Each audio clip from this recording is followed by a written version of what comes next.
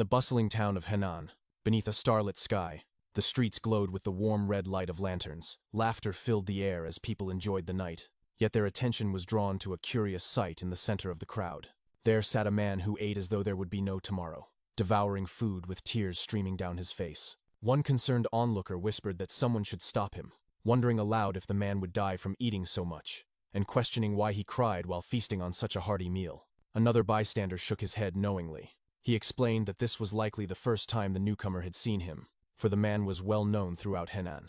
The newcomer guessed that the man was famous for his striking appearance, but the seasoned local scoffed. He told him that a true merchant should know better than to judge people only by their looks. With a sharper tone, he added that the man clearly had much to learn.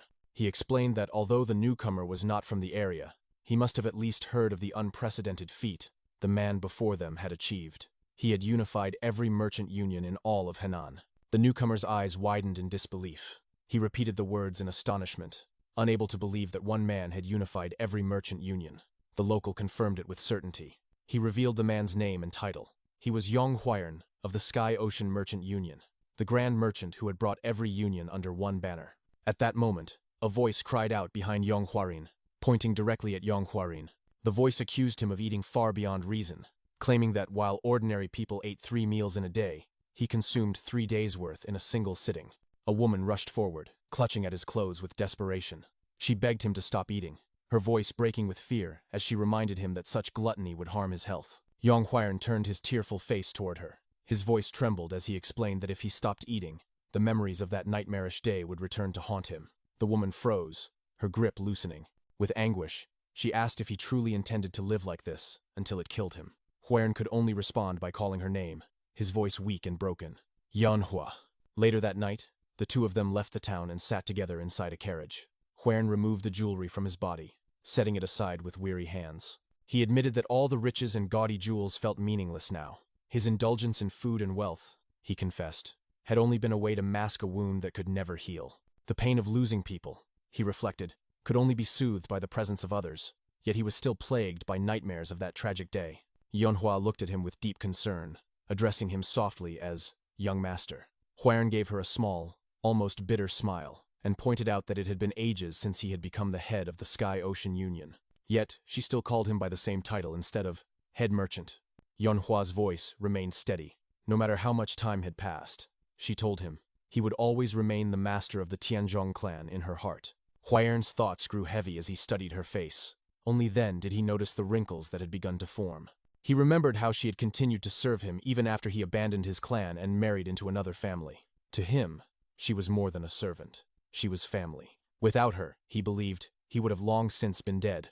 His memories surged violently. The Tianzhong clan, once flourishing, had met its tragic end. Heir recalled how he had despised his family, and most of all, how he had hated his father. He remembered the cruel words he had spoken in his youth. He had declared that a statue would stand in his place, and if his father ever asked for him, he should be directed to it instead. With those words, he had turned his back on his clan completely. As the eldest son of a martial arts family, his fate should have been different. But he had been effectively sold off to the Sky Ocean Merchant Union through an arranged marriage, and he had not refused. A few years later, the Dabi sect attacked. Heir had watched helplessly as his clan was swallowed by flames. Only then had he realized that, despite all the hatred he bore toward his father, he had loved him just as deeply. In his memory, his younger self smashed his head against the statue that had once mocked his father's authority, bleeding as Yonhua rushed forward, begging him to stop before he killed himself. Back in the present, inside the carriage, Heir spoke with a new resolve. He declared that from now on, he would change. He promised to repair the relationship with his wife and vowed to shed his excess weight. He smiled widely, scratching the back of his head in embarrassment, admitting that he worried how cold his wife might be toward him, but insisted he would serve his family from now on. He reminded Yonhua once more that she was like family to him. Yonhua's eyes softened with relief.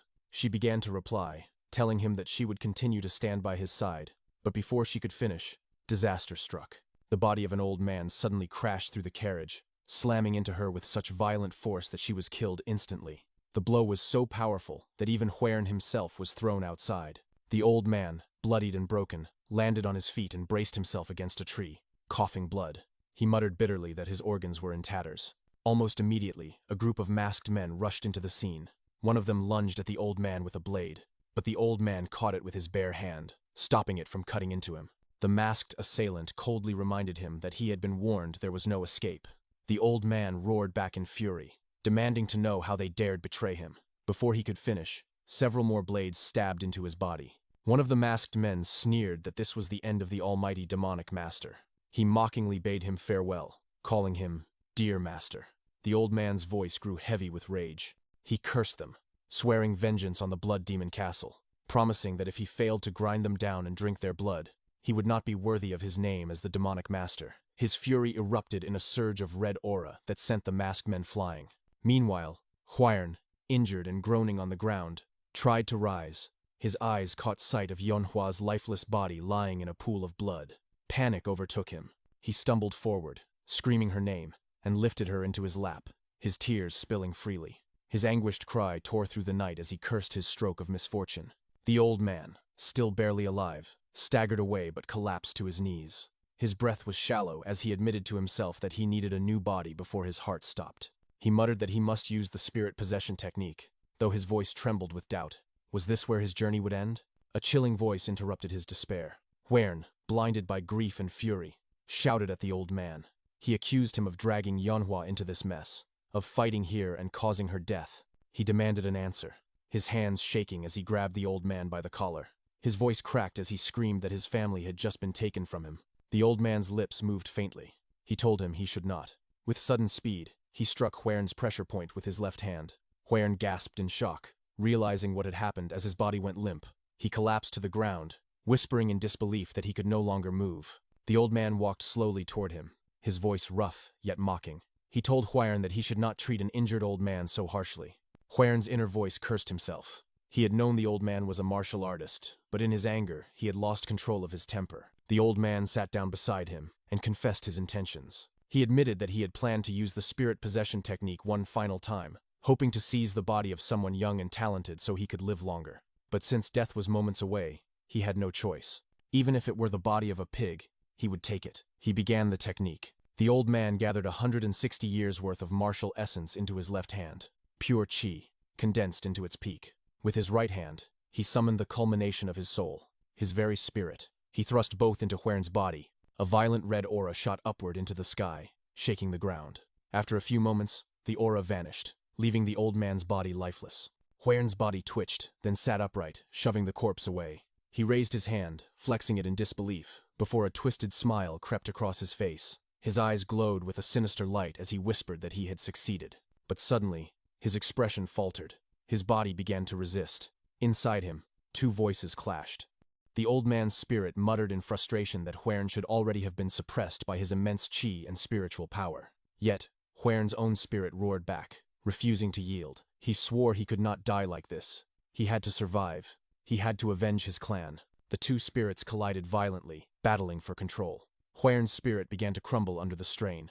The old man mocked him, saying that although his will was surprising, it was ultimately futile. Heir gasped that his consciousness was fading away. Outside the struggle within, one of the masked men had returned. He approached the possessed body and sneered. He recognized the technique and admitted that the demonic master had indeed lived up to his reputation. The demons of the three heavens had revered him for a reason, but he declared that his parasitic life would end here. He lunged, driving a blade straight into Heir's neck. The possessed body collapsed instantly. When consciousness returned, it was under a sunny sky. A man groaned, clutching his head, muttering that it felt like it was about to split. He opened his eyes slowly, confused about where he was. Looking around the room, he realized he was in an apothecary. His throat burned with thirst, and he grabbed a cup to drink. The liquid was bitter, unmistakably medicine. As he lowered the cup, he noticed his hand. His eyes widened.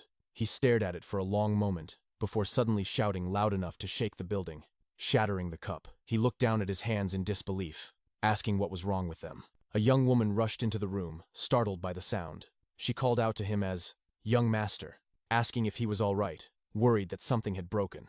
The man immediately stood and grabbed her shoulders with urgency. He stared into her face and asked in shock if she was Yonhwa, demanding to know why she looked younger. Yonhwa sighed softly and reminded him that he must have had another nightmare. His mind raced. Could this truly be a dream? But when he stepped on the shards of the broken cup, the pain seared through him too vividly. His eyes widened.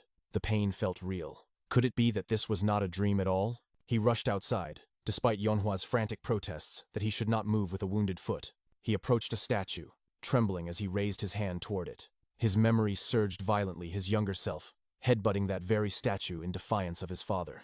Tears streamed down his face as he whispered Yonhua's name. He asked her when this statue had been placed. She blinked in confusion, then replied that it had been 5 days ago. His chest heaved as he repeated her words in disbelief. 5 days? He muttered that he would find out for himself. He lowered his head and smashed it into the statue with full force, breaking it apart. Gasps erupted around him as everyone, including Yonhua, shouted his name in shock. Blood trickled down his forehead, but his teeth were clenched with fierce determination. This was no dream. Somehow, impossibly, he was back in the past. He realized then that he had 3 years before the day the Tianzhong clan would fall. His voice shook with resolve as he swore to protect his people and his clan at all costs. The man who made this vow was none other than Yong Heir. The Tianzhong clan was a once proud martial clan that had lived near Tianzhong Mountain in Henan for generations. Many households had taken the mountain's name as their own throughout history, but it was the Yong clan that managed to unify them all. Back then, people across Henan called them the Tianzhong Yong clan. Those who remembered those times still spoke of their glory, but those days had long since passed. The clan's reputation had fallen, and no one praised them anymore. Now they were known simply as the Tianzhong clan. Inside the main hall, Yong Biyang, the current clan head, sat drinking tea with a weary expression. He sighed heavily and admitted that 30 years had gone by, yet not a single martial expert had risen from their line. After Elder Yong Gosang, once known as the Supreme Dragon of Henan, their clan had become nothing but a shadow of its former glory. Even the people now looked down on them. He confessed with bitterness that it was a truth they could not deny. His wife poured tea into his cup and tried to console him. She said that they should put their hopes in Huaran, praying that he would recover and someday lead the clan into a better future. Bayang shook his head. He reminded her that she knew how much Huaran hated him.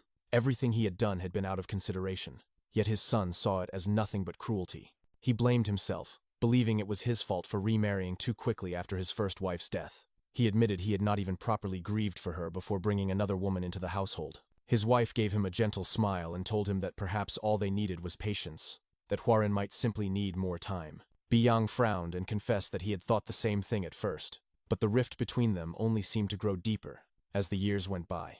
Just 5 days ago, when he went to see his son, Huaran had placed a statue in the garden and told him to pretend that the statue was him instead. With a bitter laugh, he apologized to his wife, saying that he was complaining too much. At that moment, Yonhua came running toward them in a panic. Her eyes were wet with tears as she cried out for the clan head. Biyang was startled by her sudden appearance and asked why she was in such a hurry. Yonhua struggled to catch her breath as she tried to speak, tears streaming down her face. Biyang snapped at her to stop crying and explained clearly what was wrong.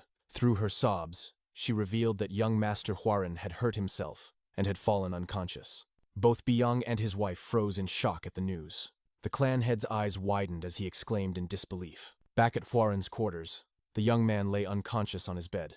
Beads of sweat dripped from his forehead as he tossed in the grip of a dream. In his dream, he found himself standing near a beautiful waterfall. A younger version of himself was laughing happily as he splashed in the water, while his real mother sat nearby, watching him with a smile. She called out softly, asking if he liked the cascading rapids of the waterfall that much.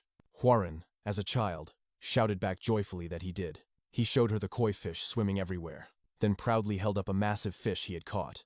He beamed and cried out for his mother to look at how big it was, but as soon as he turned to her, his expression collapsed. She was no longer sitting upright. She had collapsed to the ground. The scene shifted, and now he was in her room.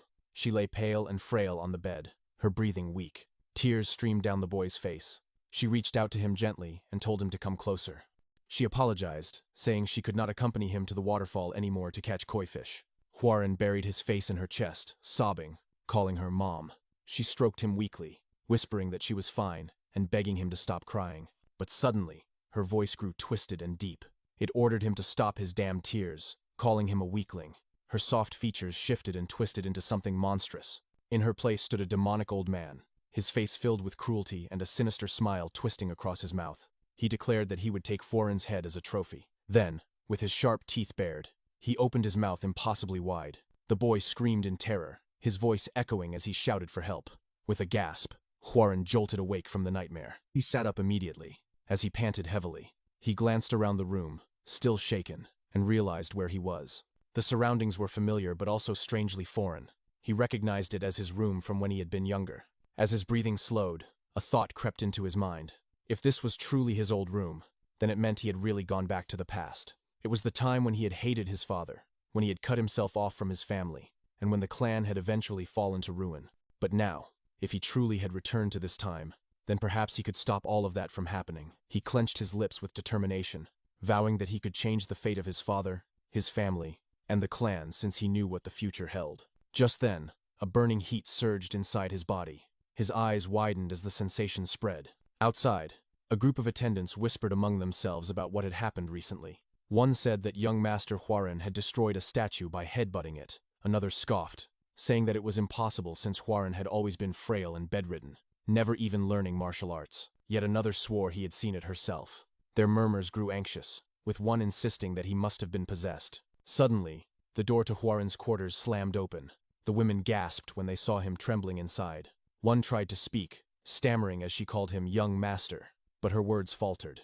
Inside, Huaren clutched his head and stomach as his body twitched uncontrollably. His inner thoughts raced in panic. Something was wrong. His body burned with heat, and the energy surged from his lower dantian like wildfire. His eyes widened in horror as the thought formed in his mind he needed a woman. The realization horrified him. The energy was overwhelming, surging with uncontrollable yang power. He cursed inwardly. This was the demonic old man's energy. It was too much. If he did not do something about it, he would lose control. His body twitched violently, the heat spreading further. He thought desperately that if he did not restrain himself soon, he might do something he would regret. Without another thought, he bolted past the attendants and ran outside.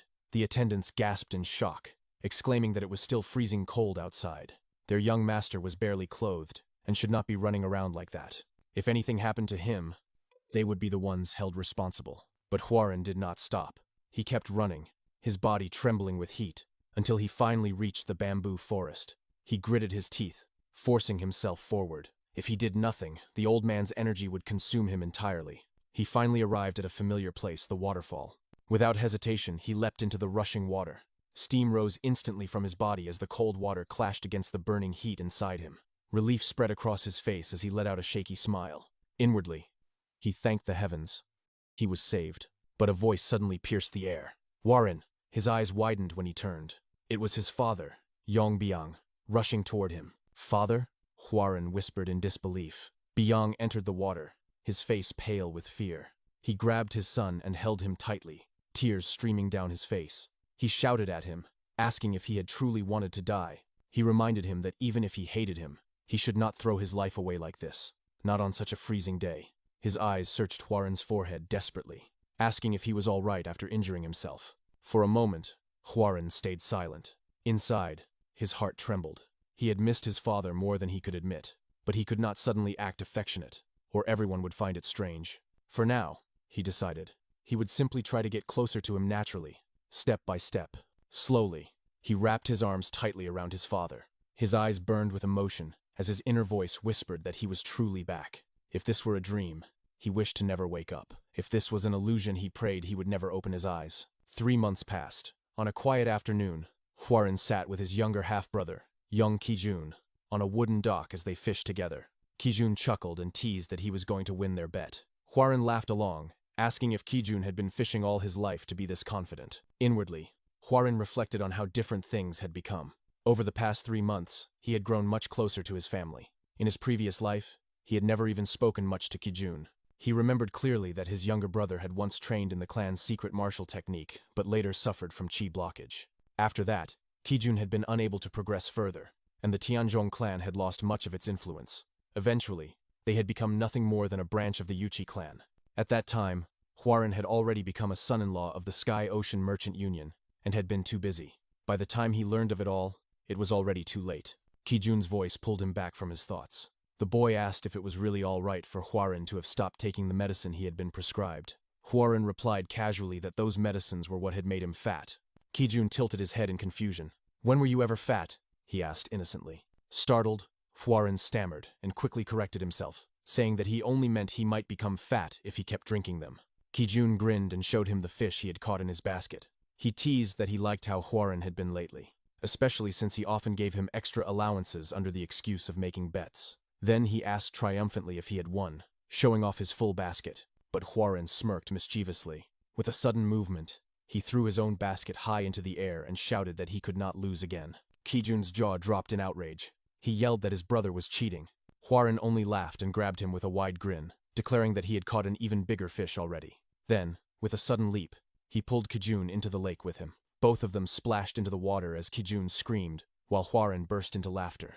Inside, Huaren reflected sorrowfully. He had never realized before what a bright and cheerful child Kijun truly was. In his previous life, he had placed too much of a burden on his brother's shoulders. Quietly, he apologized in his heart. Time passed, and Huaren devoted himself to training.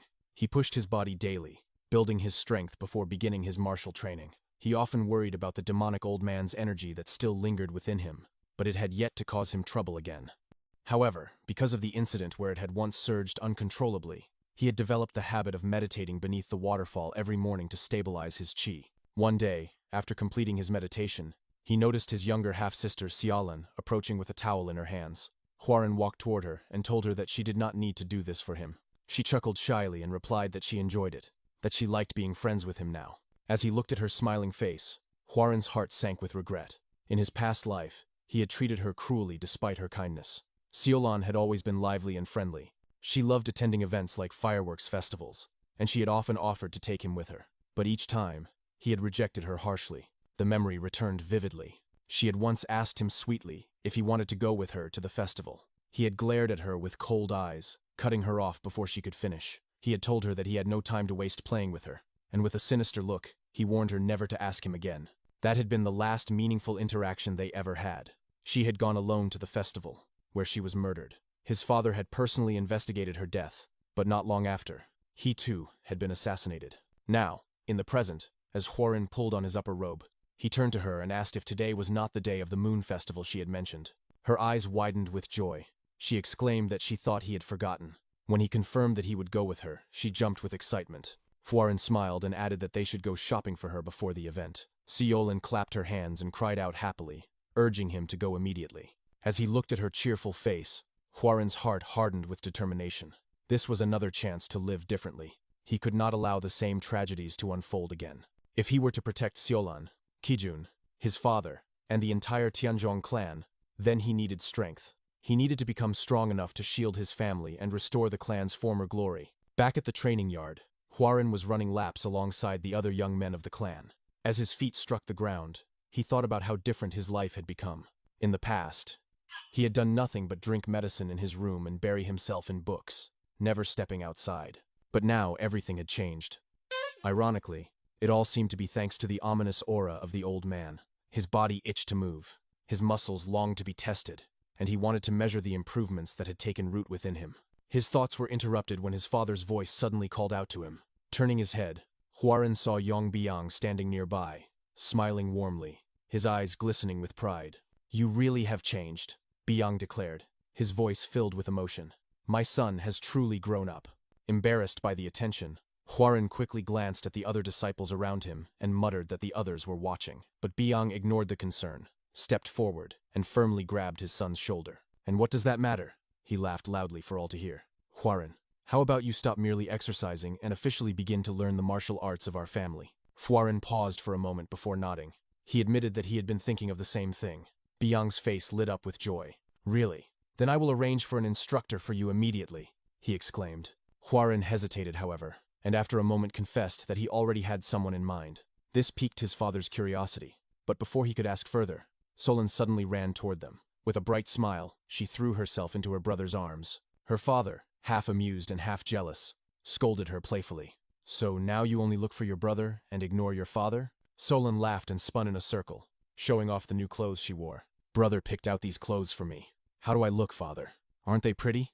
Biang sighed and admitted helplessly that he could not argue with that. Xiaolan chuckled and told him sweetly that she loved him. The sound of laughter filled the yard, and Huaren stood there quietly, smiling warmly at the scene. Yet, in his heart, he reminded himself that just because his body had changed did not mean he could protect the ones he loved. To shield them, he needed real strength. He needed martial arts. Elsewhere, in a quiet and worn training ground, a graceful figure was practicing. A fine lady moved with elegance as her sword cut smoothly through the air, each strike flowing like water. When she noticed someone approach, she paused and turned. "What brings you to this place, young Master Yong?" she asked coolly. This fine shit was Mo Byung, known as the Dragon Flower Sword. Hwarin greeted her with a smile, admitting that it had been a long time since they had spoken. He explained that he had something to ask of her. His tone was awkward, as if uncertain how to begin. Byung studied him carefully. She thought to herself that the rumors about his recovery must be true. She had never spoken to this twisted young man before, and she could not imagine what kind of request he might bring. When she asked him directly what he meant, Hwarin surprised her. Bowing deeply and speaking with a firm voice, he declared, "I wish to learn your sword skills. Please take me in as your disciple." Byung froze in shock. She had heard whispers that he had changed in recent months, and though he did seem different, she wondered whether a man could truly transform so easily. Many endured difficult lives yet remained upright, while Hwarin had once wallowed in hatred, cutting off his ties to both family and clan. After a long pause, she turned away and refused him. Hwarin was stunned. He quickly asked her for the reason. Byung explained calmly that she was too busy investigating the stagnation of the Tianzhong clan's secret arts to take on a disciple. As she walked away, she apologized silently in her heart. She did not believe people could change so suddenly. Hwarin's chest tightened at her rejection. He thought bitterly that she must still consider him pathetic. In the past, Mo Byung had rarely interacted with others, and even within the clan, not many understood her true skill. Yet Hwarin, who had lived that future once before, knew her strength better than anyone. The depth of her martial ability far exceeded anyone else in the clan. In desperation, he fell to his knees before her. Byung spun back and shouted furiously, demanding to know why the eldest son of the clan would abase himself so over such a trivial matter. But Hwarin murmured quietly at first, then raised his voice. "No, this is not an insignificant matter to me." He thought back on the past he had lived. Mo Byung had been the one who contributed the most in the battle against the Dabi sect. For her valor, she was given the title Dragon Blood Flower, a name not meant for a woman, but she had accepted it and fought on. She gave her all to rebuild the Tianzhong clan, only to die a mysterious death. She had sacrificed her life for the clan. Hwarin clenched his fists in resolve. He swore that he would not allow her to meet the same fate again. He would protect her, and he would protect his clan. Byung gazed at him carefully. His demeanor was not the same as before. Could it be that he truly had turned over a new leaf? At last she spoke, saying that she would accept his request but only under one condition. Hwarin's heart leapt as she explained. If he could touch her even once during a spar, she would accept him as her disciple. She would not use qi nor the martial arts of the clan, but even then, she was certain he would never succeed. Hwarin hesitated, but his determination rose. He accepted the challenge. Moments later, he lay defeated on the ground, unable to even graze her hair. He thought to himself in disbelief that the gap was that enormous. Byung began to walk away, declaring that she had won and that she would take her leave. But Hwarin, gritting his teeth, could not accept defeat. With a roar, he lunged at her again, shouting that their duel was not over. She easily deflected him, striking him down each time he tried to rise. With each word he spoke, she struck him again, reminding him of his weakness. At last, he collapsed fully, though he still clutched his sword. She looked down at him and admitted that his effort was commendable. As she turned to leave, something unexpected surged within him. A sudden aura flared from his body, crimson and wild. Byung stopped instantly, startled. "Red aura?" she gasped. "That is not the martial art of the Tianzhong clan. Just what is that?" Alarmed, she shouted for him to come back to his senses, but Hwarin did not respond. In a blink, he was standing directly in front of her, his wooden sword raised for another strike. She barely managed to dodge, her eyes widening in shock. His speed had grown terrifying. Again he struck, and again she evaded, but the relentless pressure forced her back toward the wall. Realizing the danger, she decided she had no choice but to counter him seriously. She drew her blade and began to summon her technique. She prepared to unleash the first form of the Soaring Dragon Emperor sword, but before she could strike, Hwarin's wooden sword brushed against her hair. Byung froze in disbelief. Hwarin, grinning weakly through exhaustion, declared, "I touched you. Dragon Flower Sword." "No, Master Mo Byung." Then he collapsed unconscious at her feet. Byung stood stunned, unable to believe what had just occurred. She turned toward the wall behind her, where she saw the damage his wooden sword had left. The wall was smashed and broken by sheer force. Her eyes widened further as she whispered in shock, "Just what was that?" A few days passed, and Hwarin continued to practice his sword techniques with relentless focus. His body glistened with sweat, each breath heavy as he swung the blade through the air. From a short distance away, Mo Byung silently observed him. Her sharp eyes traced every movement, and in her heart, she marveled at what she saw. She thought that she had not expected the young master to possess this much talent. In just a few days, He had already learned the forms of the soaring dragon emperor sword and the azure bamboo sword. Once, he had seemed to have no martial talent at all, yet now he handled the forms with startling ease. When Huaren finally lowered his weapon, gasping for breath, he turned to her and asked eagerly how he had done. Byung's tone remained firm as she answered that although he had not yet awakened to the true secrets of the techniques, he was already using both swords without any visible flaw. Considering how little time he had been practicing, his achievement was excellent. Huaren chuckled lightly, brushing off her words and saying that she praised him too much. Her gaze suddenly sharpened, however, and she fixed him with a serious look. She remarked that his progress was unbelievable, that she could hardly reconcile the image of him now with the sickly young master who had once been bedridden. His speed in learning was remarkable, and she admitted bluntly that he was incredible. Then her expression darkened as she recalled the red aura she had seen from him before. Huaren scratched the back of his head awkwardly and insisted once again that he did not remember what had happened. He explained that he had suffered so many blows from her during their spar that he could not recall anything clearly. He added playfully that only she would treat the eldest son of the clan so harshly with her dragonflower sword. But Mo Byung did not laugh. She remained stern and silent for a long moment before finally turning away. She told him that since he refused to answer, she would not pry further. However, she reminded him that she was still responsible as one who served the Tianzhong clan, and for that reason, she would observe every moment of his life. Huaren smiled awkwardly and admitted that it sounded a little frightening. That night, alone in his dimly lit chamber, Huaren sat at his desk with martial arts manuals spread before him. His candlelight flickered as he pored over every word, his mind racing with thoughts. After wielding both the soaring dragon emperor sword and the azure bamboo sword, he could feel it clearly. The martial arts of the Tianzhong clan were incomplete. He reasoned that it was inevitable, since their roots had not been purely orthodox. In his mind, he traced the origins of their clan's art. Long ago, the progenitor of the Tianzhong clan had been a wandering martial artist seeking justice in Henan.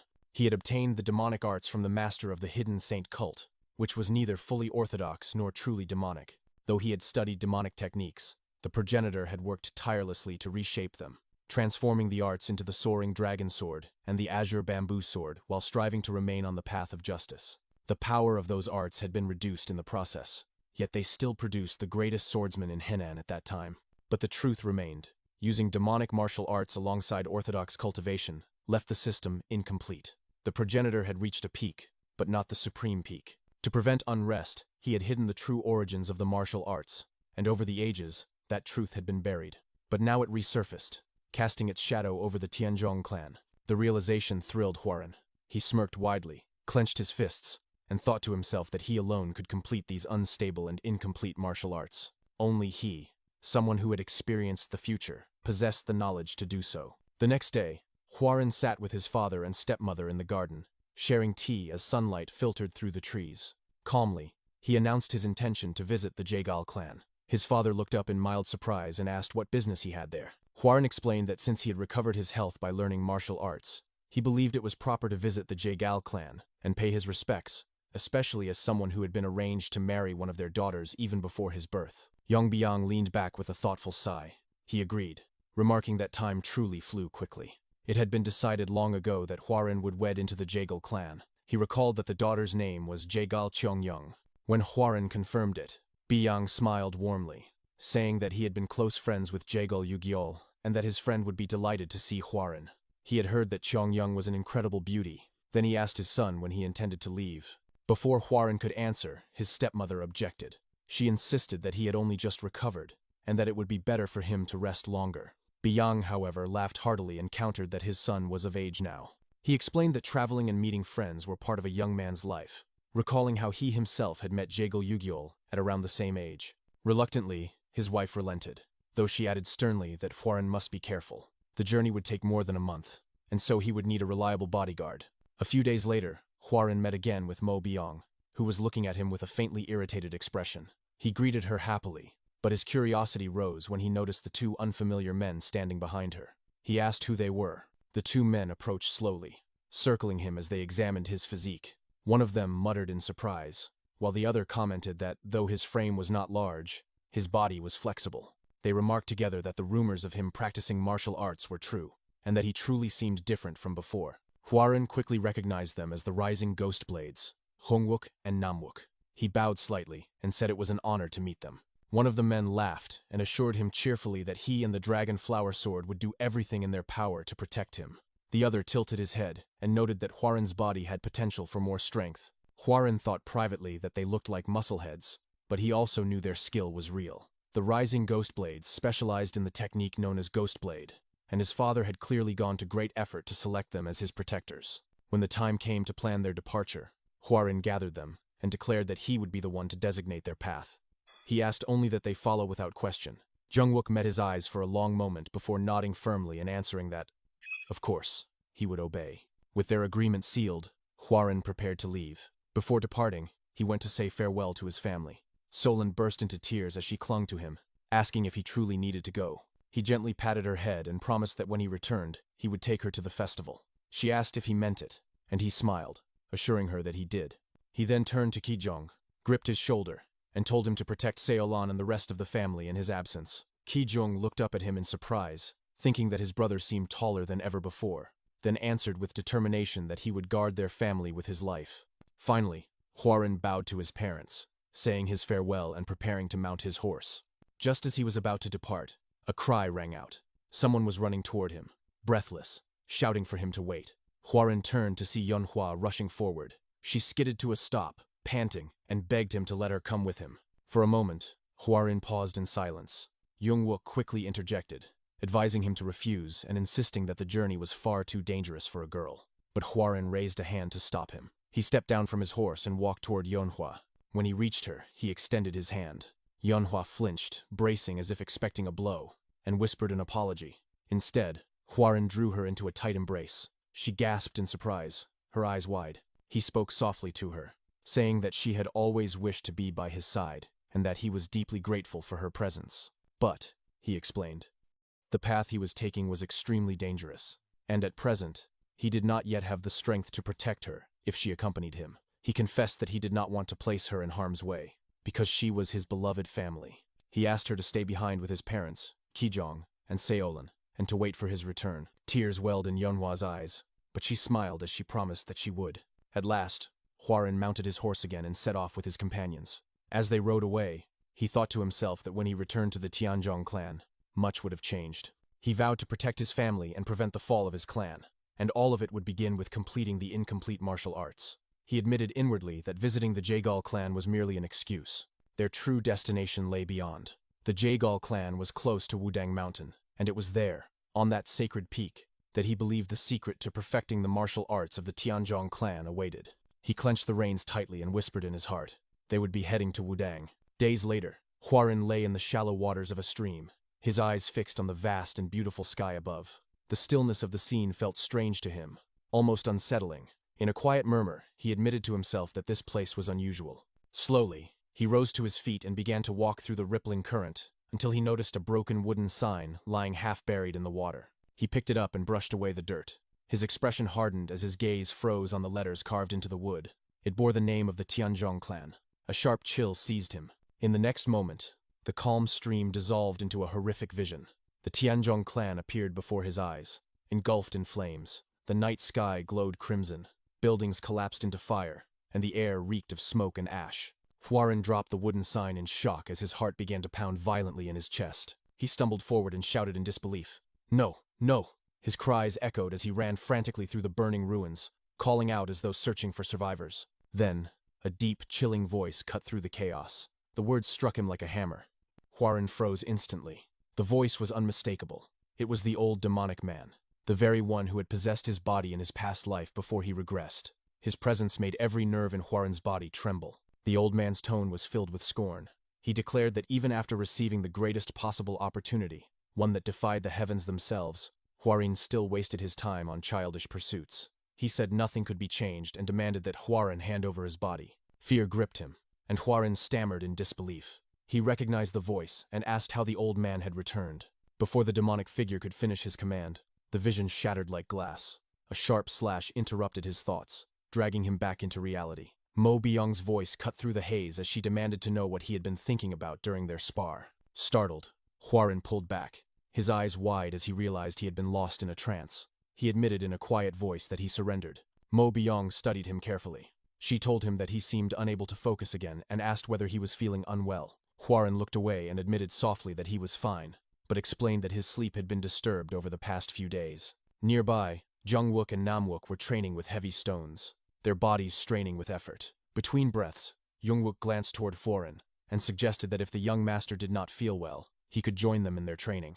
He explained that the exercises, called the matching river and the lifting thrust flow, were meant to build strength. Namwook added instructions while panting, reminding his brother to utilize his side muscles and ensure the stones stayed perpendicular as they lifted.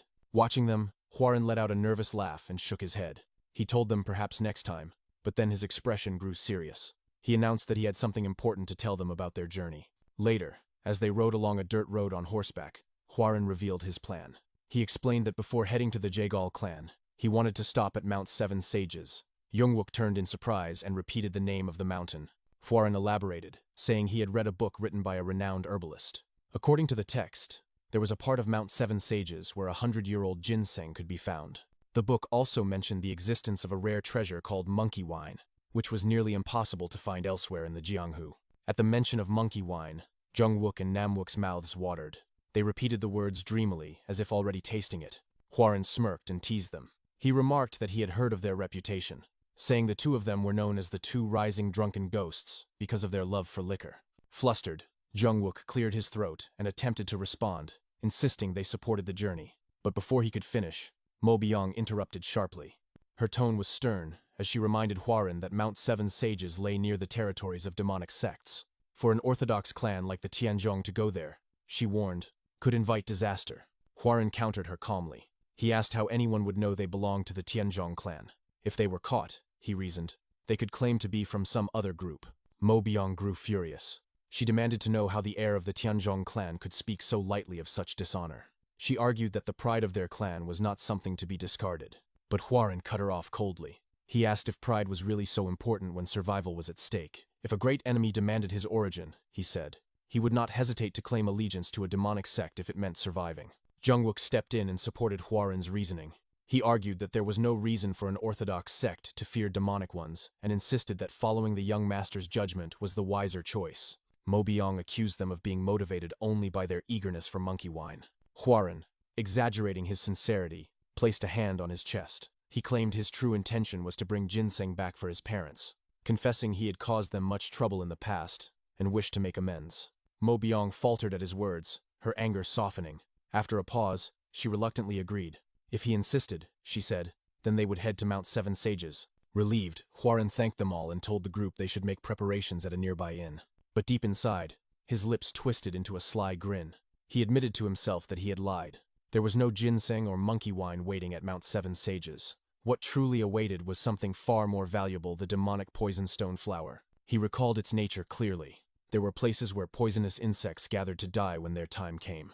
Over centuries, their venom pooled and hardened into a crystal of poison. When a seed fell upon such a crystal, it sprouted into a flower imbued with venom and demonic energy. This was the demonic poison stone flower, and according to what he knew, it was hidden somewhere within Mount Seven Sages. That evening, at the inn, rumors spread among martial artists. From a nearby table, Huaren overheard a group whispering about demonic masters gathering near Mount Seven Sages. One man leaned closer to his companions and revealed in a hushed voice that a rare medicine had been discovered there. Its name was the demonic poison stone flower. Huaren stiffened in shock. His mind burned with frustration. How could the whole world already know of it? Later that night, as they drank together, Mo Byong spoke gravely. She reminded Huaren that he must have heard the rumors of demonic masters converging on Mount Seven Sages because of the flower. She insisted that it was too dangerous to head there now. Huaren admitted silently that she was right. The demonic sects would surely fight fiercely for it, but he reassured himself that he did not need to join their struggle. He only needed to defeat Gochok, who would be the last to claim the flower. In his previous life, Gochok had advanced from first rate to the peak within half a year. The demonic poison stone flower. It will undoubtedly be an ingredient optimized for his martial arts. The martial arts of Tianzhong are ultimately demonic arts. He raised his cup and declared firmly that nothing had changed. They would still head to Mount Seven Sages. Mo Byong sprang to her feet in disbelief. She asked if he had not heard that the demonic sects were already gathering there. Huaren replied calmly that Mount Seven Sages was one of the routes to the Jaegal clan. Since the Jaegal clan would surely be involved, he argued, it might not be a bad idea to meet them there. Mo Byong reluctantly agreed, but with one condition. If they encountered martial artists stronger than themselves, they must evade immediately. Hwarin nodded and assured her that he would avoid dangerous confrontations. He glanced toward Jungwook and Namwook, only to find the two ghost blades already passed out drunk at the table. Shaking his head, he repeated his promise to stay cautious.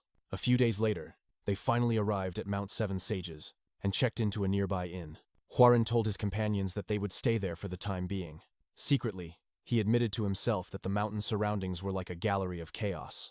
Though he was still too weak to enter recklessly, he smiled darkly, reminding himself that whoever had the last laugh would be the true victor. Earlier that day, he had given instructions to his group. He told them to investigate inns and taverns run by the Serpent Dragon sect and to find ones with few customers but many horses. He reasoned that Gochok, as the young sect leader, would not move alone. He would bring his men, and for that, they would need horses and stables. Even if Gochok obtained the flower, he would not transport it immediately. He would first stop at an inn to secure it, and it was highly likely the inn would be managed by his sect. If such a place could be identified, Hwarin thought, they could intercept Gochok before the flower was hidden away. In the past, Gochok had been the one to claim it, but this time, Hwarin intended to take it for himself. Later that day, Hwarin and Jungwook stood on a balcony, watching the street below. Namwook approached and asked what they were observing. Jungwook pointed at a figure in the crowd and told him that it was none other than Gochok, the young sect leader of the Serpent Dragon sect. Hwarin's eyes widened. He thought to himself that Gochok should already be at Mount Seven Sages fighting for the flower. Why was he here instead? In the distance, one of Gochok's men leaned close and whispered something into his ear. Hwarin strained to listen but could not make out the words. He cursed in irritation. Suddenly, Gochok's eyes widened, and his voice thundered across the street. He barked orders to his men, demanding that the Serpent Dragon 8 swords and the Serpent Dragon slashers be gathered immediately to give chase. Even Jungwook was startled by his commanding tone. He explained to Hwarin that those were the two strongest forces of the Serpent Dragon sect. Gochok had shouted with such force that even he had heard it clearly. Hwarin's expression narrowed. If something urgent had just occurred, it meant there might be new opportunities. The chances of him obtaining the demonic poison stone flower had just increased. With calm determination, he told his companions to prepare, declaring that they would follow. Mo Byong appeared at once, her face filled with protest. She demanded to know if he truly intended to chase the demonic sects, reminding him it was far too dangerous. She scolded him for involving himself in increasingly perilous situations, but Hwarin's voice remained steady. He told her that soon the Jianghu would face great upheaval, and to survive within that chaos, they would need to become stronger. The demonic poison stone flower, he insisted. Mo Byong cut him off sharply. She argued that the Jianghu was at peace, and that they were not so weak as to rely on poisonous herbs for security. Hwarin's voice turned cold. He declared that she was wrong.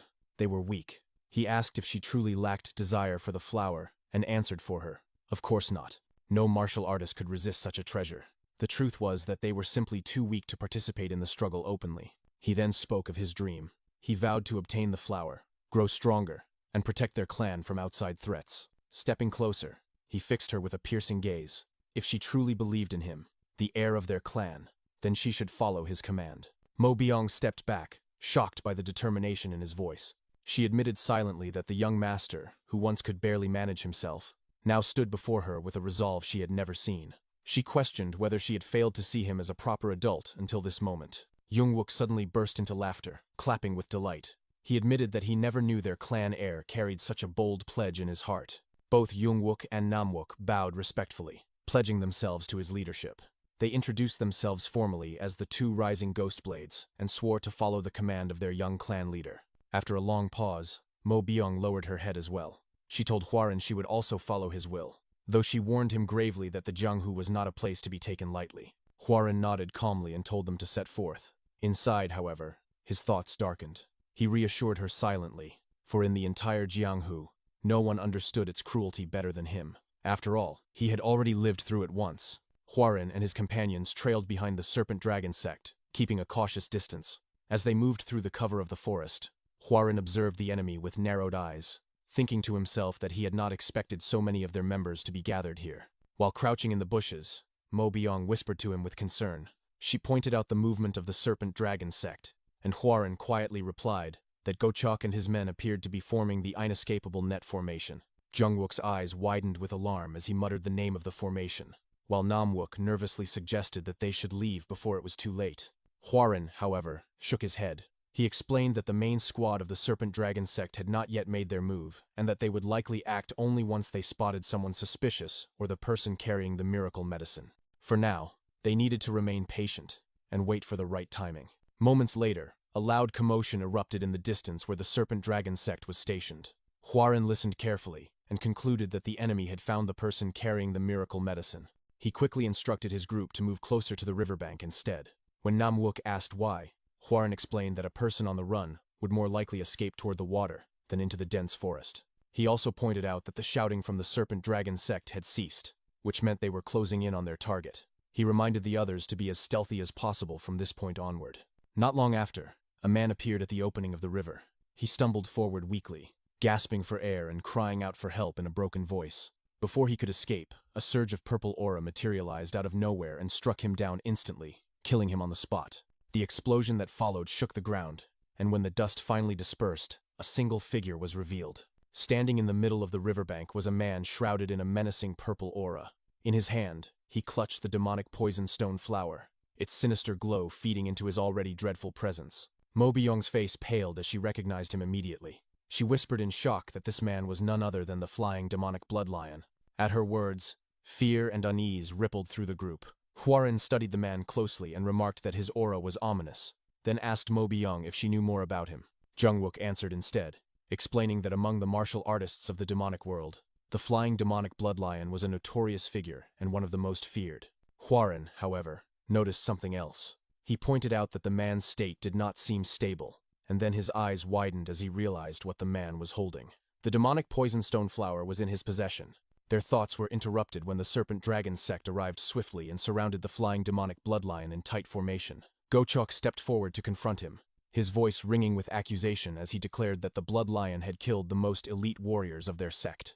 He admitted that he never imagined he would be forced to corner such a figure, but now that moment had come. The flying demonic bloodlion only laughed mockingly. He ridiculed them, saying he had not expected to be cornered by weaklings and that if not for interference from the Tang clan, he would have ripped them apart with ease. In response, Gochok reached into his pocket and revealed a small weapon. He asked if the bloodlion recognized it, announcing it to be the 1,000-needle downpour. At the sight of it, the bloodlion's expression changed to shock as he demanded to know how Gochok had obtained such a weapon. Gochok smirked and explained that they had spent a considerable fortune to acquire it, and warned him not to think they only had one. In perfect unison, every man in the Serpent Dragon sect pulled out the same weapon. The bloodlion's shock quickly twisted into anger. He snarled that such inferior weapons could never bring him down, and his arms burst with a violent, relentless energy. Gochok gave the order without hesitation, commanding his men to fire. The air erupted in a deafening series of explosions as the 1,000-needle downpour unleashed its deadly rain. Countless sharp projectiles poured down toward the flying demonic bloodlion. In response, the bloodlion roared, channeling his chi into a massive barrier of purple aura that spread out to engulf nearly the entire riverbank. From their hiding place, Huaren's eyes widened in disbelief. His thoughts raced as he wondered if it could truly be possible that the bloodlion possessed such overwhelming strength. The Serpent Dragon sect's attack clashed against the barrier, but the bloodlion deflected every strike. A shockwave erupted, forcing even Gochok to brace himself as he cried out in disbelief, demanding how his opponent still possessed so much chi. The bloodlion then leapt high into the air, looking down at them with wild eyes as he burst into manic laughter. He mocked the Serpent Dragon sect, shouting that they were nothing compared to him. Grinding his teeth, Gochok roared an order for the second Serpent Dragon squad to fire. Once again, the 1,000-needle downpour was unleashed, this time targeting the bloodlion while he was still suspended mid-air. The projectiles struck him directly, and his body plummeted down into the river below. One of the Serpent Dragon sect members shouted triumphantly that the flying demonic bloodlion had fallen. Without wasting time, Gochok barked further commands. He ordered the 8th sword of the Serpent Dragon and the Serpent Dragon bladesman to finish him off and retrieve the miracle medicine. The warriors surged toward the river where the bloodlion had landed, yet the man rose again despite multiple needles piercing him. He smirked defiantly. With a chilling laugh, he declared that they would never find the miracle medicine. He roared at them to come, vowing to drag them all down to hell with him. What followed was a brutal slaughter. The flying demonic bloodlion faced the Serpent Dragon sect's forces alone, tearing through them with savagery as they swarmed him. From a distance, Huaren and his group watched in grim silence.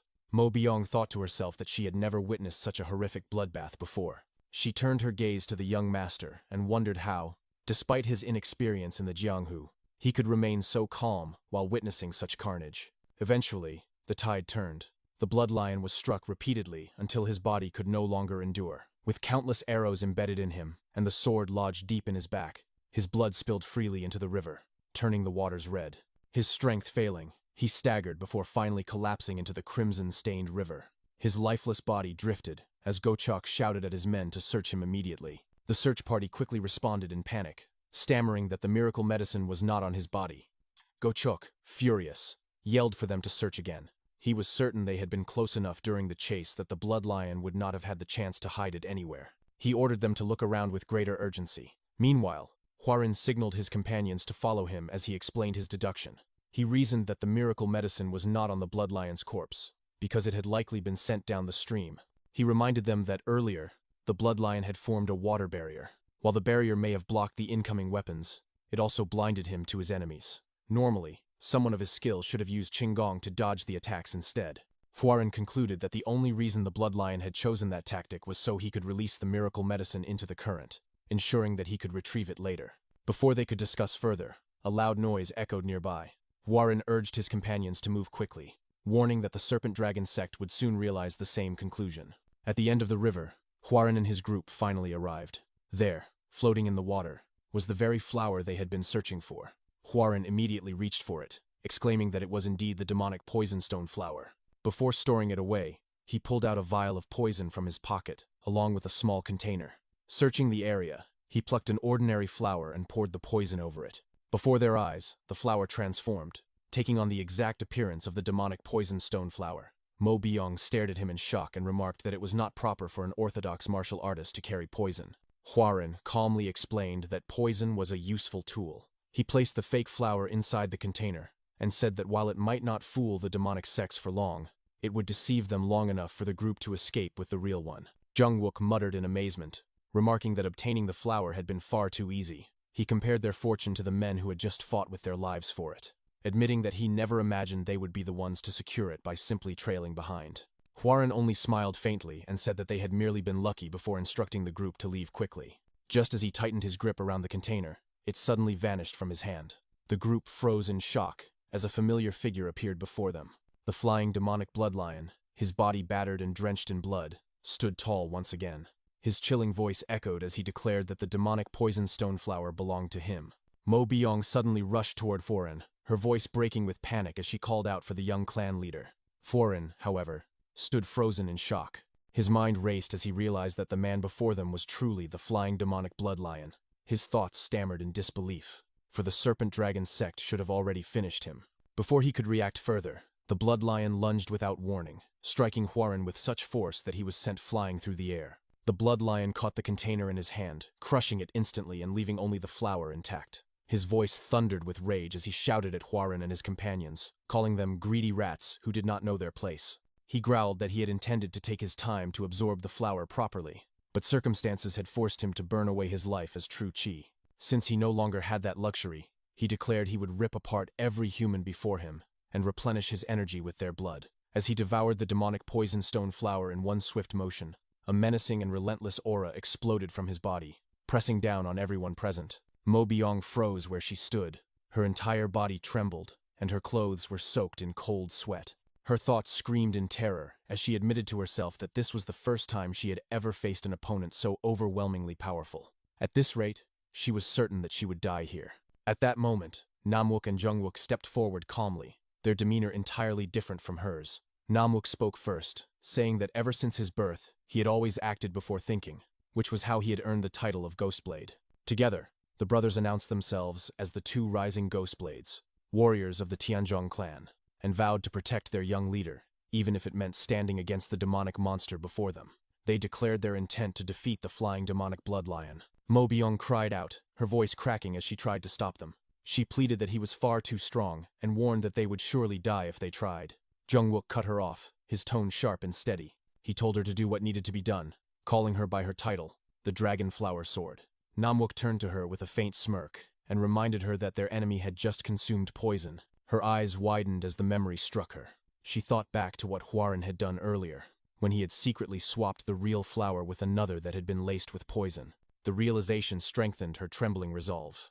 Namwook went on to explain that not only was the blood lion gravely wounded, but he had also burned away his life energy as true chi, and now he had poisoned himself on top of that. If they could simply stall him for long enough, they might have a chance. Yongwook shouted that they would attack first, and the two brothers charged forward with their blades drawn. The blood lion's eyes gleamed with cruel admiration. He admitted that he respected them for not running away, but sneered that their courage was meaningless. With a sudden movement, his arms stretched outward and his aura surged, seizing both Jungwook and Namwook in its grip. Before the deadly force could crush them, a yellow aura surged in the middle of the battlefield, expanding into the form of a barrier. The blood lion was forced backward by the sudden pressure. Mo Byung had stepped in, her sword flashing as she invoked her technique. Her voice rang as she called out the name of her attack, the Soaring Dragon Emperor Sword. Without pause, she followed it with another strike, unleashing the heavenly lightning ascension.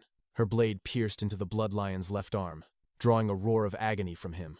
The demonic warrior leapt back to gain distance, but blood gushed from his mouth as he coughed violently. His thoughts turned inward in confusion. He realized that the sensation coursing through his body was poison. He wondered if the Tang clan's old crone had gotten to him, but quickly dismissed the thought. The Tang clan's poison would have already melted his organs by now. This meant the source was different. His eyes narrowed in fury as he stared at Mo Byung and the two ghost blades. Clenching his teeth, he bellowed in rage, demanding how they dared trick him in such a way. His words turned into a threat as he vowed to grind their bones into dust. His declaration was cut short by another violent cough. From a distance, Mo Byung steadied her breath and thought carefully. Ghostblade had been right, she realized. The blood lion was at his absolute limit. If they could just endure a little longer, victory might come. Suddenly, the blood lion erupted into loud, bitter laughter. For a moment, his laughter echoed with strength, but it soon faded into a broken rasp. He muttered aloud, wondering if this truly was to be his grave. He clutched his head with both hands, snarling that it could not be.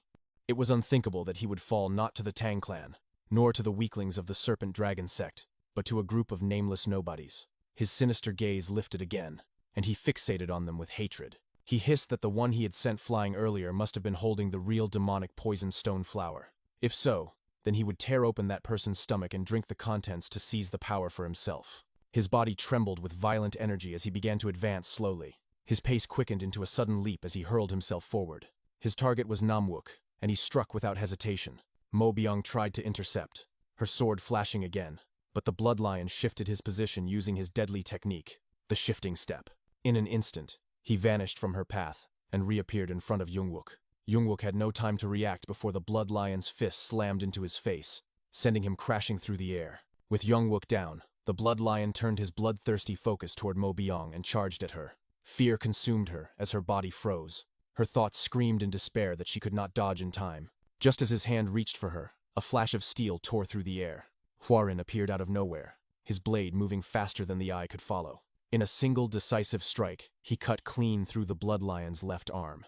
Earlier, after the flying demonic blood lion struck him down, Hwarin lay slumped against a tree that had splintered from the impact of his body. He coughed blood heavily, his breath ragged, his limbs refusing to move. His mind reeled at the thought that the blood lion had gone so far as to expend his very life essence as true chi just to pursue him. He cursed inwardly, desperate to move, but found that his broken and battered body would not obey. His left leg was dislocated, and every groan he forced out was filled with pain. He admitted to himself that no one in all of Jianghu understood the price of such power better than he did. Staring up at the sky with blood running from the corner of his mouth, he muttered bitterly to himself. He said that he had acted as if he understood everything, only to find himself broken and helpless in this moment. As his head tilted back, he noticed warm liquid dripping from his forehead. His eyes widened when he realized it was blood. Suddenly, a chilling voice echoed in his ears, commanding him to hand over his body. The voice repeated again and again, urging him to surrender. A red aura began to circle his battered frame, swirling like a sinister mist. Hwarin's thoughts raced. He had long been vaguely aware that deep inside his body resided a foreign energy. It was the same power he had glimpsed in that mysterious old man before his regression. He had drawn upon it once during his battle with Instructor Mo. Now, he realized, he could use it again. If he did, it might be enough to defeat the flying demonic blood lion. The chilling voice continued to echo, demanding his body. Hwarin clenched his teeth. He could feel the force trying to take control of him, dragging his mind toward unconsciousness. If he gave in, if he closed his eyes even for a moment, he feared this power would completely overtake him. But at the brink of surrender, he forced his eyes wide open and shouted inwardly at himself. He asked if he was really going to rely on this power once again. He commanded himself to get a grip. He refused to become dependent on an unknown force. Since when, he asked himself, had Yong Huarin relied so much on something he could not trust? The phantom voice pressed harder, demanding his body, but he roared back, shouting for it to shut up. Struggling to his feet, he declared that this body was his own, and he alone was its master. The voice was nothing but a phantom from the past. He vowed that he would protect those dear to him by his own strength. With that, his aura flared. In an instant, he leapt forward, bursting back onto the battlefield, and his blade slashed with precise fury. In one decisive stroke, he severed the left arm of the flying demonic bloodlion. The bloodlion screamed in pain, staggering backward and staring at the severed limb. His voice rose in rage as he cursed the boy. Then his gaze locked on the red aura radiating from Huarin. His eyes widened in horror, and he stammered as he recognized the energy. Trembling, he shouted the name of the demonic master. Stunned, he demanded to know how this youth could possibly wield such a force. Before his body convulsed, and he vomited blood. Nearby, Mo Byung's eyes widened as she observed. She thought to herself that the energy was the same as before, the same power Huarin had once revealed. Jungwook and Namwook, still battered but alive, staggered back to their feet. Jungwook grinned through his exhaustion and shouted that the young clan leader had arrived at the perfect time. The group regrouped quickly, their swords drawn once again as they faced the weakened bloodlion. Mo Byung assessed the situation aloud. She pointed out that the bloodlion was poisoned, and that quite some time had passed since he had burned away his life essence. His body would soon collapse. Huarin's expression hardened. He spoke clearly and firmly, giving his first order as heir to the clan. He commanded them to survive. The group responded in unison, promising their obedience. The bloodlion's gaze locked on Huarin. For a long moment, he studied him silently, before tilting his head back and speaking with an unsettling calm. He admitted that he had encountered countless mysteries in the world of Jianghu, but this situation was something even he could not comprehend. Then, with grim resolve, he announced that from this moment onward, he would forfeit his survival. The bloodlion raised his hands toward them, gathering a crushing wave of energy as though preparing one final attack. His voice thundered with scorn. He told Huarin that he did not know how the boy had reclaimed such power, but he ordered him to squirm as hard as he could, for it would not save him. Huarin and his companions braced themselves, and at the same time, with blades raised and spirits burning, they all leapt forward into the clash. Later, the serpent dragon sect finally arrived at the battlefield. Gochok's furious voice rang out as he cursed. He muttered bitterly to himself that he had not expected the bloodlion to go so far as to expend his life essence. As he advanced across the ruined ground, his eyes widened at the lingering aura still saturating the battlefield. His expression hardened. He recognized it instantly, and whispered in disbelief. It was the bloodlion arts. One of his soldiers called out to him, reporting that they had found the body. Gochok approached, his steps heavy, and looked down on the corpse of the flying demonic bloodlion. Another soldier, pale with fear, informed him quietly that the man was dead. Gochok demanded to know about the flower. The soldier hesitated before answering, his voice trembling. Gochok's fury erupted, and he warned that if the soldier told him it was missing, he would cut off his head where he stood. The soldier finally stammered out the truth. The flower was not there. Enraged, Gochok swung his sword, nearly cutting the man down, but stopped himself at the last moment. His eyes darted over the battlefield, sharp and calculating, and his thoughts seethed. He wondered who it was, who had dared interfere, which fool had fought against the flying demonic bloodlion and stolen the demonic poison stone flower. Huarin and the group fled the battlefield on horseback. Huarin, too injured to ride on his own, leaned heavily against Mo Byung's back, while Namwook rode supported by Jungwook, who was bloodied but grinning despite his exhaustion. Jungwook laughed breathlessly, saying he could not believe what had happened. With disbelief still laced in his voice, he declared that they had actually defeated the flying demonic bloodlion. Mo Byung quickly snapped back, asking what he meant by such words. She reminded him that if the bloodlion had lasted even a little longer, all of them would have died without question. Jungwook admitted it had been close, his grin fading into a more solemn tone. Still, he added with quiet resolve that in the end, only those who survive are the ones considered strong. Mo Byung answered coldly. She said that the flying demonic bloodlion was just one martial artist in all of Jianghu. He himself had understood that fact, and that was why he had fought with every ounce of strength he had. Behind her, Huarin suddenly coughed up more blood, the crimson spilling against Mo Byung's back. Startled, she asked if he was all right. Huarin forced out a faint laugh and admitted she was right. Things were not as easy as they seemed. He said that he never expected they would end up facing someone like the flying demonic bloodlion.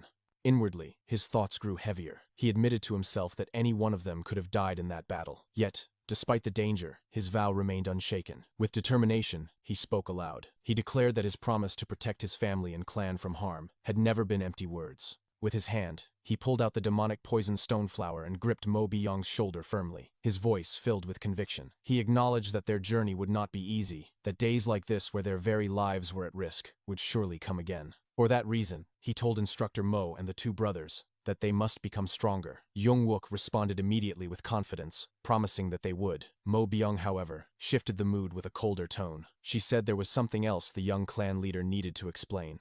Hwarin was caught off guard and asked her what she meant. Mo Byong glanced back slightly while still riding her horse. She asked him directly what that ominous chi was. Jung-wook supported her suspicion. He said that the energy they had witnessed earlier had not seemed like the true energy of the Tianzhong clan. Instead, it had felt darker and more sinister, closer to the aura of the flying demonic blood lion himself. Mo Byong turned her head fully this time, her voice sharp and filled with accusation. She demanded to know if the young clan leader had learned demonic arts. Hwarin froze, struggling inwardly. His thoughts raced. He realized that the only way to tell the truth would be to reveal his regression, but revealing such a truth could alter the future in unpredictable ways. Now was not the time. After a brief silence, he finally answered. He told them no, but promised that he would explain everything when the time came. Mo Byong's voice rose with anger. She reminded him that they had just risked their lives together, demanding to know what more there could be to hide. Before he could say more, Hwarin vomited blood again, his body weakening further. Alarmed, Mo Byong called out to him,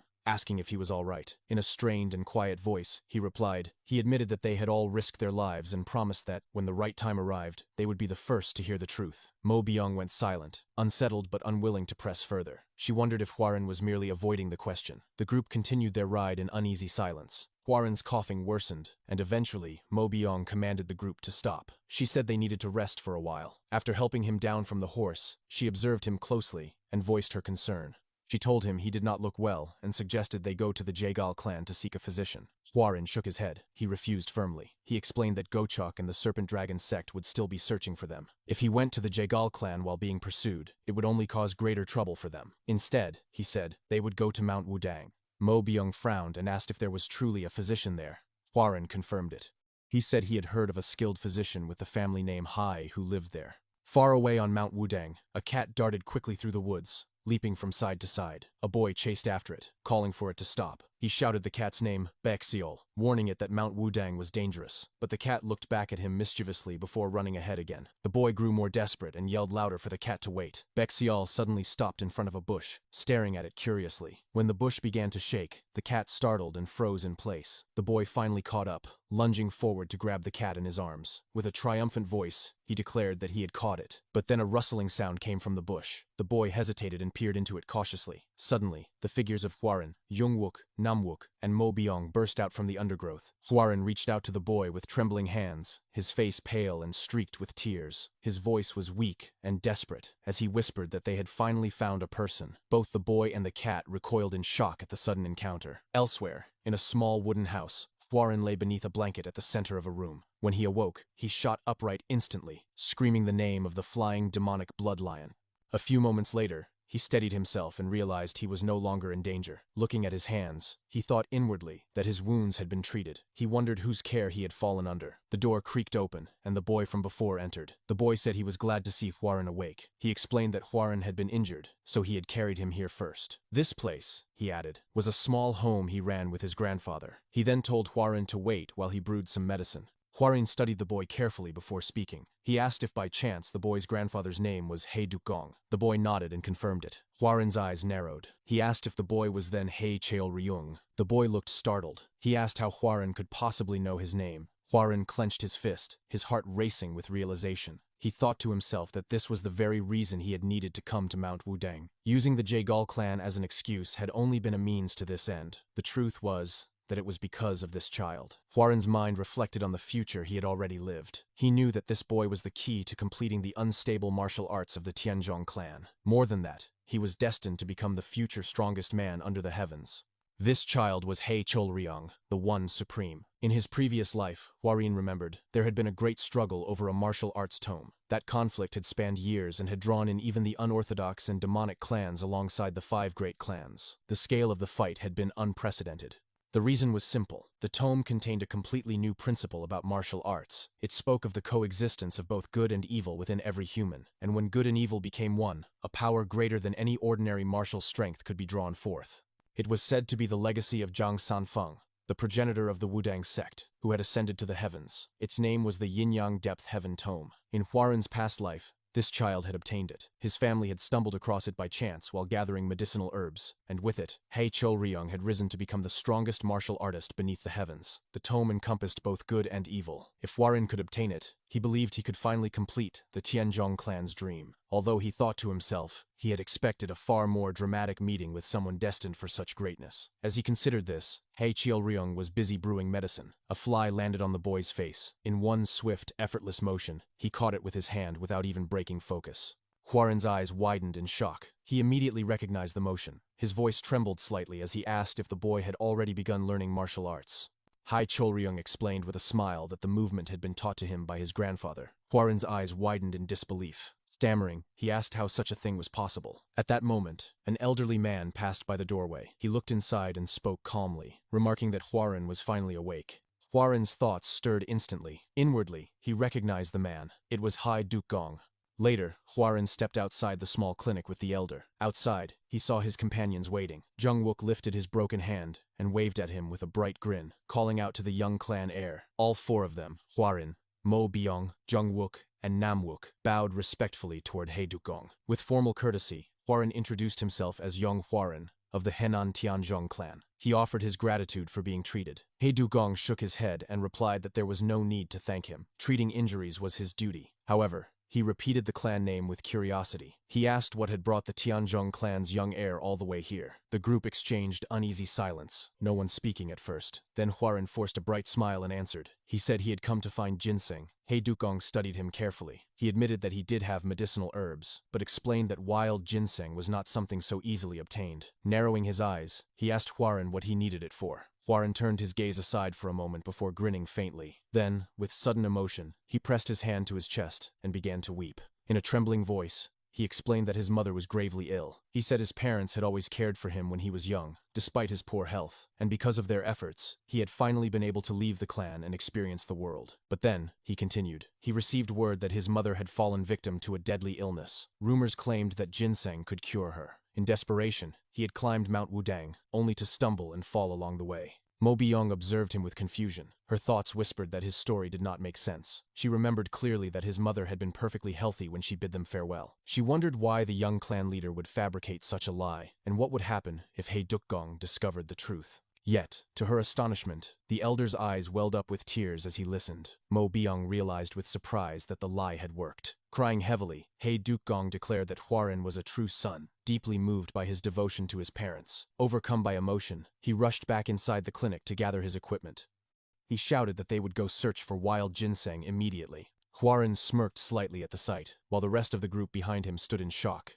Later that day, after hours of fruitless searching, Mo Biong was drenched in sweat and gasping for air. She thought to herself that she had believed Huaran was lying about searching for ginseng, but now, seeing the determination in his eyes, she wondered if perhaps he truly meant it. Huaran was crawling desperately among the rocks and bushes, searching with sharp intensity. When he spotted Mo Biong standing idly, he snapped at her to join him. He told her not to simply stand around, but to start searching as well. He caught himself almost speaking the truth, but corrected himself mid-sentence, saying he needed the ginseng for his mother. Mo Biong jumped in surprise at his tone and agreed awkwardly. As the sun began to set, He Dukgong sighed and announced that they would have to descend the mountain for the day. The group returned to the clinic exhausted. Huaran wiped the sweat from his chin and admitted to himself that he had known it would not be easy. He said aloud that it was unfortunate, realizing inwardly that even knowing the future did not guarantee success. He Dukgong looked at him with sympathy. He promised that if he found ginseng, he would send it to Huaran's clan. He asked if he should send it directly to the Tianzhong clan residence. Huaran gave a small bow of thanks and said that would be appreciated. He then looked out at the mountain for a moment before turning back to the elder. With a respectful tone, he apologized but asked if it would be possible to stay for a few more days so he could continue searching on his own. The next morning, Huaran sat cross-legged inside his room, a red aura swirling faintly around him as he meditated. His thoughts turned inward. He resolved to search the places He Dukgong usually visited, convinced that if he explored those areas, he would eventually find traces connected to the tome. Without this lead, he might have spent years searching aimlessly. When he finished meditating, He rose and stepped outside. He bowed politely to He Duk-gong, who was seated outside, and greeted him with a calm, "Good morning." They spoke quietly together at the doorway. He Duk-gong asked if Hwarin planned to hike with him again that day. Hwarin replied that he intended to search by himself this time. The elder gave a nod and told him to feel free. The morning air was bright and fresh, and a cool breeze drifted past them. Hwarin glanced around and asked where Cheolryung had gone. He Duk-gong began to answer, but just then, the boy came running toward them. He was panting heavily, holding Baekseol the cat tightly in his arms. Both Duk-gong and Hwarin stood quickly, alarmed by his haste. Duk-gong asked if he had run into a tiger. Cheolryung shook his head and explained, between gasps, that he had gone hunting with Baekseol in the morning, but some people had tried to capture the cat, so he had run away. Duk-gong's expression hardened. He repeated Cheolryung's words, realizing aloud that some martial artists on Mount Wudang had recognized the cat as a mystic animal and attempted to seize it. He turned his gaze toward Hwarin with concern. At that moment, the group of martial artists arrived at the clinic, their voices raised. One of them shouted loudly that they had found it. A young girl stepped forward, speaking with authority. She called Cheolryung fast for a mere boy and asked if he was the owner of the cat. Without hesitation, she demanded he sell it to her. Cheolryung clutched Baekseol tightly and shouted back that the cat was not for sale. The girl frowned with irritation. She said she would pay him handsomely, insisting that he hand it over. Cheolryung refused again, his voice firm. His cries drew Jungwook, Namwook, and Mo Byung out of their rooms, alarmed by the commotion. Duk-gong stepped forward with a calm but stern expression. He apologized politely, but declared that Baekseol was family to them, and they could not sell him. The girl scoffed loudly. She said that if it had been anyone else, they would have simply taken the cat by force. He should be grateful, she added arrogantly, that it was her asking, and he should hand it over. Hwarin observed her carefully, his thoughts sharp. He noted to himself how arrogant she was, and yet she reminded him of someone familiar. In truth, she seemed similar to his younger self. He stepped forward and addressed her firmly. He told her that it was not right to demand that someone sell what they had already declared was not for sale. Immediately, one of the girl's guards drew his sword and barked at Hwarin to back off. He demanded to know if Hwarin realized who he was speaking to. Hwarin held his ground, and asked in return just who they thought they were to make such a threat. The guard straightened his back and declared that they were from the Jaegal clan. He announced that the girl was none other than the youngest daughter of the clan head.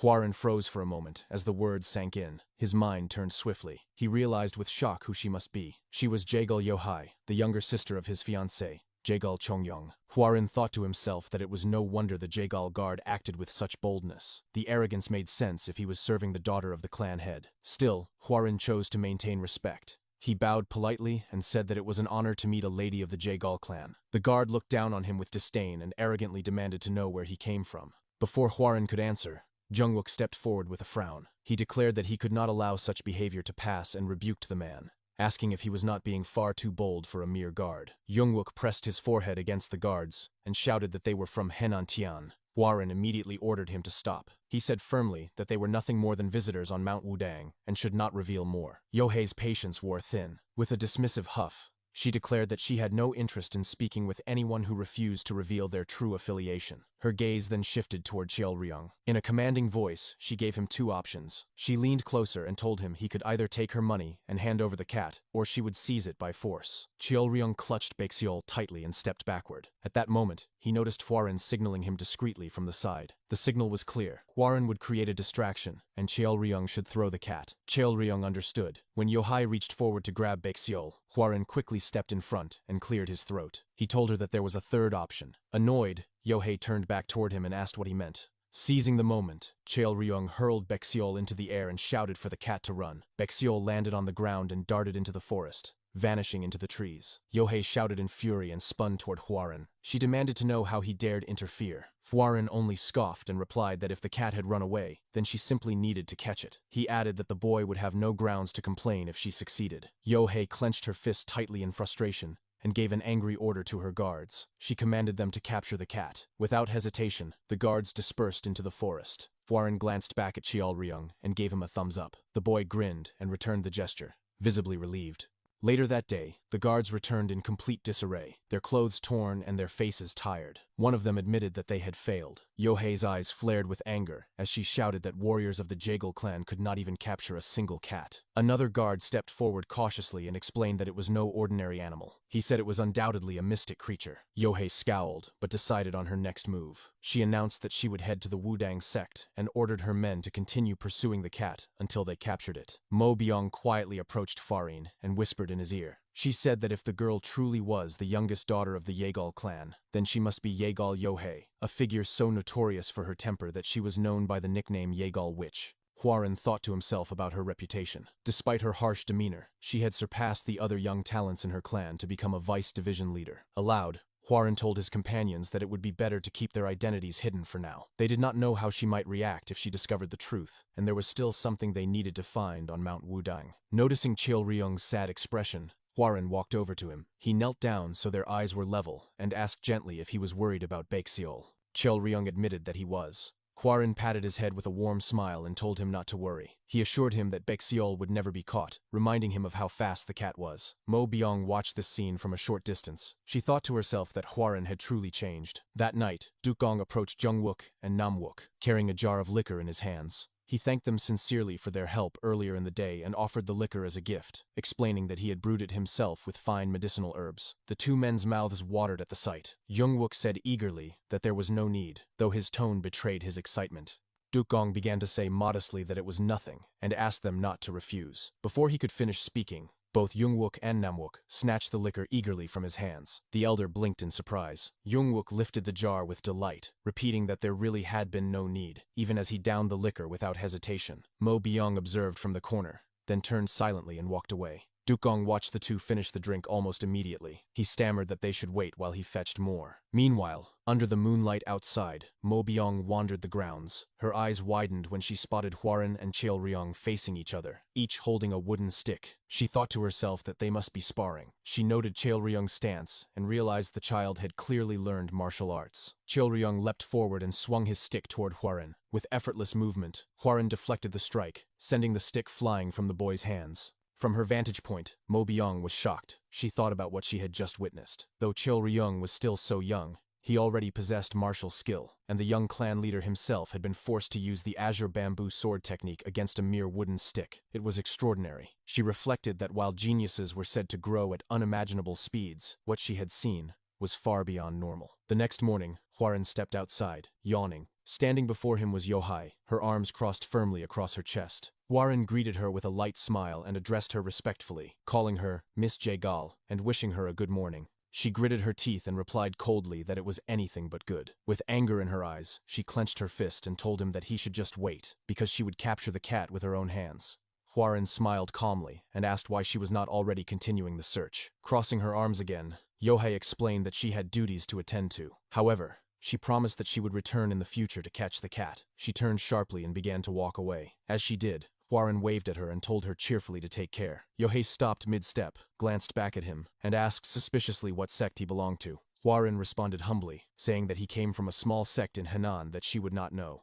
She looked away dismissively and gave a soft huff before walking off. Watching her go, Hwarin thought to himself that she was truly frustrated. He hoped sincerely that he would not encounter her again at the Jaegal clan. Meanwhile, Yohei was fuming inwardly. She thought bitterly that he was lying even to the end. He had claimed to come from a small sect, but the amount of chi he displayed was proof enough that it could not be true. Even his companions, she noted, seemed formidable. Finally, she snapped at her guards, ordering them to investigate everything about him. She told them to find out where they came from, their family backgrounds, and the martial arts they practiced. She wanted to know everything. The guards bowed and answered in unison that they understood. In the middle of the day, Hwarin walked alone through the dense forest of the Wudang Mountains. His eyes scanned the ground and the rocks as he searched tirelessly for the elusive tome. After days of searching, he still had not found a single clue. He sighed to himself, thinking that with each sunset another day passed, and he could not remain in that place forever. At this point, he wondered how much longer he could afford to delay. Later, he returned to the clinic where his companions waited. Gathering them together, he spoke in a steady voice and told them to listen carefully. He said that as soon as their preparations were complete, they would be leaving. Hearing this, Jungwook and Namwook stretched their arms with eagerness. Jungwook remarked that he had been itching to move again. From the side, Mo Byung thought quietly that it was time to pack their belongings. While the group was making their preparations, Cheolryung suddenly came rushing from the forest. His face was pale, and his breath was ragged. He shouted desperately for help until he finally reached Hwarin's side. Alarmed, Hwarin asked him what was wrong. Cheolryung's eyes filled with tears as he held out a small piece of fur stained with blood. He said through sobs that Baekseol must have been injured. He added that the cat should have already returned by now, but it had not, and he feared that it might have been badly hurt.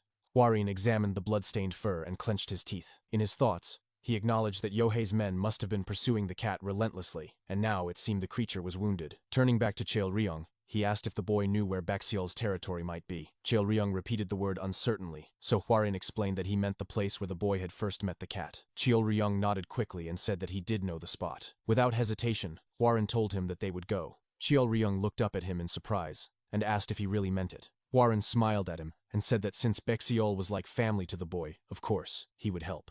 Hwarin lifted Chaelryong onto his back and carried him swiftly through the forest. When they neared the area, Chaelryong shouted that it was just ahead. They landed in front of a massive rock formation at the base of a mountain. Hwarin looked at the rugged cliffs and remarked that the place was quite far and hidden. Chaelryong confirmed it with a nod. Together, they began to call out loudly for Baxiol at the bottom of the rocky mountain. Their voices echoed against the stone walls as they called the cat's name again and again. After some time, Chaelryong spotted something and called out to Hwarin. He pointed to a patch of fur on the ground streaked with blood. He said in alarm that it was Baxiol's.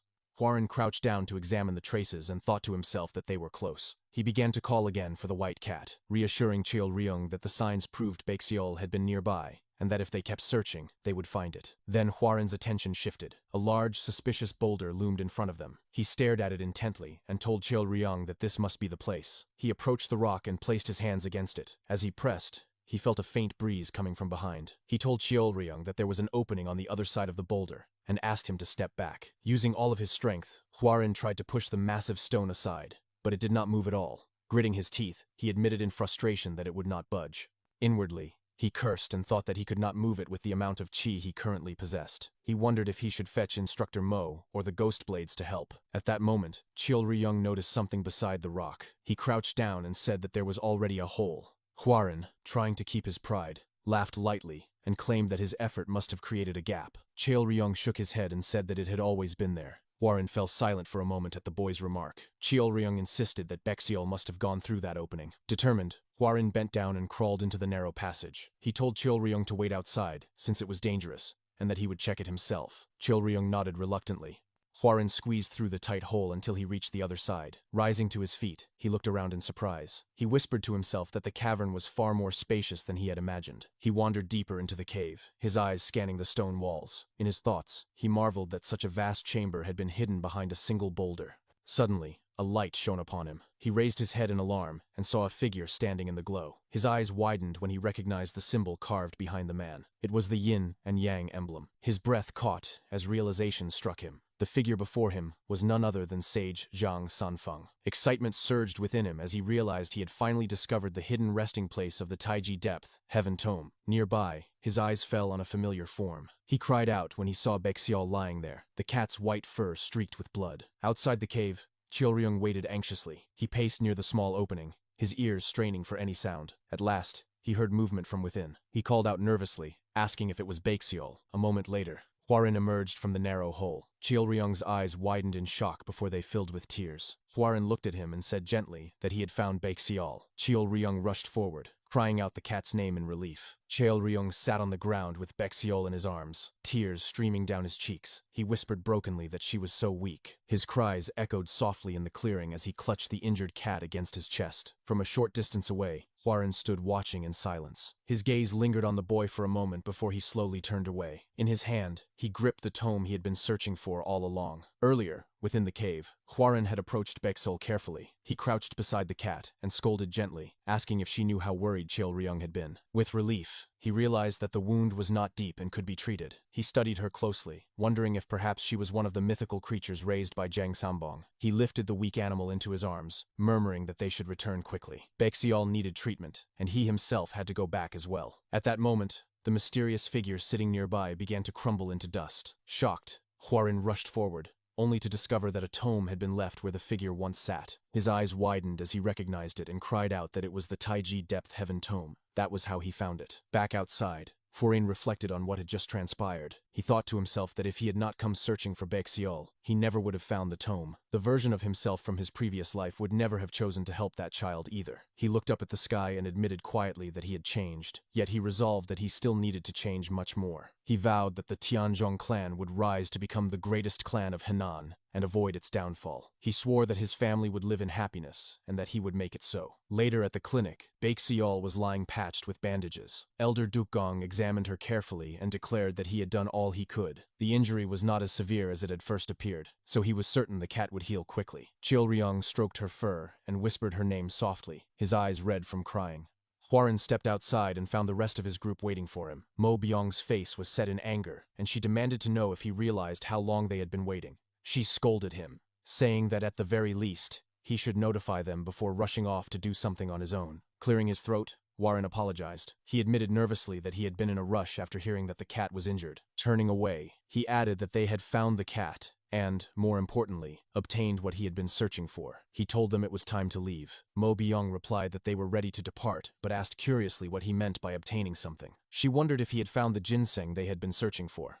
Huaran shook his head and answered with a smirk that he had discovered something far better. Mo Byong asked skeptically what could possibly be better than ginseng. Huaran looked back at her and said with quiet confidence that what he had found was a future. Then he walked away, leaving the others confused. Before they departed, Huaran approached Elder Dugong and Cheolryung once more. He bowed slightly and thanked the elder for everything he had done for them until now. Cheolryung looked at him with a sad face and asked if he was really leaving. Huaran reached into his pocket and pulled out a jade plaque. Handing it to the boy, he explained that if Cheolryung ever needed help or found himself in trouble, he should bring it to the Tianzhong clan in Henan. He assured him that a day would come when he would need it, so he must not lose it. Cheolryung accepted it eagerly and promised to keep it safe. Huaran turned away and told them he would see them again. But before he could leave, Elder Dukgong suddenly called out. His eyes were cold as he demanded to know why Huaran was being so kind to them. He reminded him that they were nothing more than country folk who gathered herbs and treated the sick. He asked bitterly why someone like Huaran would bother to help people he did not even know. Huaran faltered, caught off guard by the question. For a moment, he could not answer. In his thoughts, he admitted that at first it had been because of the scripture hidden in the secret technique. But after recalling the time he had spent with them at the clinic, he finally answered aloud. He said that it was because Cheolryung reminded him of himself. Dukgong was visibly shaken by the reply and fell silent, unable to find words. Cheolryung waved his hands high in the air and shouted for Huaran to visit them again. Huaran lifted his hand and waved back with a faint smile. As the group prepared to leave, Mo Byong glanced at him suspiciously and asked if he had truly given the boy the jade plaque of the Tianzhong clan. She pointed out that such a thing was not something to be handed out lightly. Huaran answered calmly that he had learned much from Cheolryung and that the boy was worth far more than a single plaque. For a brief moment, Huaran's mind drifted to a memory. He recalled the day he had first met Yonhua. He had been drinking in the afternoon when a young woman approached him with a lively smile. She bowed politely and introduced herself as Yonhua, announcing cheerfully that she would be serving him from then on. She greeted him warmly, saying it was nice to meet him. Huaran had been taken aback by her energy at first, but then he smiled and returned the greeting. Back in the present, the group mounted their horses and set off. Mo Byong noticed that Huaran seemed unusually cheerful. She asked him what had him smiling all this time. Huaran laughed lightly and asked if he truly looked that way. Jungwook then asked if they were heading to the Jaegal clan next. Huaran shook his head and replied that they would return home instead. Mo Byong exclaimed in surprise, saying she thought they were supposed to be meeting his fiancée. She protested that they were practically at the doorstep of the Jaegal clan, so turning back made no sense. Huaran explained that he felt it was too early to visit them and to see his fiancée. Jungwook countered that it might be a good idea to show the clan that he was healthy now. But Huaran remained firm, repeating that they were going back home. Suddenly, all of them stiffened as the metallic scent of blood filled the air. Their expressions hardened at once. In unison, they muttered that it was the smell of blood. Mo Byong pointed quickly in one direction and said it was coming from that way. They spurred their horses forward and soon arrived at a horrific scene. Bodies lay scattered across the ground. Huaran's face darkened, and he cursed the martial artists who had committed such slaughter. Inwardly, he asked how they could kill so easily, as if it meant nothing. Jungwook looked to him anxiously and asked what they should do. Huaran's eyes narrowed, and his voice turned cold. He said there was no need to get involved in another person's fight, and he urged them to move on. He rode ahead on his horse, though the others hesitated behind him. Mo Byong called out after him, addressing him as young master. Huaran pulled his reins and lowered his voice. He admitted quietly that, in truth, he could not just ignore the scene. When Mo Byong asked what he meant, his expression turned icy. He declared that the corpses on the ground belonged to the guard martial artists of the Jaegal clan. As the group continued moving forward, Mo Byong suddenly cried out that there was a battle happening nearby. Huaren immediately raised his hand and ordered everyone to leave their horses behind. They dismounted at once and began advancing deeper on foot. The ghost blades stretched their arms and rolled their shoulders, preparing themselves for combat. Jungwook clenched his fists with determination and remarked that this would be their second battle after the one against the flying demonic lion. He shouted that it was time to fight. Namwook muttered softly, almost to himself, that another battle awaited them. Huaren, however, lifted his sword in front of him and stopped them. He instructed that they should observe the situation first before rushing in. Jungwook hesitated but eventually nodded, agreeing reluctantly. From the shadows, they watched the fight unfold. Huaren's eyes sharpened when he recognized familiar faces. In his thoughts, he exclaimed that he had spotted Jaegal Yohai and, beside her, the first son of the Jaegal patriarch, Jaegal Byuk. He realized with surprise that he had not seen them during the events at Wudang Mountain. In the distance, a masked man raised his hand. A sudden blast of energy flew toward Yohei and Byuk. An elderly man stepped forward to protect them, taking the attack directly to his body. Blood poured from his mouth and seeped through his robes. Yohei screamed for her Uncle O. Her expression grew desperate, drenched in sweat as she struggled to catch her breath. Watching the scene unfold, Huaren turned to Mo Byong and asked if she recognized the men in white. She shook her head and admitted she did not. Huaren's thoughts raced. If their identities were unknown, then this group was still operating in secrecy. He noted the horned green snake masks and white clothing. His memory sharpened, and he realized with certainty that they were the Green Blood Viper Squad. He recalled the history that would later unfold, after a man named Duke Sang obtained a pill of life from the mythical creature known as the Green Blood Viper. He ascended into the divine realm. With his newfound power, he founded a group of assassins, using the Green Blood Viper as their symbol. They would later become infamous for their cruelty, as well as their flawless execution. Yet Huaren wondered in confusion why they were attacking the Jaegal clan now. He cursed silently, thinking that if he had more information on them at this point in time, he might be able to come up with a proper solution. He focused intently on the battle, his expression sharpening. For a moment, he remained perfectly still. Then, suddenly, he rose to his feet. He walked forward slowly, each step deliberate, while his hand drew his sword from its sheath. Inwardly, he scolded himself. He called his own actions foolish. He reminded himself that he already possessed the Taiji Depth Heaven Tome as well as the demonic Poison Stone Flower. He had sworn to return home, refine his household's martial arts, and change the future. He had promised himself that, and yet, despite everything, his feet were carrying him forward. He questioned why, despite all his resolutions, he was advancing into danger now. A masked man lunged toward Jaegal Byuk and Yohei. Just as the attack was about to land, the man's head flew from his shoulders. Huaren appeared before them in an instant, sword drawn and blood dripping from its edge. Both Jaegal Byuk and the leader of the Green Blood Viper Squad froze for a brief moment in shock. Yohai's eyes widened, and she shouted in recognition, asking if it was truly him. Huaren turned back to face them, and introduced himself clearly as Yong Huaren of the Tianzhong clan. The leader of the Green Viper Squad snarled and ordered his men to kill him. One of the masked assassins leapt forward, but Mo Byong, Jungwook, and Namwook rushed in to defend Huaren, blocking the strike. After the clash, Jaegal Byuk looked at Huaren with disbelief. He asked if it was really him, saying he had thought Huaren was too unwell to even move around. He admitted it had been a long time since they last met. Huaren cut him off firmly, saying it was not the time for conversation. Byuk kept his thoughts to himself, astonished by how much Huaren had changed in only a year. The leader of the Green Viper Squad tilted his head curiously, and demanded to know who Huaren really was. Huaren simply pointed his sword and replied that they were just travelers who happened to pass by. The masked leader scoffed and said it did not matter, since all of them would die here anyway. Huaren thought quickly. He knew they could not win in a direct clash. The enemy did not have overwhelming numbers, but the Jaegals were already too exhausted to fight. He told himself that his priority was to make sure everyone got out alive. To do that, he needed a strategy. Before he could decide, Mo Byong stepped forward. She declared that she would fight. The squad leader sneered and taunted her, asking if she was so bold only to hide behind another. Huaren's temper snapped. He shoved Mo Byong behind him and roared at the masked man, demanding when he had ever hidden. He shouted that he would fight. The squad leader grinned and called them young fools. Huaren leapt forward with a roar, ignoring Mo Byong's cries for him to stop. She called after him in panic, but Namwook grabbed her shoulder and shook his head. He told her to wait and watch, saying that the young master they had once known was gone. They needed to see who he had become. Huaren, filled with rage, bellowed that he would kill the enemy with a single strike.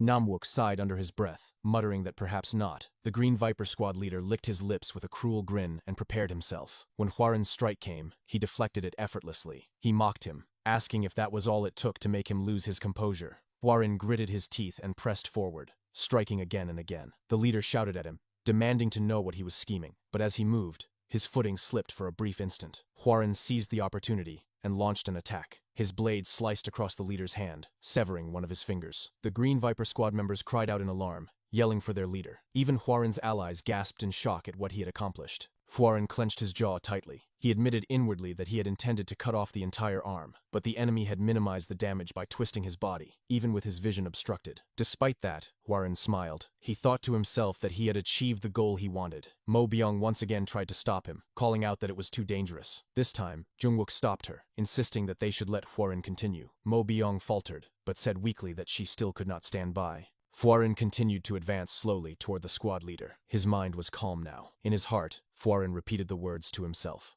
He urged himself to think carefully, to find a way to ensure that everyone present could survive. Against the future's most notorious assassination organization, he would need more than strength. He would need cunning. What he needed was not an immediate victory, but a single moment of advantage. From this point onward, everything would be a gamble.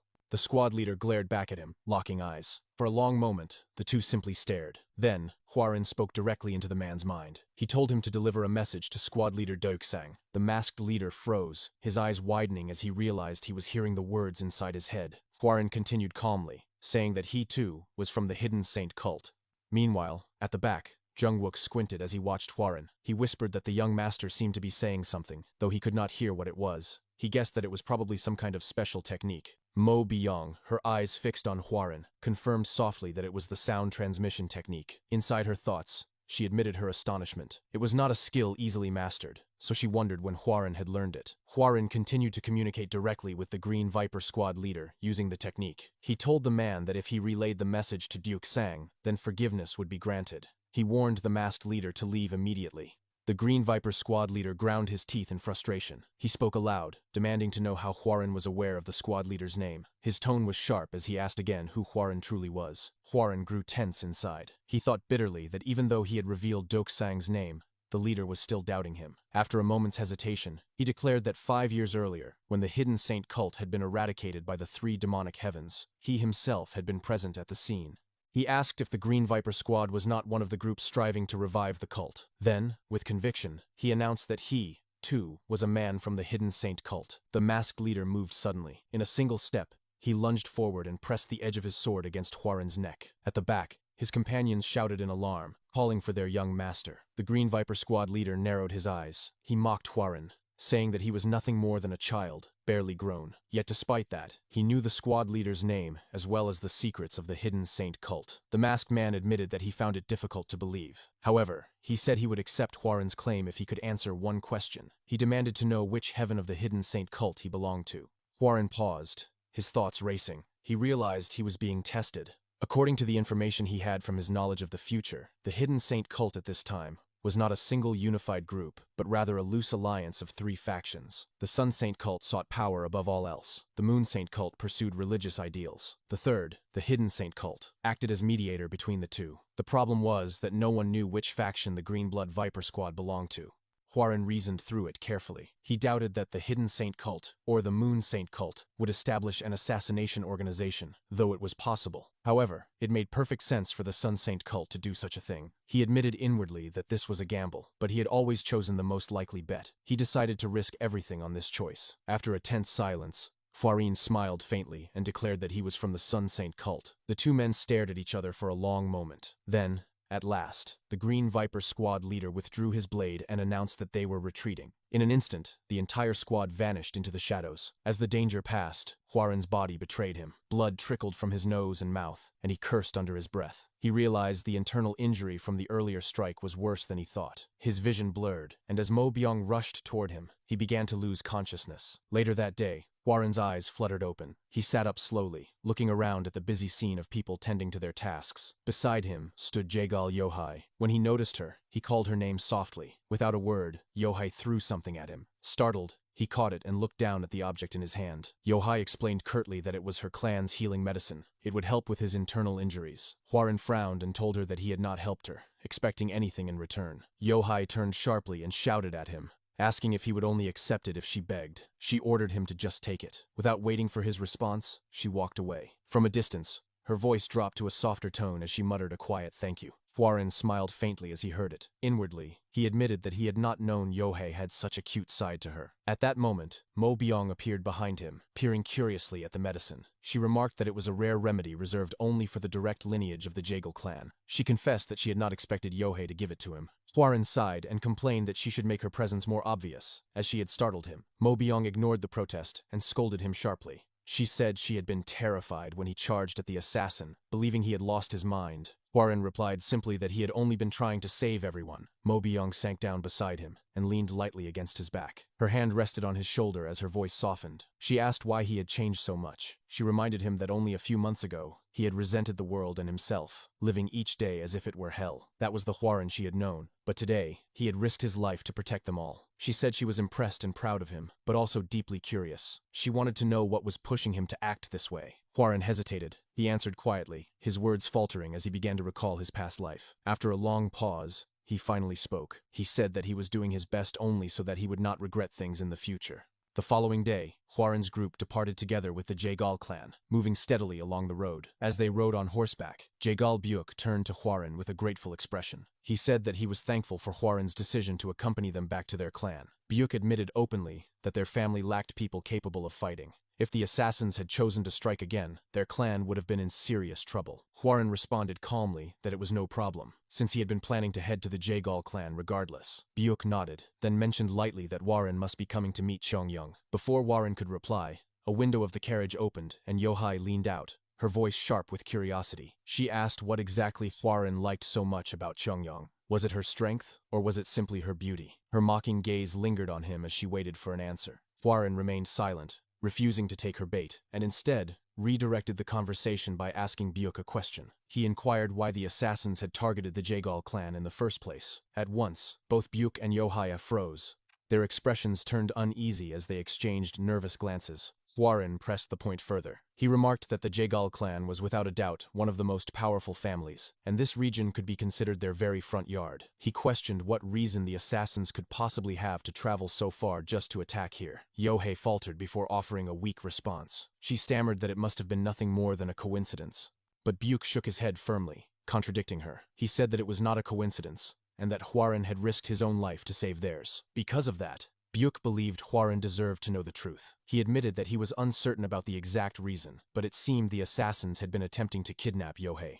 Huaran frowned and repeated the words, surprised that the lady of the Jaegal clan herself had been the target. Byuk explained further. While the assassins had slaughtered their warriors without hesitation, they had gone out of their way not to harm Yohei. He was certain, he said, that some hidden force bore ill will against their family. Huaran reasoned aloud that if kidnapping Yohei had been the goal, then she must have been intended as a bargaining chip. Whoever was behind this must want something in return. Byuk narrowed his eyes, his grip tightening on the reins as his thoughts turned grim. He admitted inwardly that he had already suspected an enemy was aiming for their clan.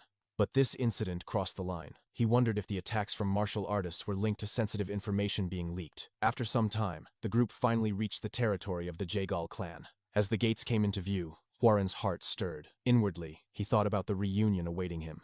It had been an extremely long time, and now, he was about to see Chongyang again, his dear Chongyang. Memories from his previous life surfaced. Back then, their marriage had been arranged before either of them had even been born, but their lives had grown apart. He had been frail and sickly, while she had pursued martial arts with unwavering focus. She had drifted further and further away from him, until at last they had been nothing but distant figures bound by obligation. His thoughts were interrupted when Jaegal Byuk addressed him, calling out to the Yong clan heir, and asking him to come greet the clan head. Huaran nodded and turned to his companions. He instructed them to rest while he went ahead. Inside the grand estate of the Jaegal clan, Huaran bowed respectfully. He began to introduce himself formally, stating that he was Yong Huaran of the Tianzhong clan. Before he could finish, the clan head suddenly leapt from his seat, clasped Huaran's shoulders firmly. The man burst into booming laughter. His voice filled the chamber as he declared how unbelievable it was to see Huaran looking so healthy. He said it was the complete opposite of the last time they had met. This man was none other than the Jaegal clan head, known as the heaven-ruling sword, Jaegal Keok.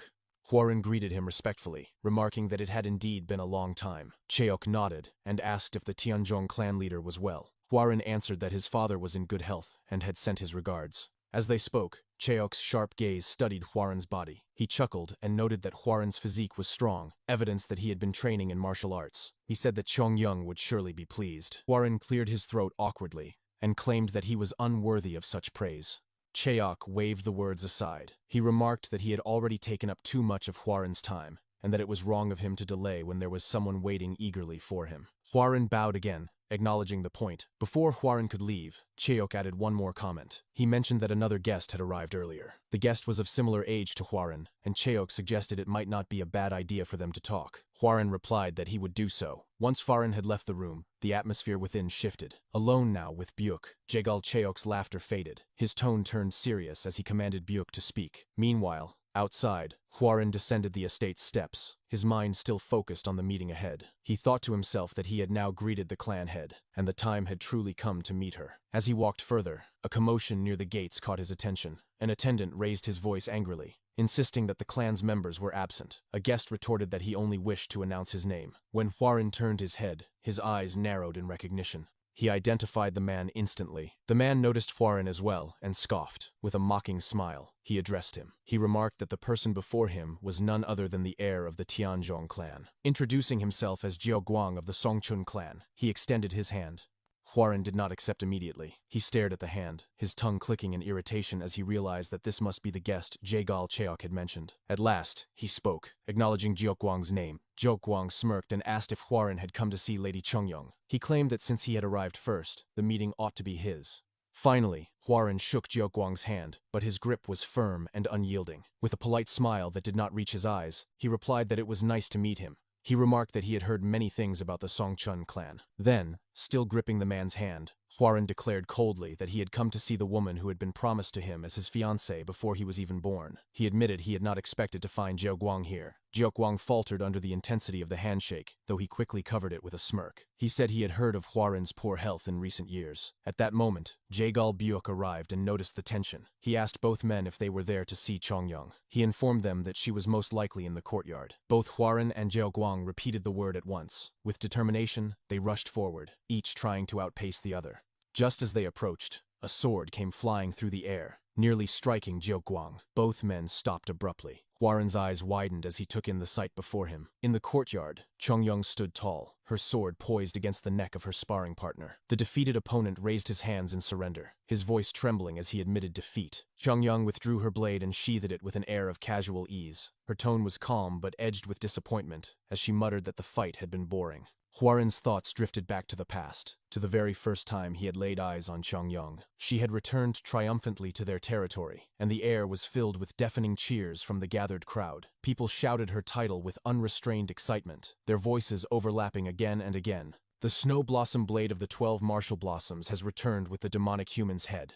One man among the crowd exclaimed in astonishment, asking aloud how the Jegal clan could possibly have produced such an outstanding martial artist. Another quickly agreed, replying that he had heard she was consumed by an obsession with martial arts. The name spread through the masses like wildfire until someone spoke it clearly. Jegal Chongyang. Among the spectators stood Huaren of the past, frail and weak, his body betraying his poor health. From the distance, he fixed his gaze upon her. And in that moment, Chongyang turned her head. Their eyes met for the briefest instant, before the memory dissolved and gave way to the present. Inwardly, Huaren reflected on her achievements. Because of her immense dedication to martial training, she had earned the title of Snow Blossom Blade. By the age of 40, she had risen to become one of the 3 strongest female martial artists. In swordsmanship, she had long surpassed him. The sound of a loud voice pulled him back to his thoughts as Jiao Guang rushed toward Chongyang, shouting her name. He called out with a forced familiarity, saying that it had been a while. Chongyang looked at him with a blank, unamused expression and asked curtly why he visited their clan so often. Jiao Guang laughed nervously, claiming he only wished to see her. Before he could continue, Chongyang cut him off sharply. She told him to stop, declaring that she already had a fiancé. Her gaze shifted past Jiao Guang,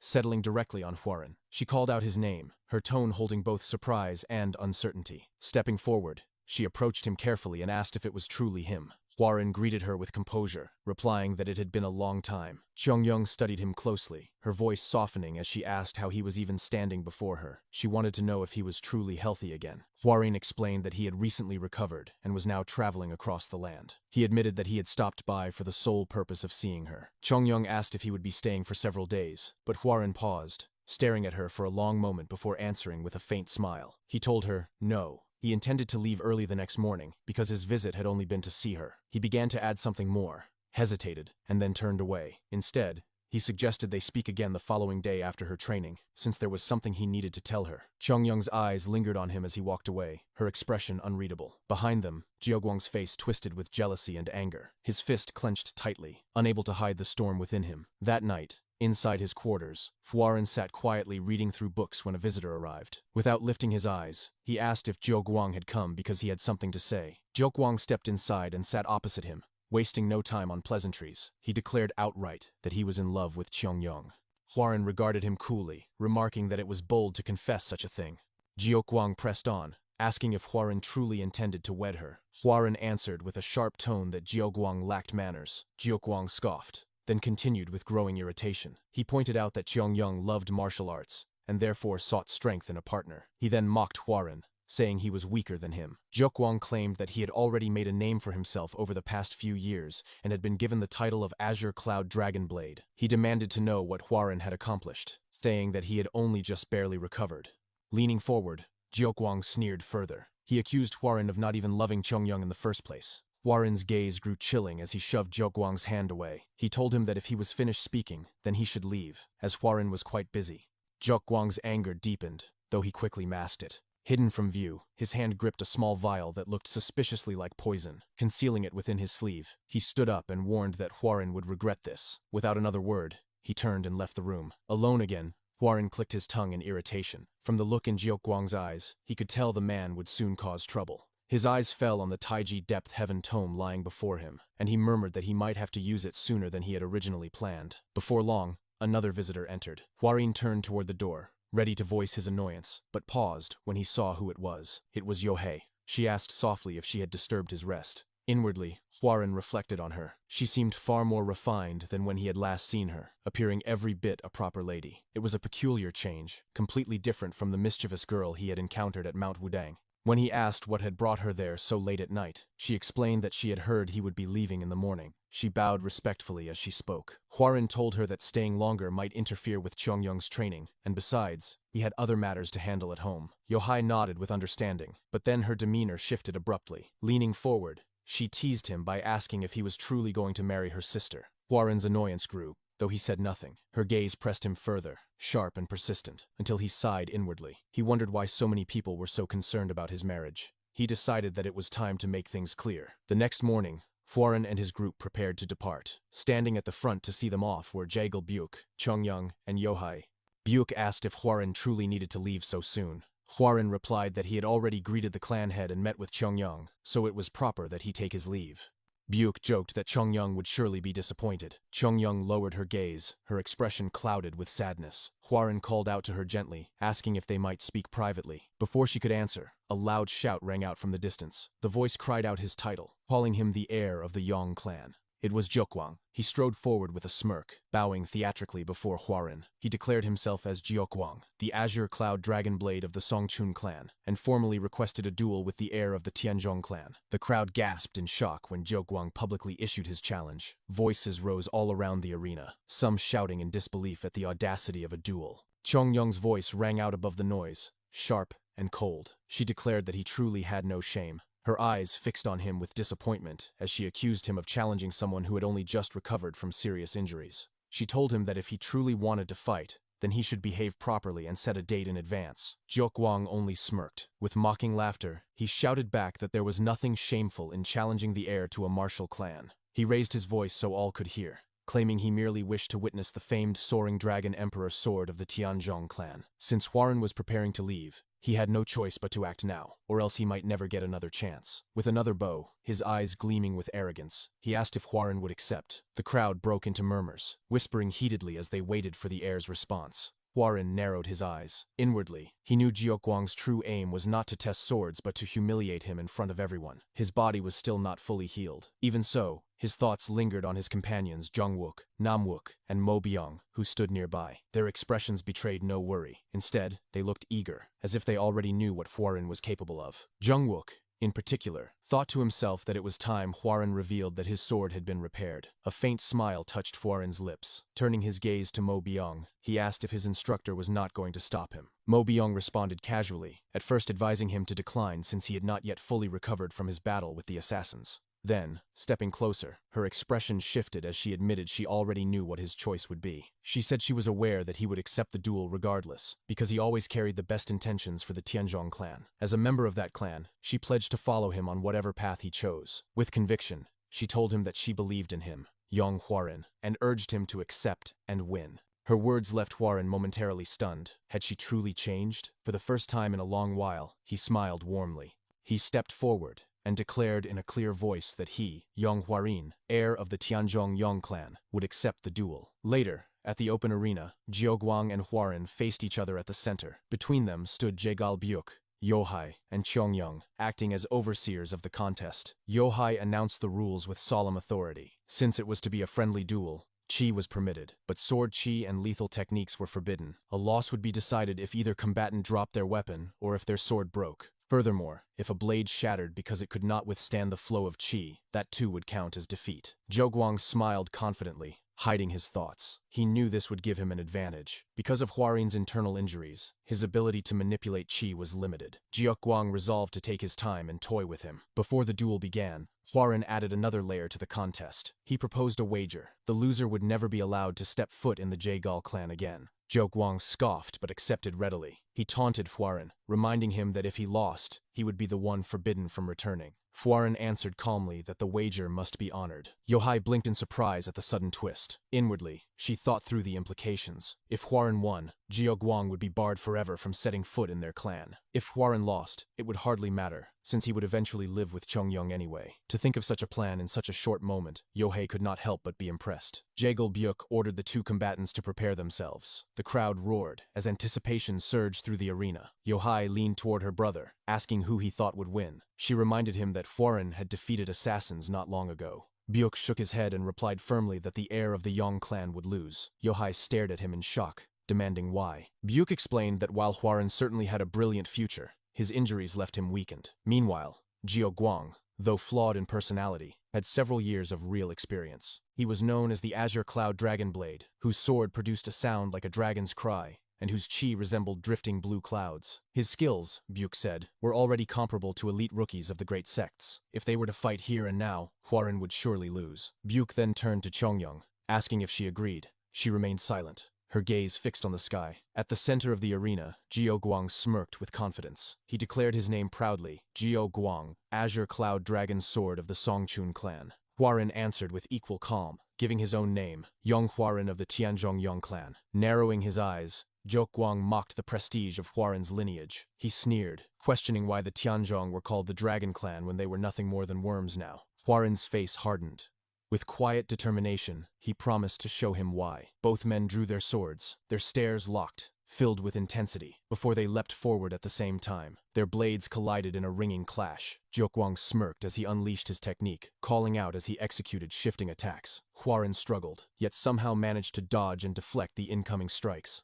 Staggering back, he steadied himself, but Jiaoguang pressed harder, leaping forward with another roar, telling him they should have some fun. Despite his injuries, Huaren evaded again, deflecting what he could. Jiaoguang's irritation deepened. Inwardly, he cursed. How was Huaren blocking his techniques? It was impossible for him to follow the trajectories with his injuries. Huaren's eyes were sharp with focus, every move of the blade visible to him. He could see Jiaoguang's sword clearly. This was insight, an ability that emerged when Qi began to influence one's sight. Yet he clenched his teeth, acknowledging that he should not have reached this stage yet. Was this, too, thanks to the old man's teachings? Jiaoguang shouted again, calling Huaren as fast as a rat. Before preparing another strike, he declared that this time, he would see if Huaren could block. His sword erupted with blue Qi as he performed another mighty technique. From the side, Yohei exclaimed aloud, recognizing it as the mighty Azure Cloud Sword. Huaren watched closely, concern flickering in his eyes. So this was the sword of the Songchun clan. Jiaoguang smirked, demanding that Huaren come at him with everything he had. Huaren steadied himself,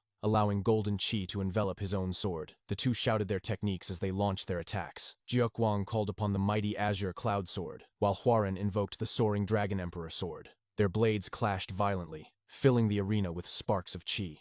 Jiuquang screamed mockingly, asking if this was truly all the Tianzhong clan's sword amounted to. His attacks came in a relentless barrage. Huarin struggled to withstand them until finally one blow sent him flying backward. Jiuquang seized the moment, roaring that this would be the end. He unleashed a secret move, severing sphere, engulfing the entire arena in surging blue qi. When the dust settled, Huarin still stood. His body was covered in wounds, blood dripping from his arms. His companions and the Jaegal siblings watched with visible concern. Yet Huarin's eyes were calm, even as blood trickled from his lips. Jiuquang's rage only grew. He clenched his teeth, eyes wide in disbelief. Internally, he cursed again. He had intended to take at least one of Huarin's arms, but the man had even managed to block the clan's secret technique. Huarin tore a strip of cloth from his garments, wrapping it tightly around his arm and his sword for support. He raised his weapon again and declared that it was not over yet. He pointed his blade at Jiuquang and invited him to come. Jiuquang's rage boiled over. He admitted openly that he had never liked Huarin. He despised the man's superior air, his calmness, his know-it-all demeanor. At first, this had been about Yong, but now it was personal. He screamed that he simply wanted to crush him. His aura erupted violently, overflowing with killing intent. From the side, Yohei cried out in protest. She insisted this was no longer a friendly duel, and turned desperately to her brother. She begged Buick to stop the match before it went too far. Buick remained silent. Yohei turned to Chongyang, pleading for her to intervene, but her sister only stared at the battle unfolding before her. Huarin watched, then slowly lowered his sword. His thoughts churned deeply. Jiuquang was right. He had been lying to himself. He had acted calm before death, pretending to know the future, when in truth, the future was uncertain. He admitted inwardly that he was no saint. He had stolen a child's future. Yet as he stepped forward, his resolve hardened. He would not run from this. He would walk straight into the storm. He would no longer flee from his pathetic past. Though he was not a saint, he vowed to do everything he could to help those he could still protect. Holding his sword firmly, qi surged thickly around the blade. He declared to himself that this was the path he would walk from now on. Jiuquang faltered for only a moment at the sheer presence radiating from him. Then rage overtook him once again, and he screamed in fury, demanding what nonsense Huarin was speaking of. His attacks came faster, more furious than before. Huarin lifted his weapon with unwavering determination. His voice carried across the arena, calm yet resolute, as he told Jiuquang that he would show him why the Yong clan was truly known as the Clan of Dragons.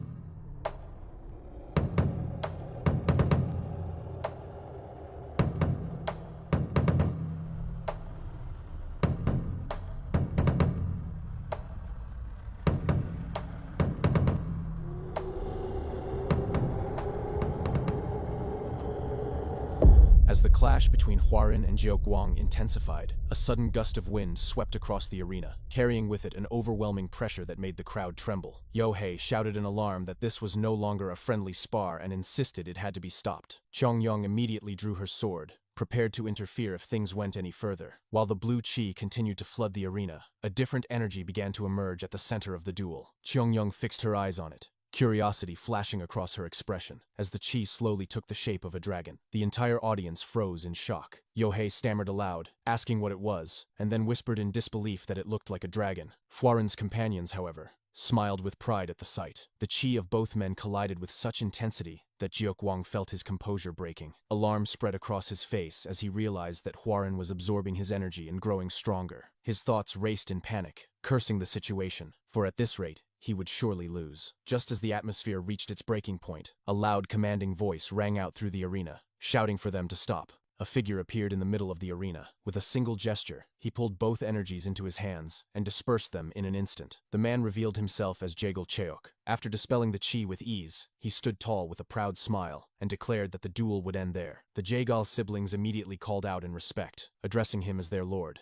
Jaegal Cheok's tone grew sharp as he warned that if the fight had continued, someone would have truly died. Jiuquang's expression twisted in disbelief. He clenched his teeth and raised his voice toward the clan head, insisting that he had won the duel. He shouted that if Cheok had not interfered, he would have defeated Huarin. Jaegal Cheok turned a cold gaze upon him and asked if he truly believed that. He reminded him that, according to the rules, a broken or dropped sword meant defeat. Jiuquang's eyes widened as he looked down and realized in horror that his blade was snapped in half. His face went pale as his voice trembled in denial. He muttered that it could not be true, then tried to justify himself by accusing Huarin of using sorcery. He claimed he had felt it that Huarin had been gravely injured and incapable of drawing on his power, but had suddenly gained unnatural strength. Jiuquang shouted that it must have been demonic arts. Before his rant could continue, Chongyang stepped forward with cold precision. She raised her sword and pressed the tip near Jiuquang's neck, telling him firmly to stop causing a scene and to leave at once. She reminded him of the wager he had agreed upon and asked if he had already forgotten it. The crowd stared in silence as Jiuquang froze in place, his pride shattered. After several moments, he finally turned his back, walked out of the arena, and departed in humiliation. Jaegal Cheok clicked his tongue in disappointment and muttered that the Songchun clan had truly fallen, questioning how someone like Jeogwang could ever claim to be the Yong clan heir. But when his gaze shifted toward Huaren, his expression changed to a wide smile. He laughed heartily and praised the young master of the Yong clan, declaring that the duel had been splendid and that he was genuinely shocked by his performance. Placing a hand on Huaren's shoulder, he noted that, despite still recovering, Huaren had displayed remarkable martial prowess. Yet his eyes narrowed slightly, as he explained that it was precisely because of that display of strength that he had been forced to intervene. He reminded everyone that they could not allow a duel within the Jaegal clan to end with a corpse. Huaren smiled faintly and bowed respectfully, thanking him for the acknowledgement. Jaegal Cheok burst into loud laughter. As Huaren wiped his mouth, he noticed blood dripping from his lips.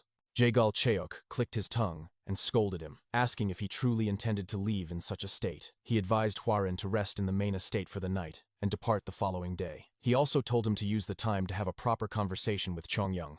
Huaren once again bowed respectfully and accepted, though quietly. As he stepped down from the stage to rejoin his companions, Jaegal Cheok watched him closely, his eyes gleaming with interest. A wide grin spread across his face as he thought to himself that the Tianzhong clan truly held a dragon within their ranks. He reflected that they were indeed worthy of being called the Dragon Clan. Yet when he glanced at his own hand, he noticed it was wounded and bleeding. He recalled vividly the moment he had suppressed Huaren's qi, and his eyes narrowed in deep thought. Could it be? He wondered silently. His contemplation quickly turned into a booming laugh that echoed across the courtyard. After a long moment, he summoned his son with a commanding tone. He called out for Byuk and declared that they would need to push forward their plans sooner than expected. Byuk bowed and answered without hesitation that it would be done as commanded. Later that night, Huaren sat in his quarters tending to his wounds. He stared at his scarred body and muttered that he had gained many more injuries from the duel. Suddenly, a knock came from outside his door. Huaren quickly composed himself, dressed properly, and called for the visitor to enter. The door opened slowly, and Chongyang stepped in gracefully, her presence calm and elegant. Huaren turned to her and said quietly that she had come. Chongyang entered Huaren's quarters and sat gracefully across from him. For a moment, she simply studied him in silence before finally asking how he felt. Huaren raised his injured hand, looked at it, and admitted with a faint smile that he had gone a bit overboard in the duel, but he reassured her that he was fine. An awkward silence settled between them, stretching until Huaren finally attempted to speak. At the very same time, Chongyang also spoke, breaking the quiet. Chongyang remarked that Jiuquang had not been an easy opponent. Huaren looked at her in surprise, and she elaborated. She explained that the Azure Cloud Sword of the Songchun clan was a fearsome martial art, one designed to tear opponents apart with overwhelming qi. In addition to that, Jiuquang's martial prowess was certainly not lacking. Yet, despite being injured, Huaren had managed to defeat him. She continued by mentioning the technique Huaren had displayed at the end. To her eyes, it had resembled the soaring dragon emperor sword, but something about it had felt different.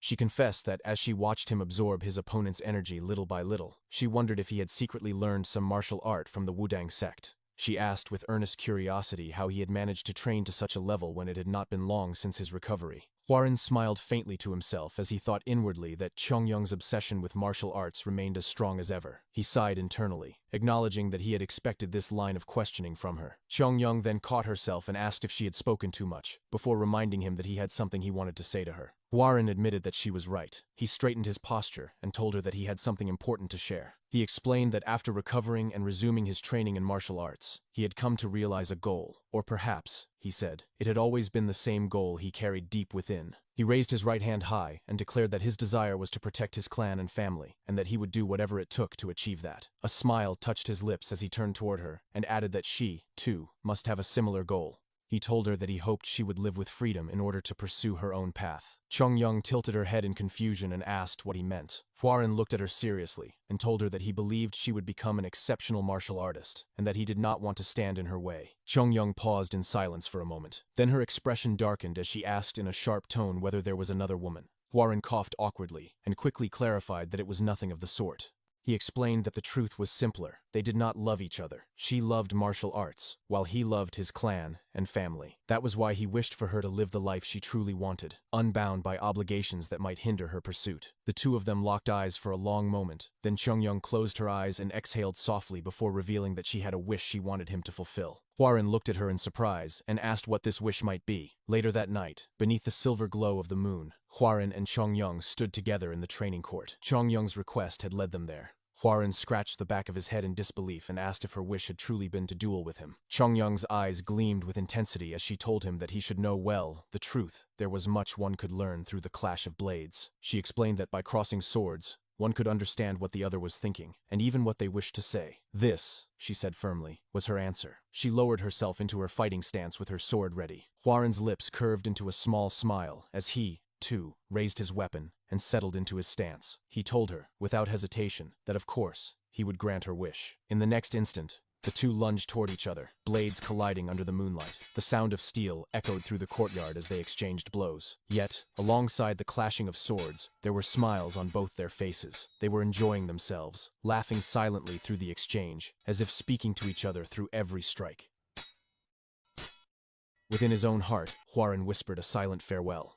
He thought to himself, "Goodbye, Chongyang." The following morning, Hwarin and his companions stood near the exit of the Jaegal clan grounds. They bowed respectfully toward the Jaegal family before mounting their horses. As they prepared to depart, Hwarin turned one last time to look behind him. There he saw Chongyang watching from a distance. She smiled warmly at him, and he returned the smile. With that unspoken farewell, he and his group rode off. Back at the training courtyard, the swords they had used in their spar remained embedded in the ground. They stood side by side, basking quietly in the golden rays of the sun. After their long journey, the group finally found themselves lounging inside an inn. The air smelled of liquor, and laughter occasionally broke through the noise of cups clinking. Jungwook leaned forward, eyes bright with curiosity, and asked Hwarin when he had found the time to train so much. Namwook added his own question, wondering aloud what those strange techniques had been during the duel. Jungwook insisted that the final strike was unmistakably the soaring Dragon Emperor sword, but at the same time, it had felt different from the art they knew. Hwarin laughed lightly at their questions and reminded them that he had been with them the entire time. He asked how he could possibly have practiced on his own. Inwardly, however, his thoughts told a different story. He admitted silently that what he had used was indeed the soaring Dragon Emperor sword, but when his chi had run out, the Taiji Depth Heaven Arts had interfered. The soaring Dragon Emperor sword was meant to overwhelm an opponent with raw force in the form of a blue dragon. Yet when combined with the Taiji Depth Heaven Arts, it had transformed into a style that consumed his opponent's chi in order to suppress them. Of course, he reflected, the Jaegal clan head had stopped it in time. Still, if his mastery of the Taiji Depth Heaven Arts had been greater, it might have devoured even the chi of the clan head himself, growing into an uncontrollable power. His thoughts spun further. The soaring Dragon Emperor sword, the Azure Bamboo sword, and the Jaegal clan head's chi. If he could combine all of them, his musings were cut short when Jungwook raised his cup high. With a satisfied grin, Jungwook declared that Hwarin had awakened through this duel, his understanding of martial arts deepening significantly. Beside him, Mo Byung remained quiet, her eyes lingering on Hwarin. Memories of their journey together filled her mind, and she thought of the Tianzhong Yong clan, once the greatest clan in Henan. A small, hopeful smile touched her lips. She wondered if it might truly be possible for that greatness to return. Lifting her own cup, she drank deeply, slammed it firmly against the table, and addressed the group. She told them that they all must work harder so as not to fall behind their young clan leader. Jungwook immediately added his voice, slamming his hand on the table with excitement. He shouted that no one could have imagined this turn of events just a few weeks ago. No one had believed that their young clan leader would defeat the flying demonic Blood One to claim the special flower, let alone overcome the Azure Cloud swordsman. His voice rose with pride as he declared that Hwarin was growing stronger with each passing day. Laughter broke out across the table, filling the inn with warmth. Meanwhile, above them, on the upper floor of the inn, a cloaked figure stood silently by the window. His gaze was fixed on the lively group below, but after a moment, he turned away and entered a dimly lit room. Inside, a man sat hunched before a table, with other cloaked figures standing guard at his sides. The one who had entered stepped forward and bowed, saying he had something important to report. The man seated at the table murmured under his breath, his tone twisted and heavy with obsession. He muttered about witchery and sorcery. His bare fingers scratched the surface of the table until they bled, leaving fresh gouges in the wood. With a warped expression, He raised his voice in a harsh cry, insisting once again that it was sorcery. The next day, Huaren and his companions rode their horses through a forest path. Mo Biang grew frustrated as Huaren's horse pulled far ahead of the group. She called out to him, warning that if he kept forcing the pace, his horse would die of exhaustion before they ever reached the clan. Huaren reined his horse to a stop and looked back apologetically. He admitted that perhaps he had been too eager. Mo Biang urged him to relax, reminding him that if he rushed blindly, he might lose something far more important along the way. Huaren smiled at her words and agreed, addressing her respectfully as Instructor Mo. He pointed to a small spring nearby, suggesting that it would be wise to rest there and give the horses water. The group dismounted and began to make camp by the spring. Jungwook, Namwook, and Mo Biang busied themselves collecting water while Huaren settled into meditation. Jungwook remarked to the others that their young clan leader seemed utterly absorbed in martial arts these days. Namwook replied that it was a good sign. Mo Biang added that such a phase would not last forever, and that if one missed this opportunity, breaking through the wall of progress later would be far more difficult. Huaren sat in peaceful stillness, but suddenly his senses sharpened. A chilling presence stirred near the trees, and his eyes widened. His hand shot to his sword as he called out, demanding to know who was there and ordering them to reveal themselves. His crew rushed to his side in alarm, asking what had happened. In the blink of an eye, several cloaked men appeared from the shadows of the forest. The crew froze, stunned by their sudden arrival. Mo Biang immediately denied that they were mere bandits. She shook her head and declared that no bandit could hold such immense chi. These were assassins. Jungwook asked if they were the same enemies they had fought before. Huaren narrowed his eyes and told them no. Their masks and bearing were different, but inwardly, he was unsettled. The aura these men gave off did not feel like that of assassins. It felt closer to the presence of an orthodox sect. From deeper within the forest, a voice called out, low and hateful. The words repeated again and again. Someone said they had found him, calling him a wrecked demon. Slowly, a man emerged into the light, his face at last revealed. Huaren's expression stiffened in shock as recognition struck him. He called the man's name. It was Jiaoguang. As the pressure around him intensified, Huaren clenched his teeth, feeling the immense weight of the hostile energy pressing in. His sharp gaze swept across the group of men surrounding Jiaoguang, and recognition flashed in his mind. Azure Cloud, the Songchun clan, he thought bitterly. So they're not even bothering to conceal their identities? Raising his voice, Huaren shouted across the tense field, demanding to know if Jiaoguang had come to take revenge for what had occurred at the Jaegal clan. Jiaoguang's furious roar cut through the air. Silence, he commanded. His eyes, filled with rage, locked on Huaren as he pointed his finger at him and declared that Huaren was a practitioner of demonic arts. He claimed that while others might not sense it, he, the Azure Cloud Dragon Blade, could. With a trembling voice filled with conviction, he announced that he had come to slay the demon. From the rear, Mo Biang observed the deranged look in Jiaoguang's eyes, and muttered that he didn't appear to be in his right mind. Huaren immediately added that Jiaoguang's mind was clearly unstable. He pointed out the bulging veins, the turbulence in his inner chi, and concluded that the man had fallen into chi deviation. Huaren called out again, reminding Jiaoguang that he had already lost to him once, and taunted him by asking whether he truly believed the outcome would change this time. Jiaoguang began to laugh slowly, his expression twisting with madness. "You still don't understand your situation, do you?" he sneered. Then, with a wicked grin, he asked mockingly, "So, how did the poisoned spring water taste?" The realization hit Huaren's group like lightning. Each of them attempted to circulate their chi, only to find it unresponsive. Mo Biang gasped in shock, shouting that her inner chi was no longer moving. Namwook, standing nearby, stammered that his chi was also frozen. Huaren's mind raced. "Gentleman's poison?" he thought in horror. "He poisoned the spring with gentleman's poison!" Enraged, Huaren shouted at Jiaoguang, demanding to know if poisoning them had been his plan all along. "As if threatening us wasn't enough. You used poison too?" he yelled furiously. "You dare call yourself an orthodox martial artist after this?" Jiaoguang's anger exploded. "Shut up!" he screamed. "To slay a demon I'd do far worse. You have no idea what I've endured to reach this level of cultivation. I didn't devote my life to martial arts just to lose to scum like you." His face twisted in fury as he raised his sword, shouting that the might of the Azure Cloud sword was invincible. At the back, Jungwook's voice trembled with tension. He said the situation was dire. They had all drunk from the poisoned spring. With a dozen armed warriors against them and Jiaoguang in a state of chi deviation, their enemies were clearly determined to kill them all. Huaren thought quickly. Even if Jiaoguang's chi is unstable, we can't win without our own inner energy. He began to issue an order, but before he could finish, Namwook stepped forward and placed a firm hand on his shoulder, saying that they were his guards and it was their duty to protect him. Mo Biang, Namwook, and Jungwook all took their positions in front of Huaren, preparing to fight. Mo Biang turned her head slightly and told him firmly that while they held the enemies off, he must escape. "There is absolutely no way you will die before we do," she said with conviction. Huaren froze for a brief moment, his expression darkening before his tone shifted into one of command. No, he said sharply. He began walking forward, his expression resolute. Not today, he thought. Today, no one will die. As he passed his companions, Mo Byung's eyes widened in realization. She shouted at him in panic, begging him to stop.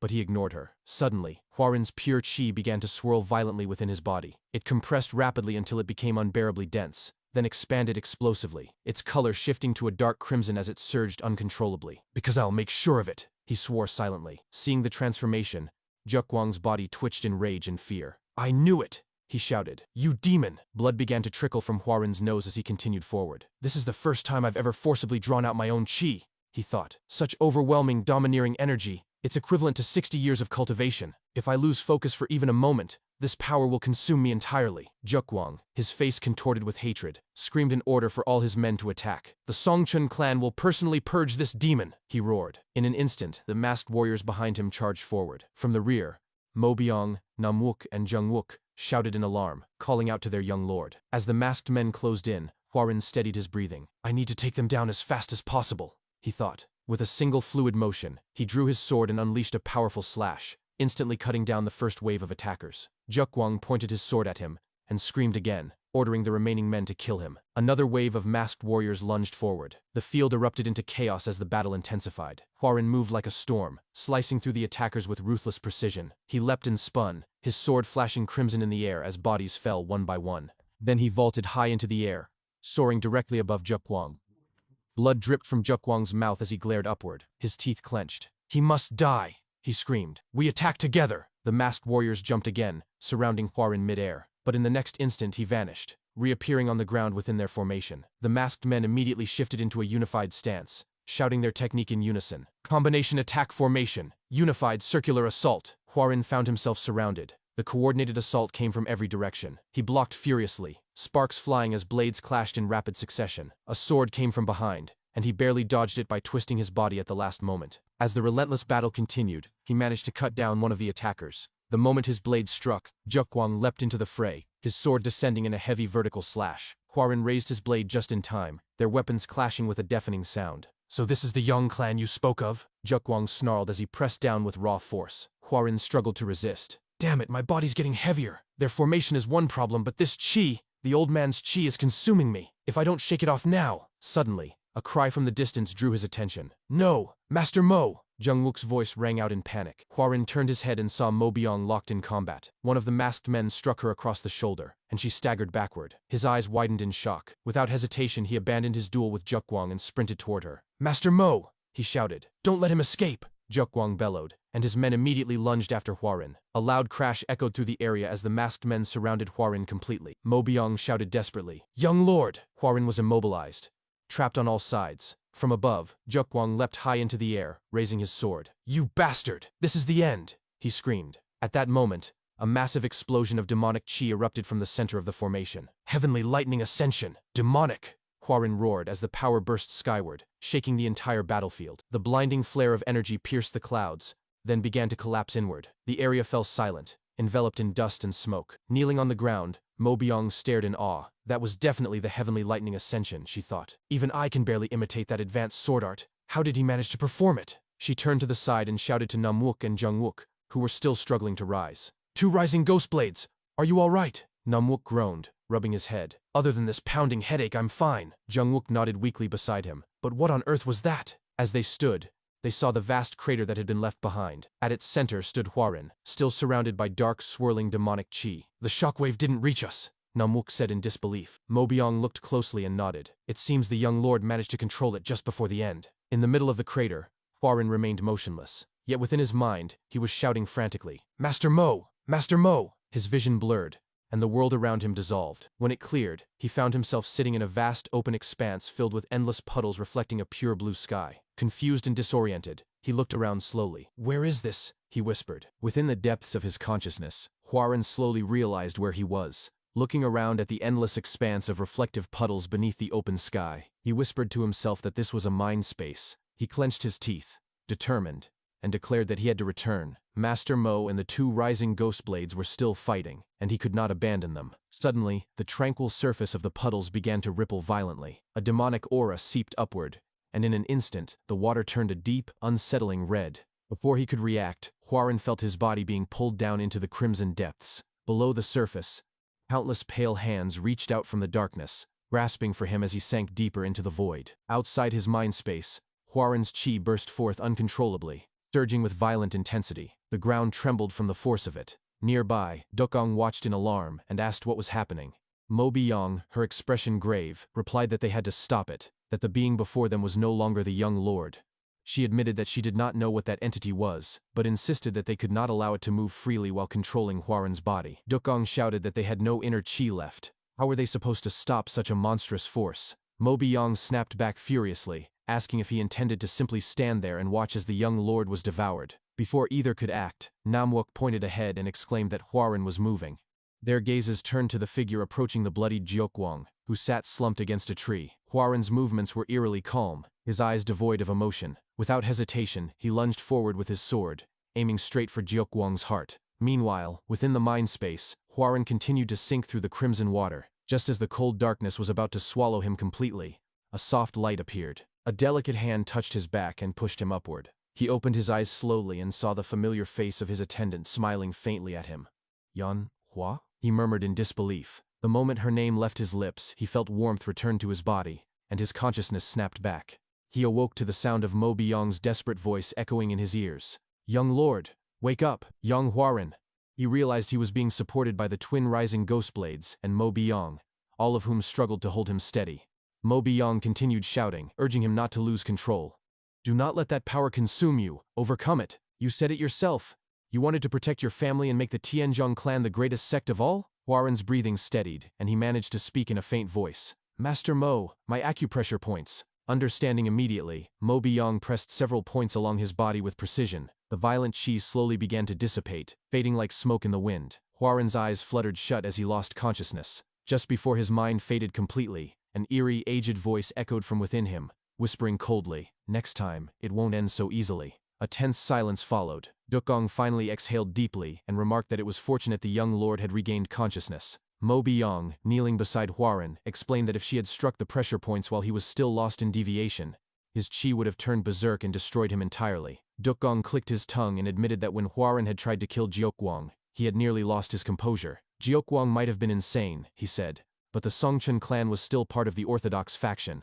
If word of Jiokwang's death reached their ears, the consequences would be severe. When Dokong turned toward Jiokwang, he froze. Mo Biyong was already standing over the wounded man. Jungwook called out uncertainly, but Namwook quietly muttered one word, "Antidote." Jungwook blinked and replied, "Oh." Mo Biyong approached Jiokwang, her expression dark. She clenched her sword tightly and said in a cold, hollow tone, "Even now, your first thought is to look for an antidote?" Without hesitation, she swung her blade. The sharp sound of steel sliced through the air, and Jiokwang collapsed lifelessly to the ground. The twin rising ghost blades stood frozen in shock. Dokong shouted in disbelief, demanding to know what she was doing. She sheathed her sword with calm precision and replied with a firm voice that Jiokwang had tried to kill the young lord several times. More importantly, he had seen Huaren's strange chi with his own eyes. If he were allowed to live and spread rumors about it, it would bring trouble to them all. She lifted Huaren onto her shoulder and began walking away, saying quietly, "There's no need for anyone else to dirty their hands. I'll handle it." Dokong watched her retreating figure and murmured that just as the young lord had changed, so too had she. Crossing his arms, he muttered under his breath that perhaps they all had. Clicking his tongue, he turned to Namwook and ordered him to hurry and find the antidote. To his irritation, Namwook was already drinking from a small vial. Jungwook shouted at him, asking how he could be sure it was not poison. Namwook smirked and explained that when one smelled an antidote, it created a dizzy, dry sensation because the poison inside one's body reacted defensively. In contrast, poisons gave off such a foul stench that it made one want to vomit. Once a person understood that difference, he said, finding an antidote became simple. Jungwook nodded, slightly impressed, and Namwook raised a pouch with a sly grin. Additionally, he said, alongside the antidote, I found something else.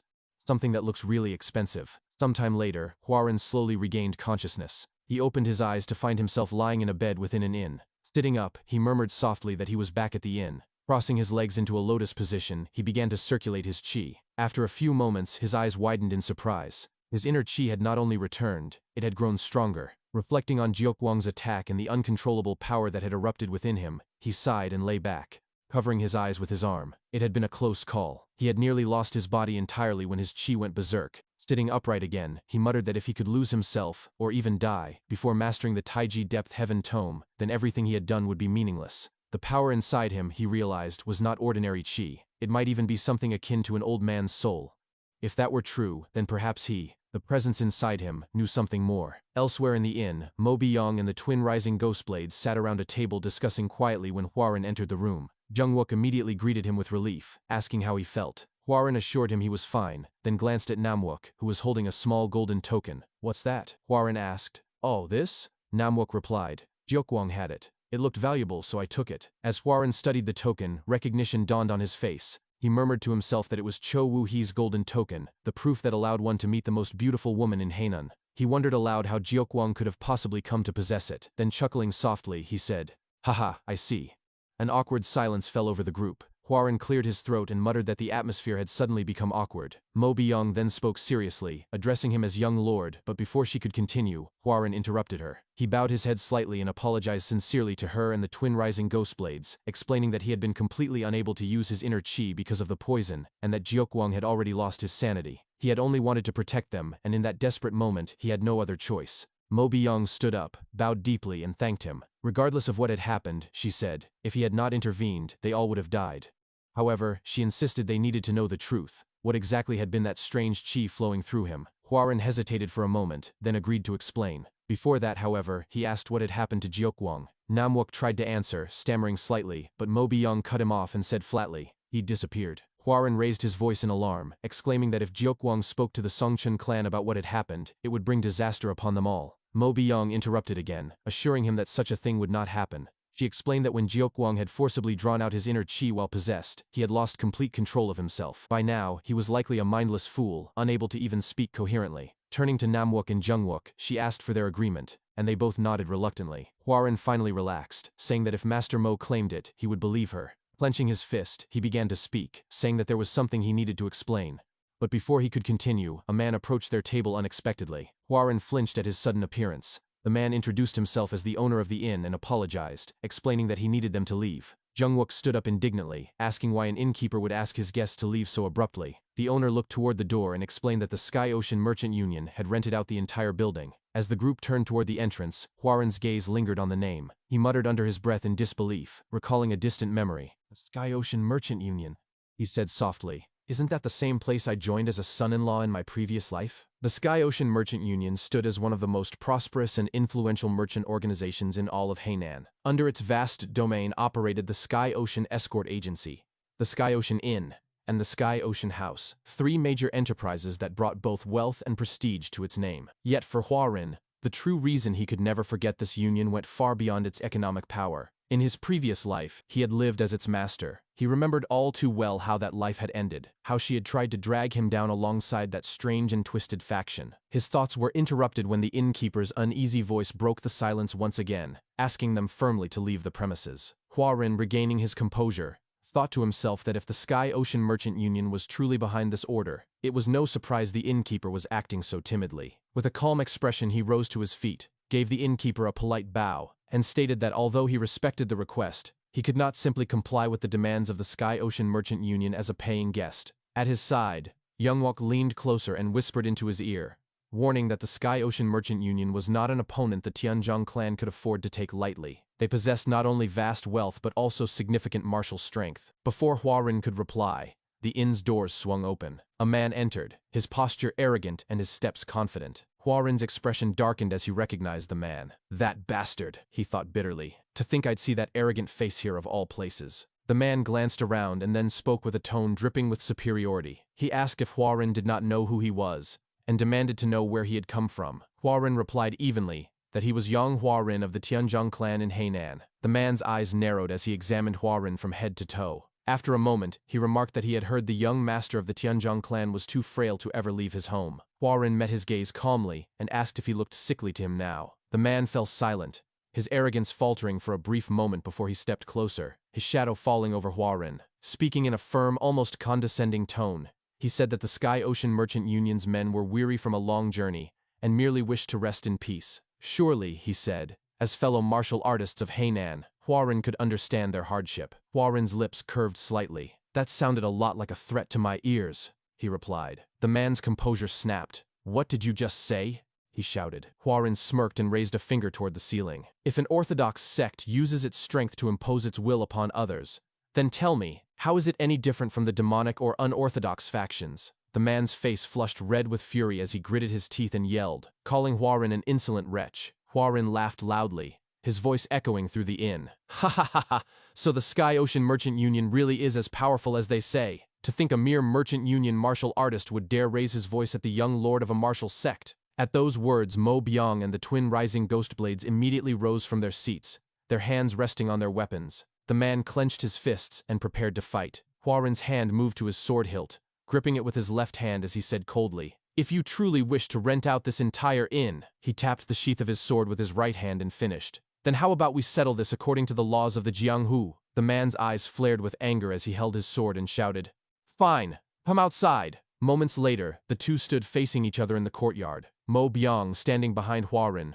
called out anxiously, asking if he truly intended to fight. Huaran replied firmly that if he backed down now, the world would see the Tianzhong clan as weak. If he allowed a mere martial artist from the Sky Ocean Merchant Union to intimidate him and walk away unchallenged, people would begin to believe the clan was weaker than a merchant organization. He said that the confrontation had become inevitable the moment both their names were spoken aloud. It was not something that could be avoided, nor something that should be avoided. As the two combatants took their stances, Huaran declared in a steady voice, "The loser stays silent.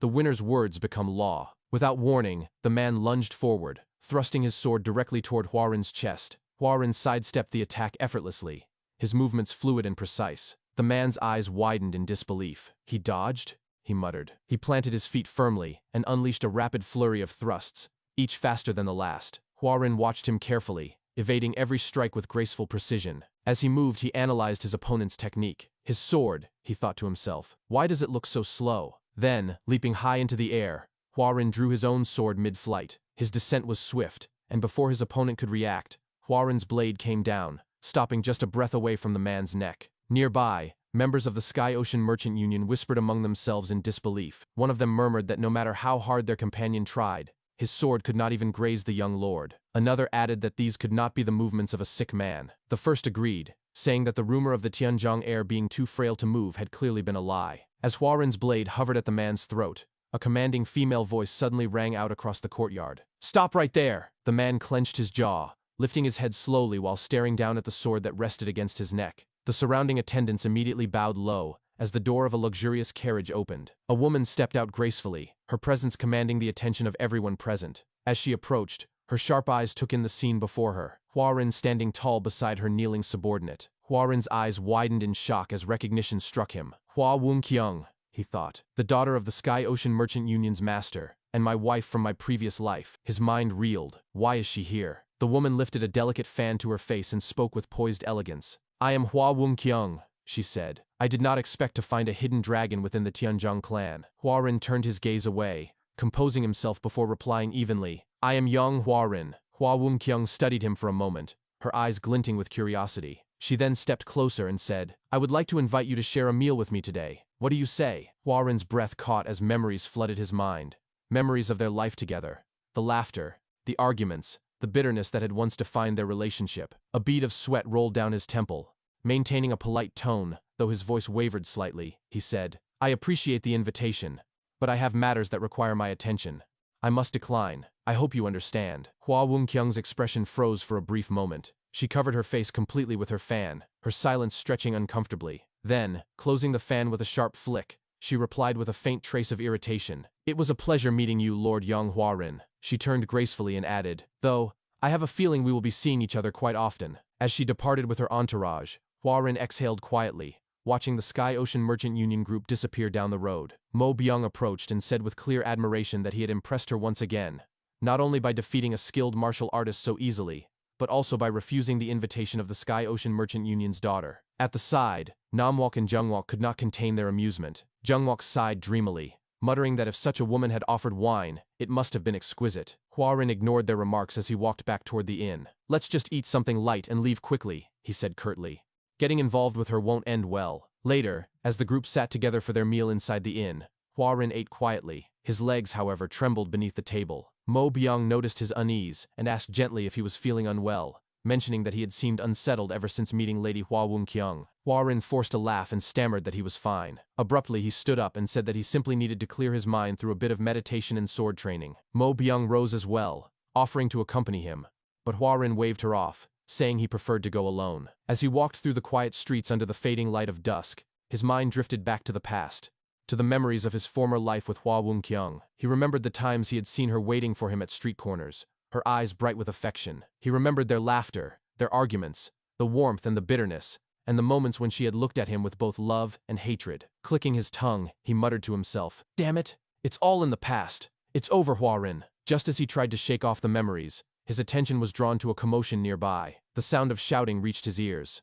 "A fight?" he murmured, moving toward the noise. When he reached the crowd, his eyes widened in disbelief as he recognized one of the fighters. "That man," he thought, his pulse quickening. "Gocheok!" Gocheok stood in the middle of the street, gripping tightly the chain leash of a rabid black dog that growled and snapped beside him. In front of him was a man with his sword drawn, ready to fight. From a distance, Huarin observed the confrontation from the corner of a nearby building, his eyes narrowing as he thought to himself how Gocheok had managed to travel all the way there. His gaze shifted to the beast beside him, and he noted the strange aura emanating from it. Gocheok's voice thundered with authority as he shouted at the man before him. "I'll say it again. If you just hand over that thing, we'll leave quietly. But if you continue to deny it until the end, you'll die here." The man opposite him shouted back furiously, demanding how he could possibly hand over something that did not even exist. Crouching down, Gocheok stroked the black dog's head with an unsettling calm and said, "This dog can smell prey from 50 kilometers away. It's a black wolf. The fact that it came to you means you have that thing." From his hiding spot, Huarin's expression stiffened as he pieced the situation together. So that black dog followed the scent of the demonic poison stoneflower all the way here, he realized. He reached into his pocket, pulling out the very flower in question, and frowned. "But the flower is with me. Then why are they targeting that young man instead?" Meanwhile, Gocheok's patience ran thin. His teeth clenched as he glared at the man standing defiantly before him. "Do I really have to kill you to find it?" he growled. Then, raising his voice so that everyone around could hear, he announced, "Listen, everyone. I am Gocheok, the young sect leader of the Serpent Dragon sect of Hubei. Anyone who helps me capture that man will be handsomely rewarded by my sect." The crowd of martial artists nearby began to stir. Some exchanged glances, while others gripped their weapons, slowly surrounding the man Gocheok was threatening. The young man, however, did not waver. With defiant conviction, he shouted back, "When you meet the king of hell in the underworld, tell him you were killed by Zhang Se-ok." At that name, Huarin's eyes widened slightly. Zhang Se-ok, he thought. That name sounds familiar, yet this man looks like a vagabond. Still, he carries himself with a certain dignity. He must be from a reputable clan. Before Huarin could dwell further on his thoughts, Zhang Se-ok lunged forward, his blade cutting through the air with deadly precision. The sound of clashing steel erupted as chaos consumed the street. Zhang Se-ok moved with agility and power, overwhelming his opponents one by one. Watching from behind, Gocheok gritted his teeth and muttered in frustration, "Useless fools." As Zhang Se-ok pressed forward to strike another attacker near Gocheok, the latter suddenly drew his own sword. With a vicious motion, he impaled his subordinate from behind, the blade piercing through the man's body and striking Zhang Se-ok as well. Zhang Se-ok stumbled backward, blood spilling from the wound as he shouted, "You stabbed your own subordinate? Even the demonic cult wouldn't stoop this low." Gocheok simply shrugged and replied coldly, "That's because we stand between the orthodox and the unorthodox factions." Zhang Se-ok's expression darkened with fury. He gritted his teeth as blood dripped from his mouth, and a powerful surge of qi burst forth from his body. "You people have crossed the line!" he roared. From the corner, Huarin's eyes widened in shock as he felt the overwhelming energy radiating from Zhang Se-ok. That qi, he thought. My God, how did I not recognize his name right away? He recalled what he knew of the man, Zhang Se-ok, known as the hero amongst demons, the last disciple of the late hidden saint cult leader who had been destroyed by the three demonic heavens. Though Zhang Se-ok had walked the path of demonic arts, he had upheld a chivalrous heart, earning his title through both honor and strength. In the years to come, he would grow powerful enough to rival He Chulryang himself for the title of the strongest under the heavens. Gripping the wooden wall beside him, Huarin crushed a plank in his hand, his knuckles tightening as he thought, for such a man to die here, in a foreign land, over something I took. At that moment, Gocheok roared and charged toward Zhang Se-ok, his sword gleaming under the dim light. "Die!" he shouted. Before he could reach his target, a large chunk of wood came hurtling toward him. Gocheok barely managed to block it with his sword, sparks flying as the impact sent him stumbling back. His eyes darted toward the direction it came from, and he barked angrily. "Who's there?" Huarin stepped out from the shadows, his hand resting on his sword as he said evenly, "Stop right there." Gocheok's glare hardened. "If you're just a passerby, I suggest you move along quietly," he warned. But then, recognition struck him, and his voice rose. Wait, you're the one who defeated Do Gyegong today, aren't you? Step aside. This has nothing to do with you. Huaren's voice remained calm. It does concern me, Warrior Zhang. You look exhausted, so allow me to lend you a hand. Gochiok's jaw tightened in fury as he raised his sword. Must people of rank truly draw blood among themselves? He sneered. The crowd that had gathered began to murmur. One onlooker pointed and whispered, Isn't that the young master of the Tianzhong clan? The one who dueled Do Gyegong earlier? Another nodded quickly. He's fighting again. The first shook his head. No, I've been watching from the start. Gochiok was about to kill that vagabond, and no one dared to step in. That young master intervened. Just then, Zhang Wook and Nam Wook arrived at the scene, pushing through the crowd. Zhang Wook scratched his head and muttered, Is that the young lord? He's fighting again, huh? That title sword demon is starting to suit him perfectly. Nam Wook smirked and replied, Well, it's better than standing around doing nothing. Zhang Wook glanced at him in confusion. What do you mean? Nam Wook crossed his arms and explained.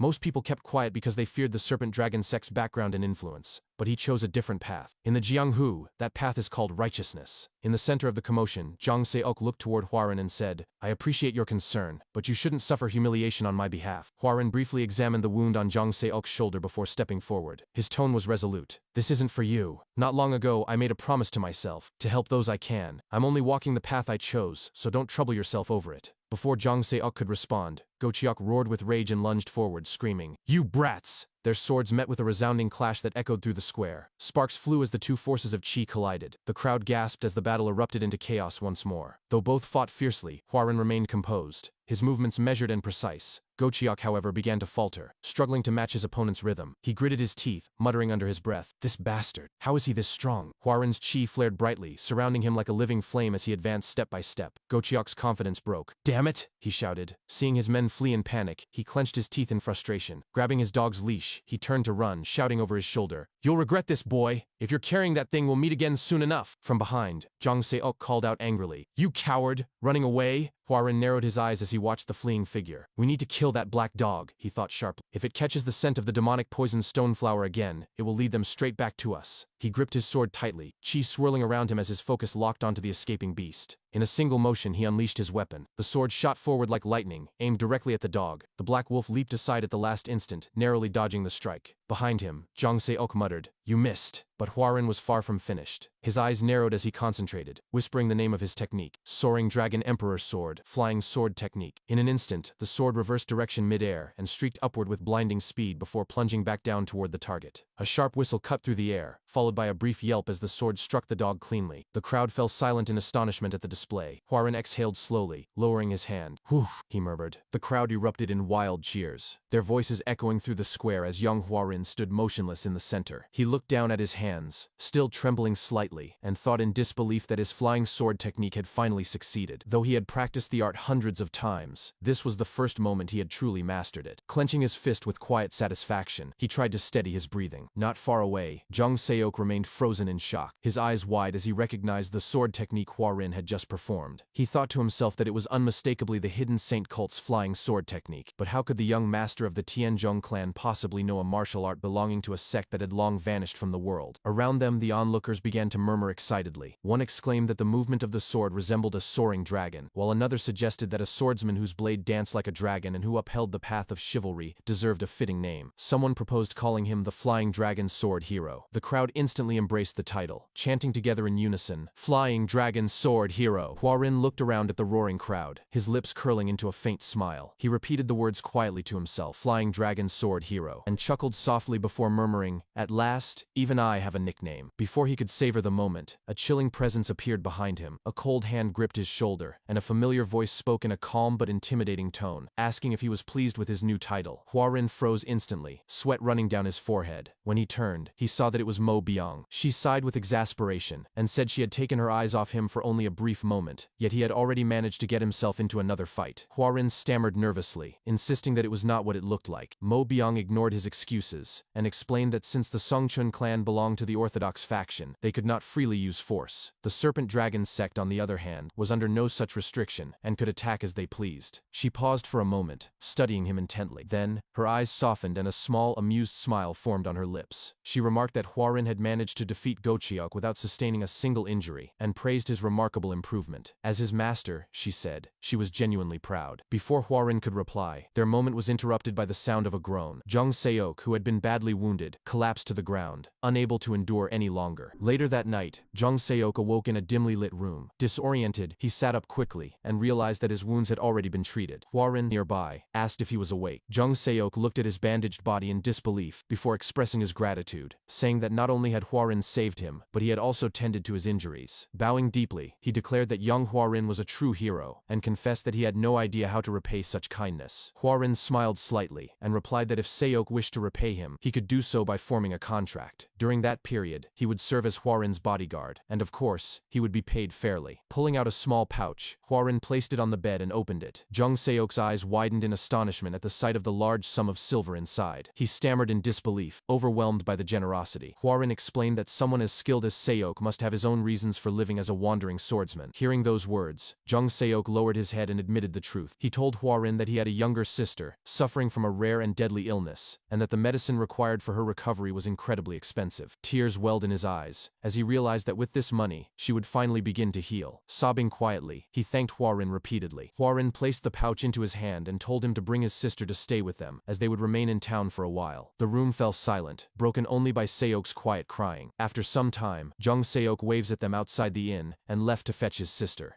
When he was gone, Mo Byung turned to Huarun with a skeptical look, and remarked that he had been far too generous for the sake of a mere bodyguard. She asked if there was a specific reason behind such kindness. Jung Wook, standing beside her, cleared his throat and agreed, adding humorously that with that amount of money, one could easily buy several bottles of the finest wine. Huarun simply looked up at the night sky and smiled. He said that Jung Seok was someone destined for greatness, and that befriending such a man for a few silver nyang was a bargain. He added that he admired the way Seok had stood tall and unyielding even when surrounded by the serpent dragon sect. Mo Byung still looked puzzled and tilted her head, asking if they would be returning to the Tianzhong clan with him. Huarun laughed, and replied that they would not be going back yet. Instead, their next destination was Zhengzhou. His words were met with immediate protest. Mo Byung shouted in disbelief, asking why they were suddenly heading to Zhengzhou, while Jung Wook exclaimed in confusion, asking if they truly were not returning home. As Huarun continued walking ahead, they hurried to catch up. Mo Byung argued that they had already obtained the elixir and visited the Jaegal clan, so there was no reason to go elsewhere. Huarun paused for a moment but did not answer directly. Inwardly, he thought that if his qi went out of control again, it could completely consume his body. To prevent that, he needed to cultivate the Taiji Depth Heaven Tome, which required the help of a certain person, someone currently in Zhengzhou. Thus, he had no choice but to leave as soon as possible. Stopping at the inn's doorway, he cleared his throat and announced firmly that it was the young lord's command. Mo Byung raised her voice in protest, insisting that the clan lord would surely be worried. Huarun smiled faintly as he opened the door and replied that he had already sent a messenger pigeon, so there was nothing to worry about. He added that they would depart the next morning, then closed the door behind him. Outside, Jung Wook placed his palm on his forehead in exasperation. Nam Wook shrugged helplessly, and Mo Byung clenched her fists in frustration, muttering that no one could ever predict what Huarun was thinking. The next morning, just as they were preparing to depart, Jung Seok arrived with a horse. He dismounted quickly and bowed to Huarun, reporting that his preparations were complete. Introducing the girl beside him, he said that she was his younger sister,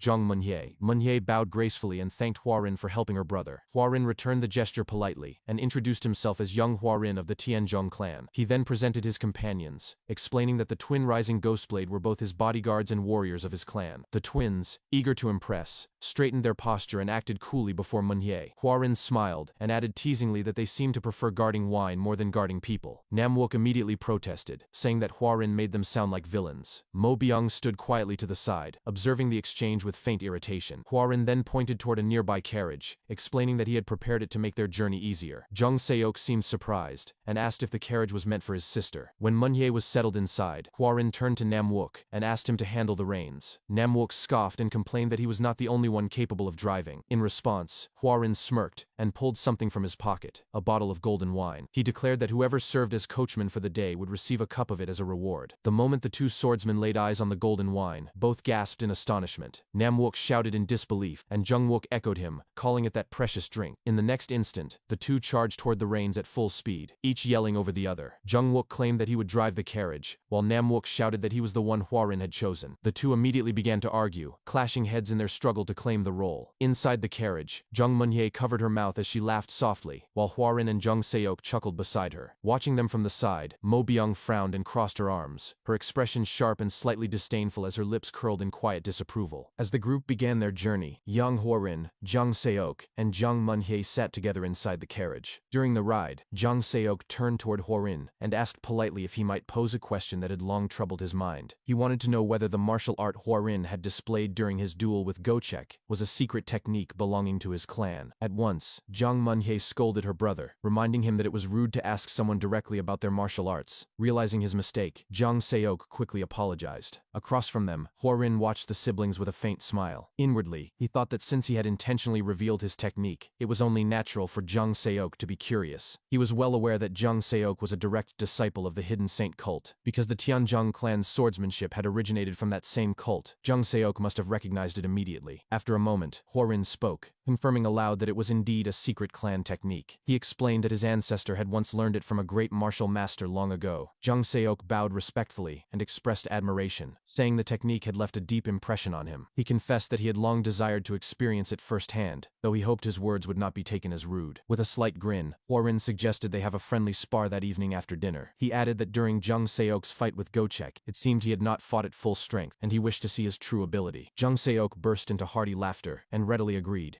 saying it would be an honor to spar with him. Later that evening, as the sun dipped below the horizon, the group stopped at an open field to prepare for the duel. Without hesitation, both men drew their swords and lunged forward at the same moment. Their blades clashed repeatedly, each exchange ringing through the field. When they finally stepped back, catching their breath, Hwarin exhaled deeply and proposed they stop for the night. As Jung Seok sheathed his sword, he silently analyzed the duel. He thought that, as expected, Hwarin's swordsmanship was elegant and refined. Though the form differed slightly from that of the Hidden Saint cult, the foundation was unmistakably the same. There was no doubt in his mind that Hwarin's Soaring Dragon Emperor sword was a modified version of their cult's Demonic Dragon Emperor sword. Yet, he wondered why the original's overwhelming power had been weakened when merged with another cultivation technique. Walking back toward the carriage, he contemplated this quietly. Behind him, Hwarin watched his retreating figure with a sly smirk, thinking that if all went well, he might soon acquire one of Jung Seok's chi cultivation methods. Later that night, as the group camped under the stars, Jung Seok and his sister walked a short distance away to speak privately. Munhye asked her brother how his spar with Hwarin had gone. Jung Seok replied that he was now convinced the Tianjung clan must have some connection to the Hidden Saint cult. Surprised, Munhye asked if he truly believed that. He nodded, explaining that when Hwarin's sword technique combined with another form of cultivation, its power diminished significantly. As she knew, the martial arts of their cult were inherently potent. Munhye looked at him knowingly and guessed that he was considering teaching Hwarin their chi cultivation technique. Jung Seok admitted that Hwarin had done so much for them already. He placed his hand gently on his sister's shoulder and reminded her that, thanks to Hwarin, she was now well enough to walk freely again. Munhye then made a bold declaration. She said she would personally pass down the Hidden Saint cult's chi cultivation technique to Hwarin. Startled, Jung Seok asked if she was truly serious. Munhye nodded firmly and added that her brother must never link Hwarin to their fallen cult. The Hidden Saint cult had long perished, and to attempt to revive it through Hwarin would be defying the will of the heavens. After their talk, they quietly returned to camp. The next day their journey continued. By afternoon they reached a wide field of flowers near a cascading waterfall. Hwarin suggested they rest there for the night. Later, as he stood alone among the flowers, enjoying the cool windy air, Jung Munhye approached from a distance. She greeted him softly and asked if he was simply out for a walk. Hwarin turned to her with a smile and replied warmly, asking what brought her there. Lowering her gaze, Munhye confessed that she had been troubled, unsure how to repay the great kindness he had shown her and her brother. Hwarin chuckled modestly and told her that it was nothing special, that he had merely done what was right. Munhye shook her head and insisted that when one received a favor, it was proper to return it. She then revealed her intention to pass down her clan's chi cultivation technique to him, explaining that her brother believed his martial arts could become even stronger with its guidance. Hwarin cleared his throat, his tone measured and composed, and protested that he could not possibly accept such a profound gift in exchange for such a small favor. Suddenly, Munhye raised her voice, stepped closer, and grabbed his hand tightly. Her eyes trembled as she begged him to accept it, saying that otherwise, she and her brother would never feel at peace. Hwarin froze, his face turning red as he struggled to meet her gaze. Stammering slightly, he pointed out that she was still holding his hand. Realizing it, Munhye's cheeks flushed crimson. She quickly released him, turned away, and covered her face in embarrassment. Hwarin remained frozen for a moment, staring down at his hand before speaking again. After a long pause, he finally agreed, saying that if that was truly her wish, he would accept it gladly. From a distance, Mo Byung had been watching them in silence. As she observed their closeness, an unfamiliar tightness stirred in her chest. She pressed her hand against it and whispered to herself in confusion, wondering what the strange emotion she felt could be. She continued watching quietly as Hworin and Munhye walked side by side through the flower field. Nearby, Jungwook, Namwook, and Jung Seok were sitting together, laughing and drinking happily. Time passed peacefully as their journey continued. Eventually, as Jungwook held the reins of the carriage, he pointed ahead and called out that Jungjo was finally in sight. Upon arriving in the bustling town, the group stopped at an inn. Hworin told everyone to rest while he went to look for someone. Mo Byung, standing nearby, insisted on accompanying him. After a brief pause, Hworin nodded and agreed. The two walked together through the busy streets of Jungjo until they reached another inn. Outside, a boy was sweeping the ground. Hworin approached him and asked if he knew where to find a man known as the Omniscient One. The boy's eyes lit up with excitement as he replied that he certainly knew of him, but if Hworin had come looking for that man, he was already too late. Hworin's expression darkened as he demanded to know what the boy meant. The boy gave no answer at first, merely whistling a short tune while grinning mischievously and holding out his hand to signal for money. Without hesitation, Hworin tossed him a piece of silver, which the boy caught eagerly. Lowering his voice, the boy explained that rumors had spread all over town claiming that the Omniscient One had been captured by the Sangwon clan and was scheduled to be executed the next day. Startled, Hworin shouted in disbelief, demanding clarification. The boy went on to say that the Omniscient One had read the fortune of the Sangwon clan's young lady, but after following that fortune's guidance, she lost her mind and drowned herself. Furious and grief-stricken, the Sangwon clan had blamed him for her death, captured him, and planned to behead him at dawn. Upon hearing this, Hworin's jaw tightened, and his expression darkened further. He gritted his teeth, thinking grimly that matters had just grown far more complicated than he had anticipated. As they walked away from the inn, Hworin began to recall what he knew of the Omniscient One, Nan Myung-guk. He thought to himself that Nan Myung-guk had built his reputation on fortune-telling and exorcism, but his true identity was the last envoy of the eradicated Bae cult. The Bae cult specialized in soul-related sorcery and had already collapsed before the three demonic, three orthodox era. Hworin realized that if it was him, he would be able to remove the old man who was inside him. However, his thought was cut short by the realization that Nan Myung-guk was scheduled to be beheaded the next day. Mo Byung then spoke, asking if the young lord wanted to have him read his fortunes. Hworin did not respond as his attention drifted to the far streets. Mo Byung called out to him again, addressing him as Young Master Yong. A familiar figure caught Hworin's attention, and he called out to the person walking towards them, asking if it was Lady Jaegal. As Jaegal Yohei drew close to them, she bent forward, looked at Hworin, and playfully asked if she was so unwelcome that he was so surprised. Both Hworin and Mo Byung bowed to her, and Hworin spoke, saying, "Of course not." He added that he did not know she was in Jeongju. Yohei chuckled, saying she did not even know he was there either. She then turned to the lady beside her and introduced Hworin to her as young Hworin of the Tianzhong clan. The lady then spoke with a soft tone, introducing herself as Sungwon Yusul. After hearing her name, Hworin muttered to himself, "The Sungwon clan," and grinned at the thought. Later, as they walked through the streets of Jeongju, Hworin spoke to Yohei, asking if she was there on business in Jeongju. Yohei replied that she had hurried over because Sungwon Mijong, who treated her like a friend, had fallen ill. She then asked Hworin about his purpose there. Before answering, Hworin grinned and said that the Omniscient One had been entrusted with something important by his clan, and he had come to retrieve it.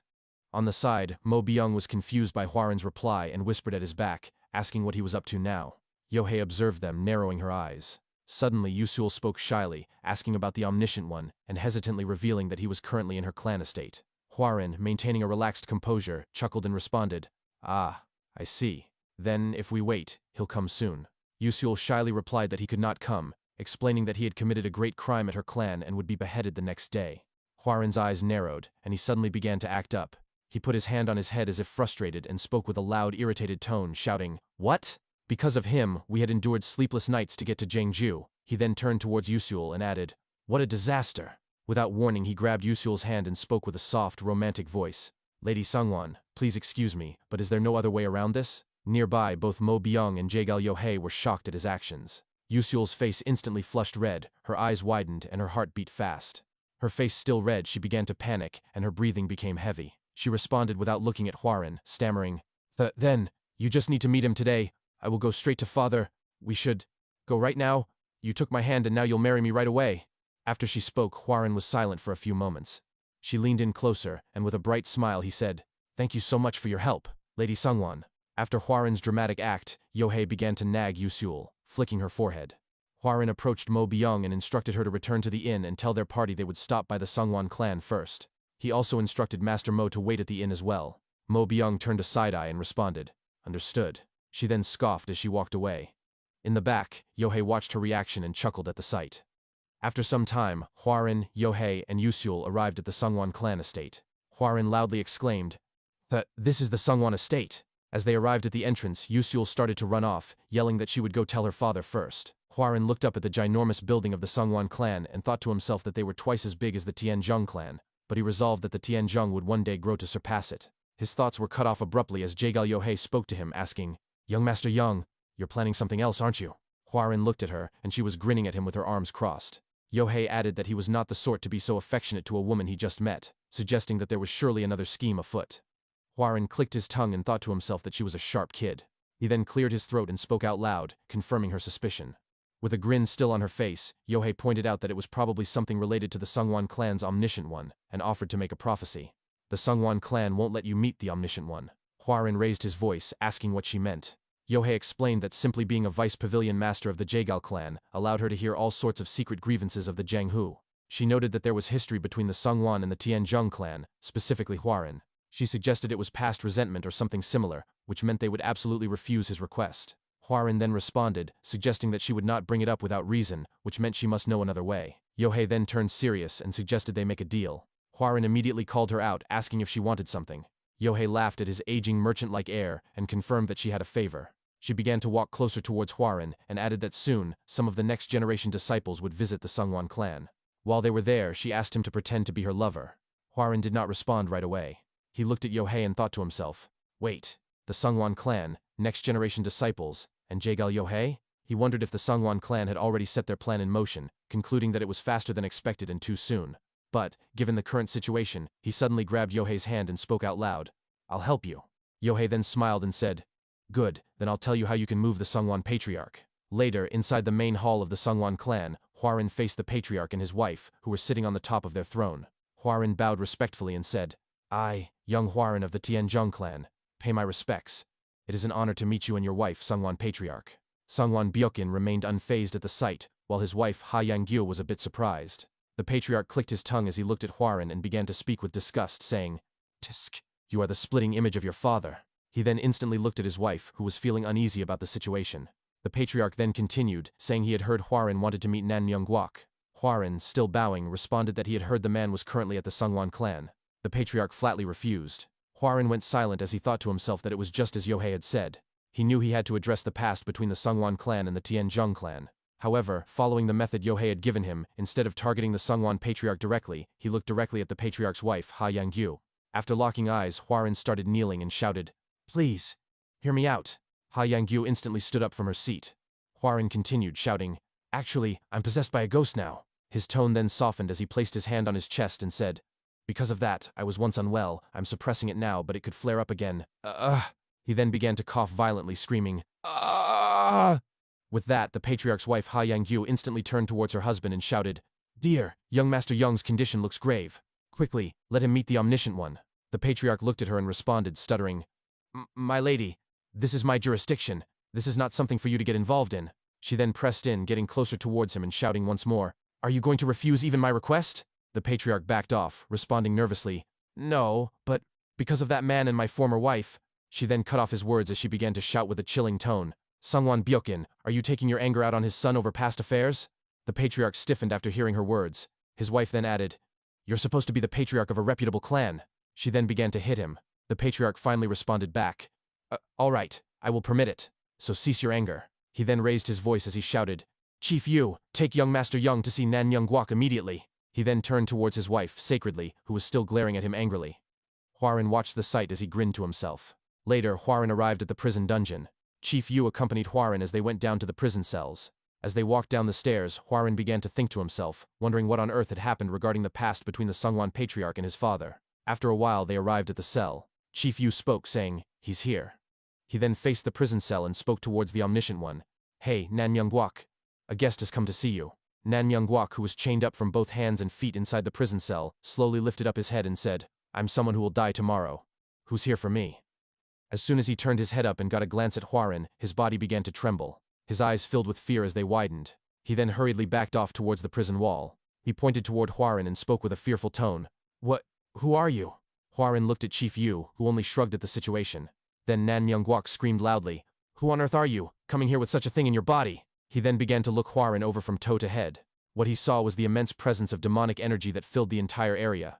In his eyes, the evil spirit loomed over Huaren as its aura surrounded him completely. Myung-wok shouted, asking why Huaren had come looking for him. Huaren stood still in front of the cell, looking directly at Myung-wok, and then began to speak. He said that a ghost was attached to him and that he needed to speak with that ghost, so Myung-wok had to help him. Myung-wok immediately responded that this was nonsense, but before he could finish, Huaren cut him off, shouting, "The omniscient one, non-Myung-wok." He then lowered his voice as he stepped closer to the cell and added that he knew Myung-wok was an emissary of the Bei cult, so awakening a soul and conversing with it should be possible for him. Upon hearing this, Myung-wok's eyes sharpened. He replied in a chilling tone, saying that Huaren was clearly no ordinary brat. He remarked that Huaren carried something extraordinary within his body, yet remained alive, and even knew Myung-wok's true identity. They looked at each other in silence for a moment. Then Myung-wok spoke again, asking if Huaren truly sought a conversation with a soul. He said he could help, but only if Huaren helped him in return. Huaren replied that he understood what Myung-wok meant,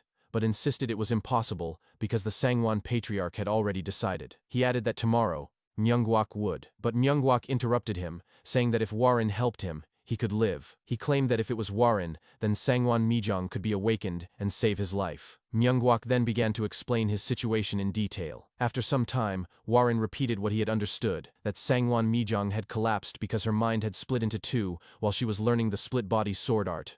Her persona had been divided, and the Sangwon clan, aware of this, had locked Myung-wok away to prevent rumors that their martial arts were dangerous. Myung-wok confirmed this, and added that through the soul inside Huaren, they could eliminate Mijong's other persona. If she awakened, he would be freed as well. In return, he would allow Huaren to converse with the soul within him.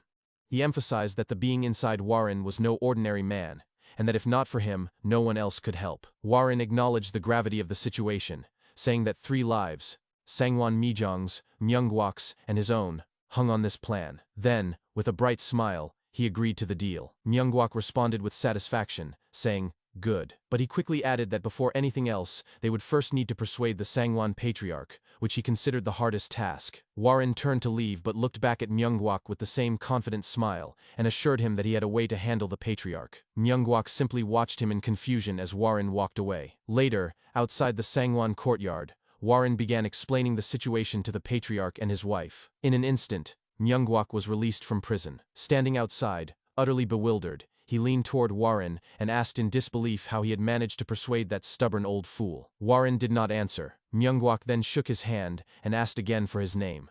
Huaren introduced himself as Yong Huaren of the Tianzhong clan. At that moment, Patriarch Sangwon Byuk-in coughed loudly to draw their attention. He approached them and warned that he had granted their request only because his wife had asked. But if anything went wrong, not only Huaren but the entire Tianzhong clan would be held accountable. With that, the patriarch and his wife walked away angrily. However, his wife, Ha Yang-gyo, turned back briefly to glance at Huaren. Seeing her, Huaren silently made a vow. Once the patriarch and his wife were gone, Huaren and Myung-wok turned toward the quarters behind them. Myung-wok said it was time to go in as well. They opened the door and found Sangwon Mijong lying motionless in the center of the room, resting on a mattress with a blanket over her. As they entered, Myung-wok pulled a knife from his pocket. He slit his palm, letting his blood drip onto the floor.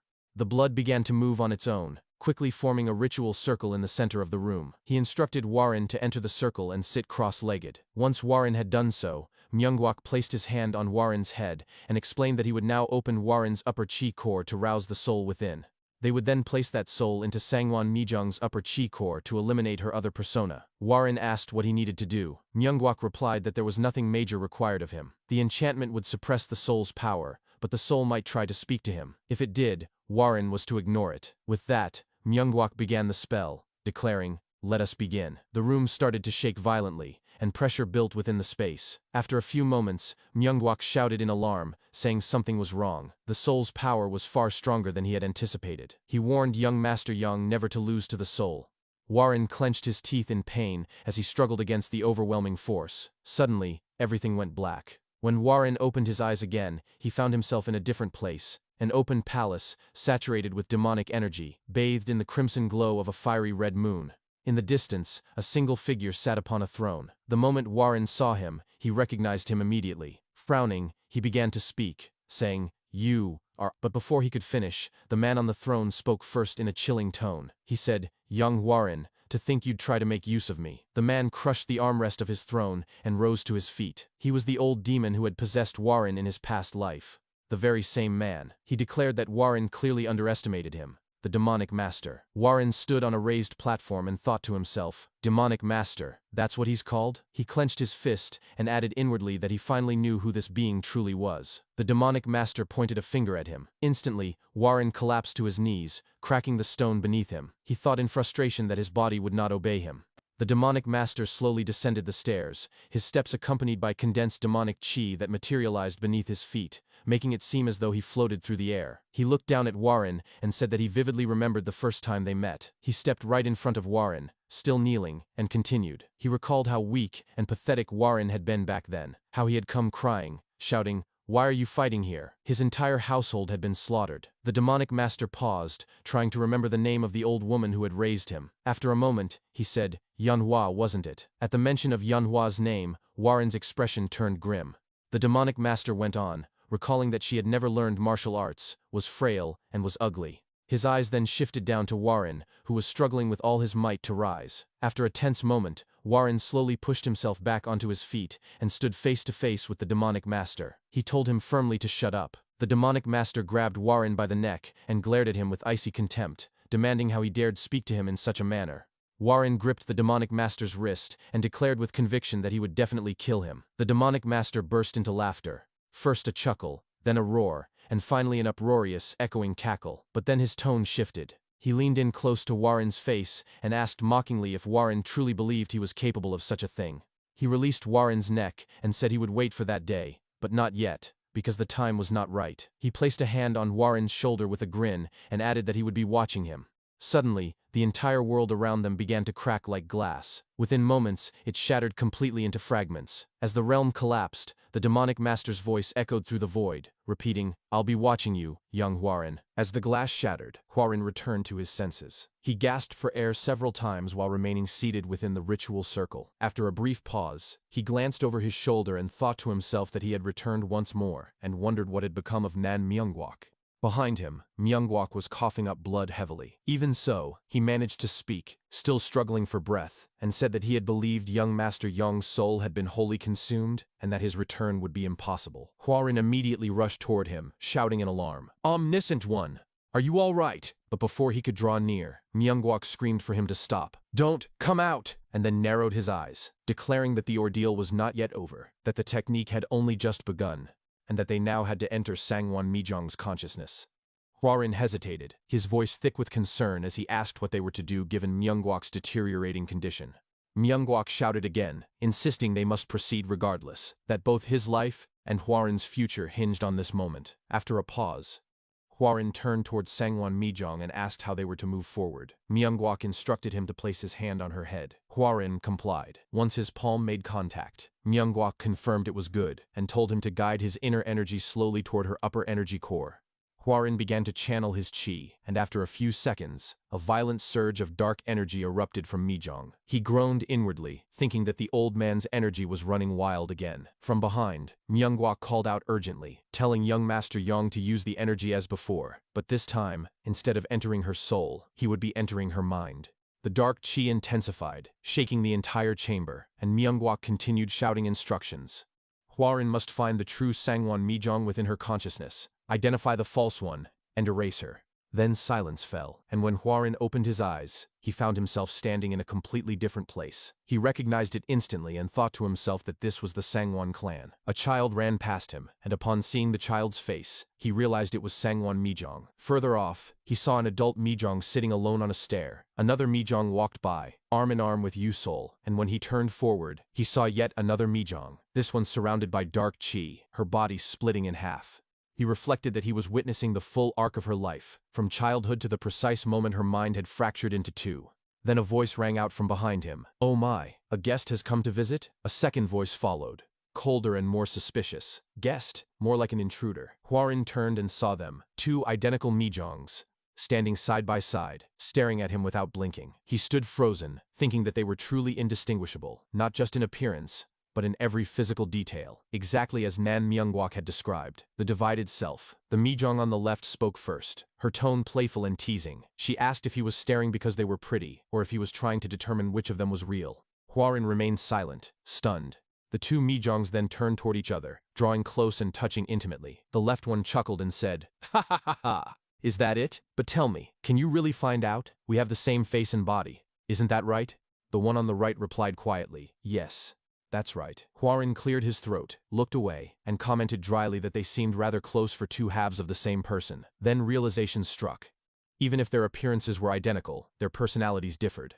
If one were truly false, both should reflect the same core traits. Unless. He stepped forward deliberately. The right Mijong tilted her head and asked, "Oh my. Sir, don't tell me you've already figured out which one of us is real?" Hwarin said he had formed a rough idea. The left Mijong licked her fingers slowly, wrapped one arm around the other Mijong's waist, and cradled her face with her free hand before asking, "Then tell us, sir, which one of us is the real Sangwon Mijong?"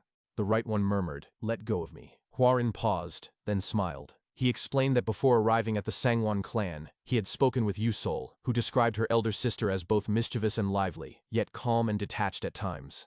He said Sangwon Mijong harbored two opposing personalities within her, one reason she had become so obsessed with the split-body sword art. Therefore there was no real or fake here, only two halves of a single whole. The left Mijong brightened and said, "Ah, I've been found out."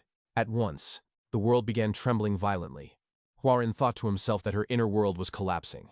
The two Mijongs turned back to each other, clasped hands tightly, and spoke in unison, not to him, but to one another. "You're right, sir. There was never a fake. We're both the real me.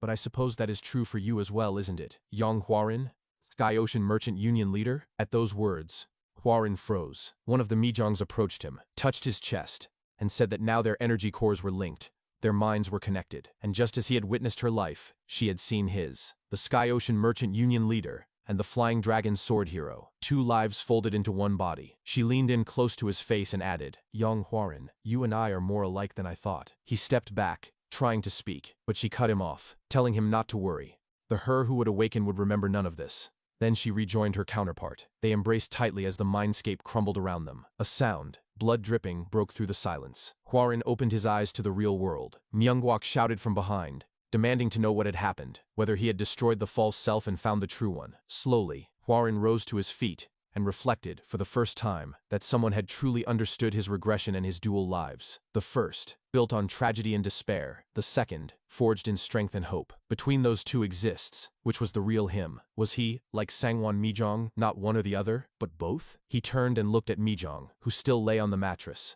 After a few breaths, her eyelids fluttered, and then she opened her eyes. When Mijong sat upright, she began coughing blood violently. Both Hwarin and Myungwak shot to their feet in alarm and called out her formal title in unison, "Lady Sangwon!" Hwarin turned urgently to Myungwak and asked whether she would be all right, visibly shaken by the bleeding. Myungwak reassured him calmly that this was, in fact, a sign the ritual had succeeded, that stagnated blood needed to be expelled, and that not coughing would have been far more dangerous. Once the fit subsided, Mijong lifted her head and recognized Hwarin. Though her memory was hazy, she said she recalled his face faintly, but could not piece together what had transpired. Hwarin introduced himself formally as Yong Hwarin of the Tianzhong clan, and bowed, asking how she felt. She glanced down at her own body, then replied that she was fine, better even, than before she had collapsed. But her tone sharpened as she questioned why he, a member of a clan with no ties to hers, had gone to such lengths to save her. Did he want something in return? Hwarin stared at her a moment, silent, then turned toward the door. He said they would speak of that later and added, before opening it, "For now,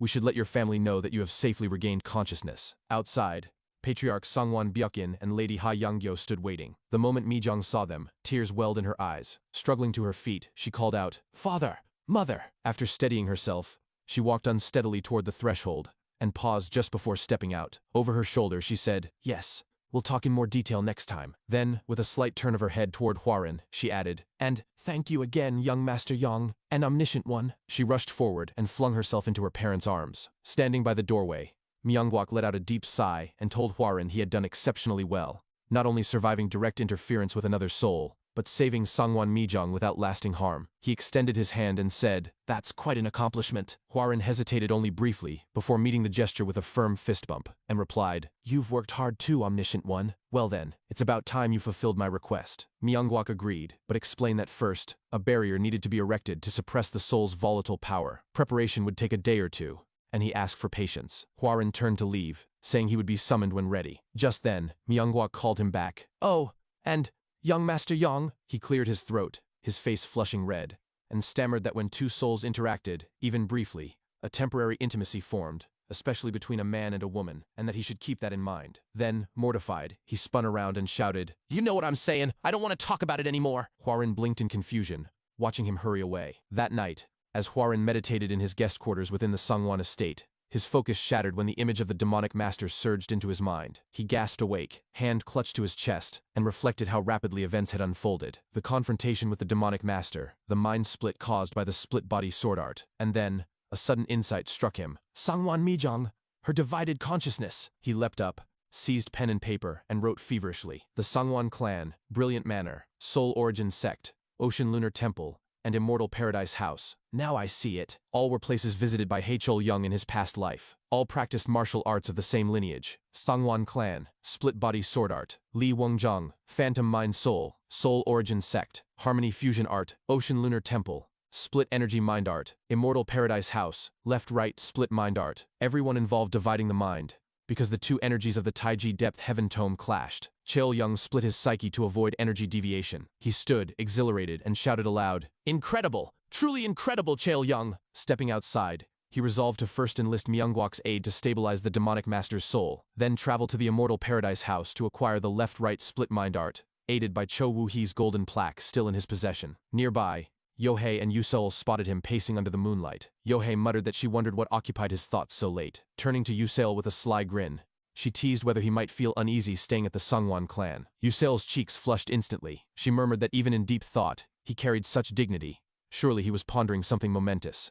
Perhaps even, when to marry her. She added, dreamily, that she was fine with any timing. Yohei grimaced, smacked her arm, and reminded her sharply that young Master Shimin and young Master Pang would arrive the next day, meaning she likely wouldn't see young Master Yong for some time. With a shudder, Yohei turned away, saying, "I'll go ahead. Ugh, just thinking about that Pang guy's stare gives me goosebumps." Yuseol, suddenly noticing Huaren standing not far off, flinched and scrambled after her. "Wait for me." Alone once more, Huaren unsheathed his sword. Under the silver light, he executed a swift sequence, leaping high, cleaving the air, descending with precision, before sheathing the blade and exhaling. He reflected that since encountering the demonic master, he could now consciously draw upon a small portion of inner energy, roughly equivalent to 30 years of cultivation, but that doing so strained his body severely. Clenching his chest, he murmured that full control would only be possible with non-Myungwak's assistance. Removing his shirt, he sighed aloud. "My head's a mess." A soft voice answered from the shadows. "So beautiful." Without thinking, he replied, "I agree, beautiful?" Then he froze, whirled, and fumbled to cover himself.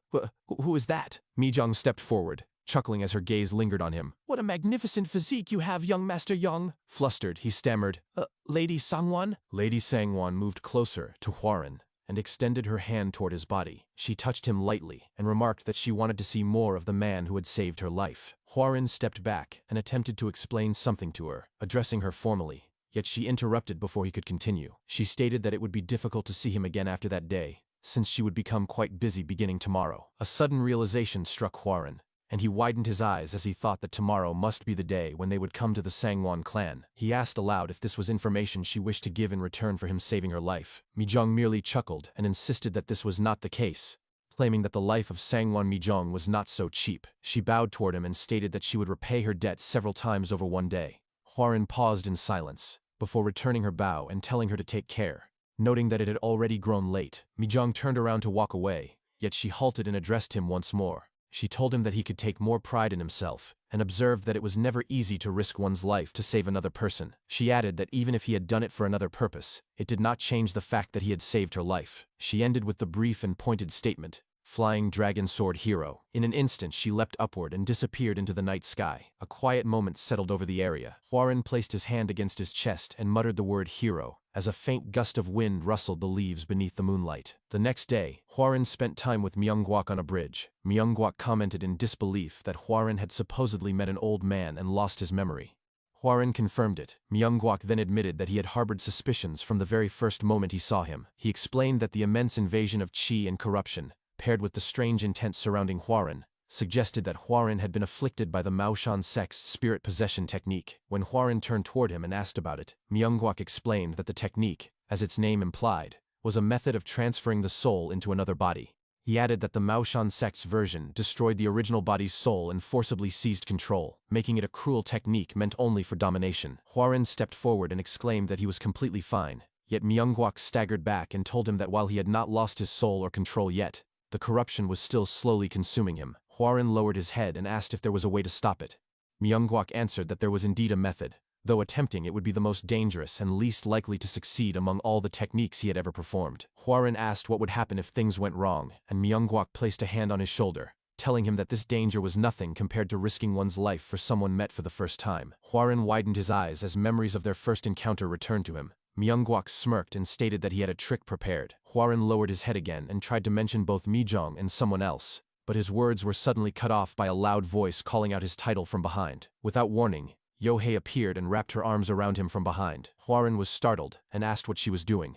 Yohei, her face red, reminded him that he had made her a promise. Huaren recalled her request that he pretend to be her lover until the visitors left, and he uttered a quiet acknowledgement. Yohei grabbed him by the shoulder and began dragging him away while insisting that he come with her. Myungguok simply waved his hand and told Huaren that he would contact him once preparations were ready. Later that day, inside an extravagant inn furnished with partition dividers for privacy, Huaren and Yohei sat together at a long table as food began to be served. Huaren examined the surroundings and thought that the place felt vain, noting that even his quarters in the Sky Ocean Merchant Union had not been this luxurious. A loud rumble echoed outside the inn as a long convoy of carriages approached. One of the attendants noticed the incoming group and gave an order to a nearby servant. Observing this, Huaren thought about how only a single servant had been assigned to him and wondered just how many the others commanded. He acknowledged that although the Tianzhong sect was not on the same level as the Seomun clan or the Peng clan, the contrast remained striking. His thoughts shifted to Peng Ji-ok and Seomun Yuan. He admitted to himself that he did not remember much about Seomun Yuan,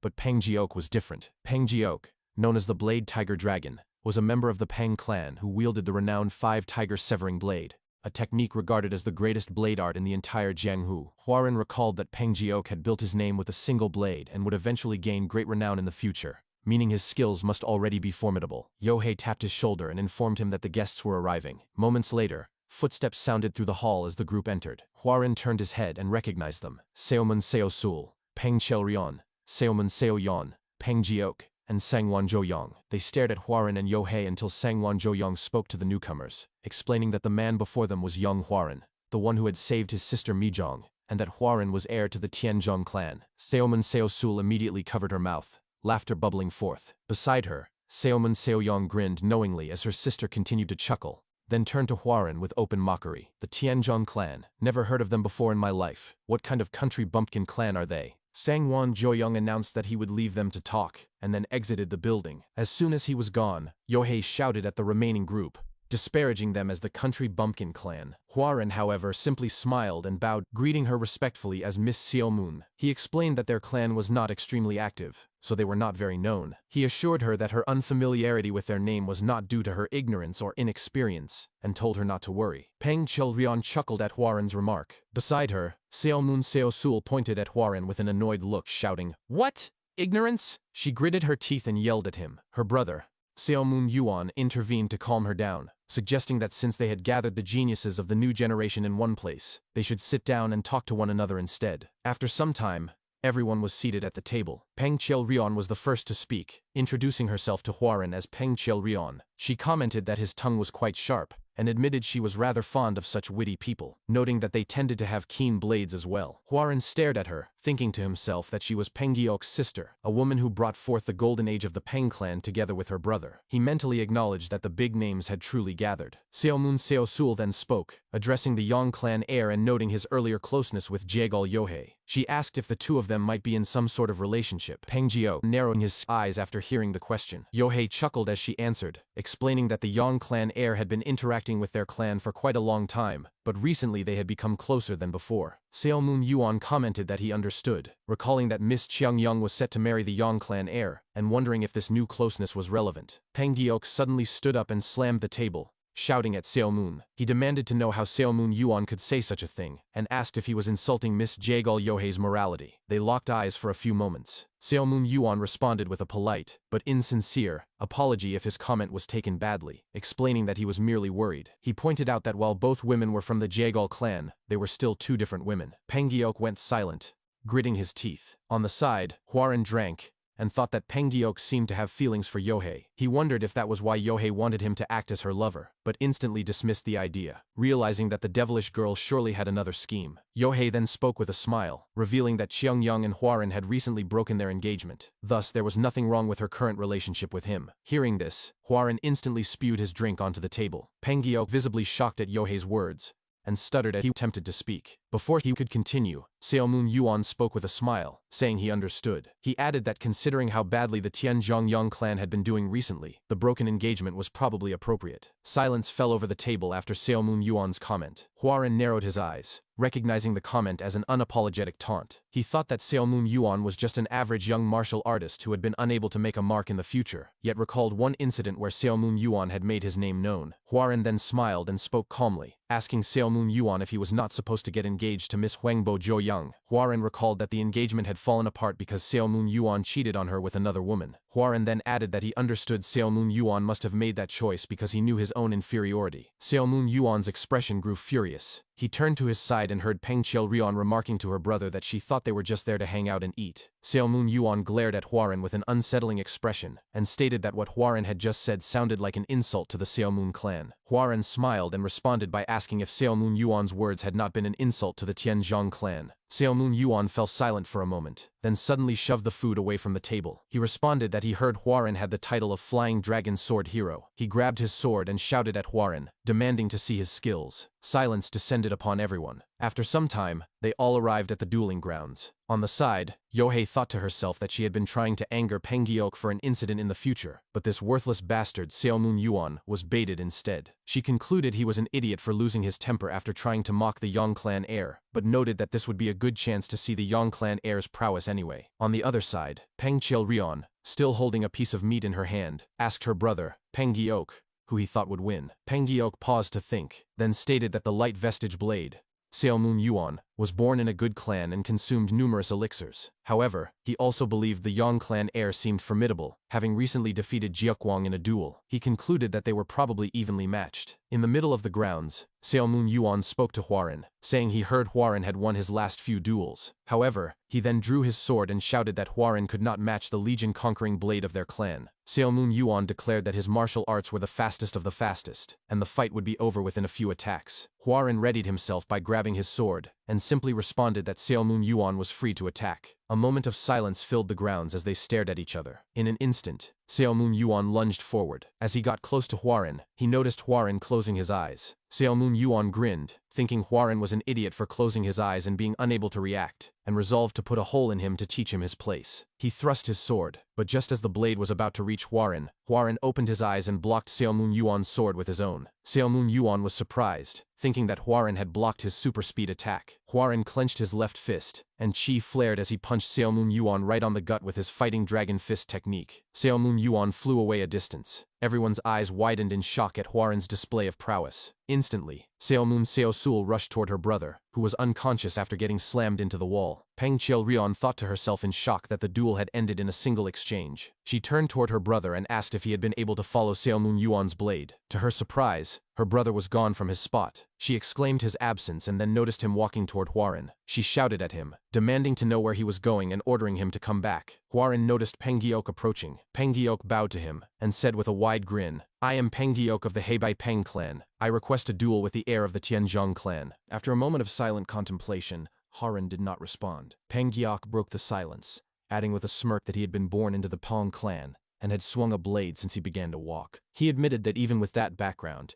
he had only ever been able to track the Seomoon sword style roughly, but Huaren had seen through it perfectly. He acknowledged the rudeness of requesting a duel with someone who had just finished one, but he nevertheless pleaded for a chance to face Huaren's sword. As Huaren looked at him, he thought to himself that Peng Giok was a pure-hearted man.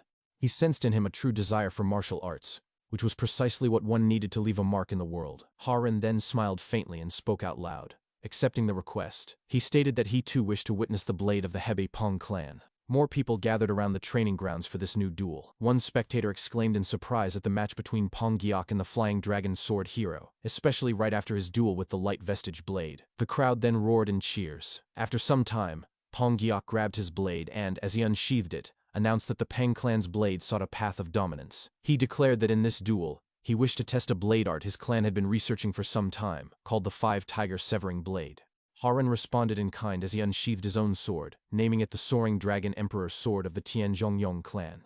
Peng Giok acknowledged the name as a good one and stated that he would begin.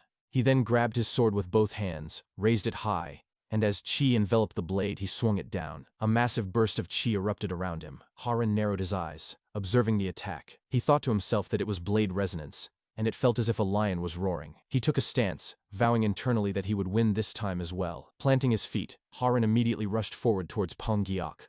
Both readied themselves, and when their weapons clashed, a burst of qi erupted throughout the area. As they struggled, Haran thought that the power was amazing, and that if he had not received the heart method from the Zhong siblings, that first exchange would have decided the match. Gritting his teeth, he managed to shove Peng Giok's blade upward. Peng Giok, surprised, smirked and shouted, "Good."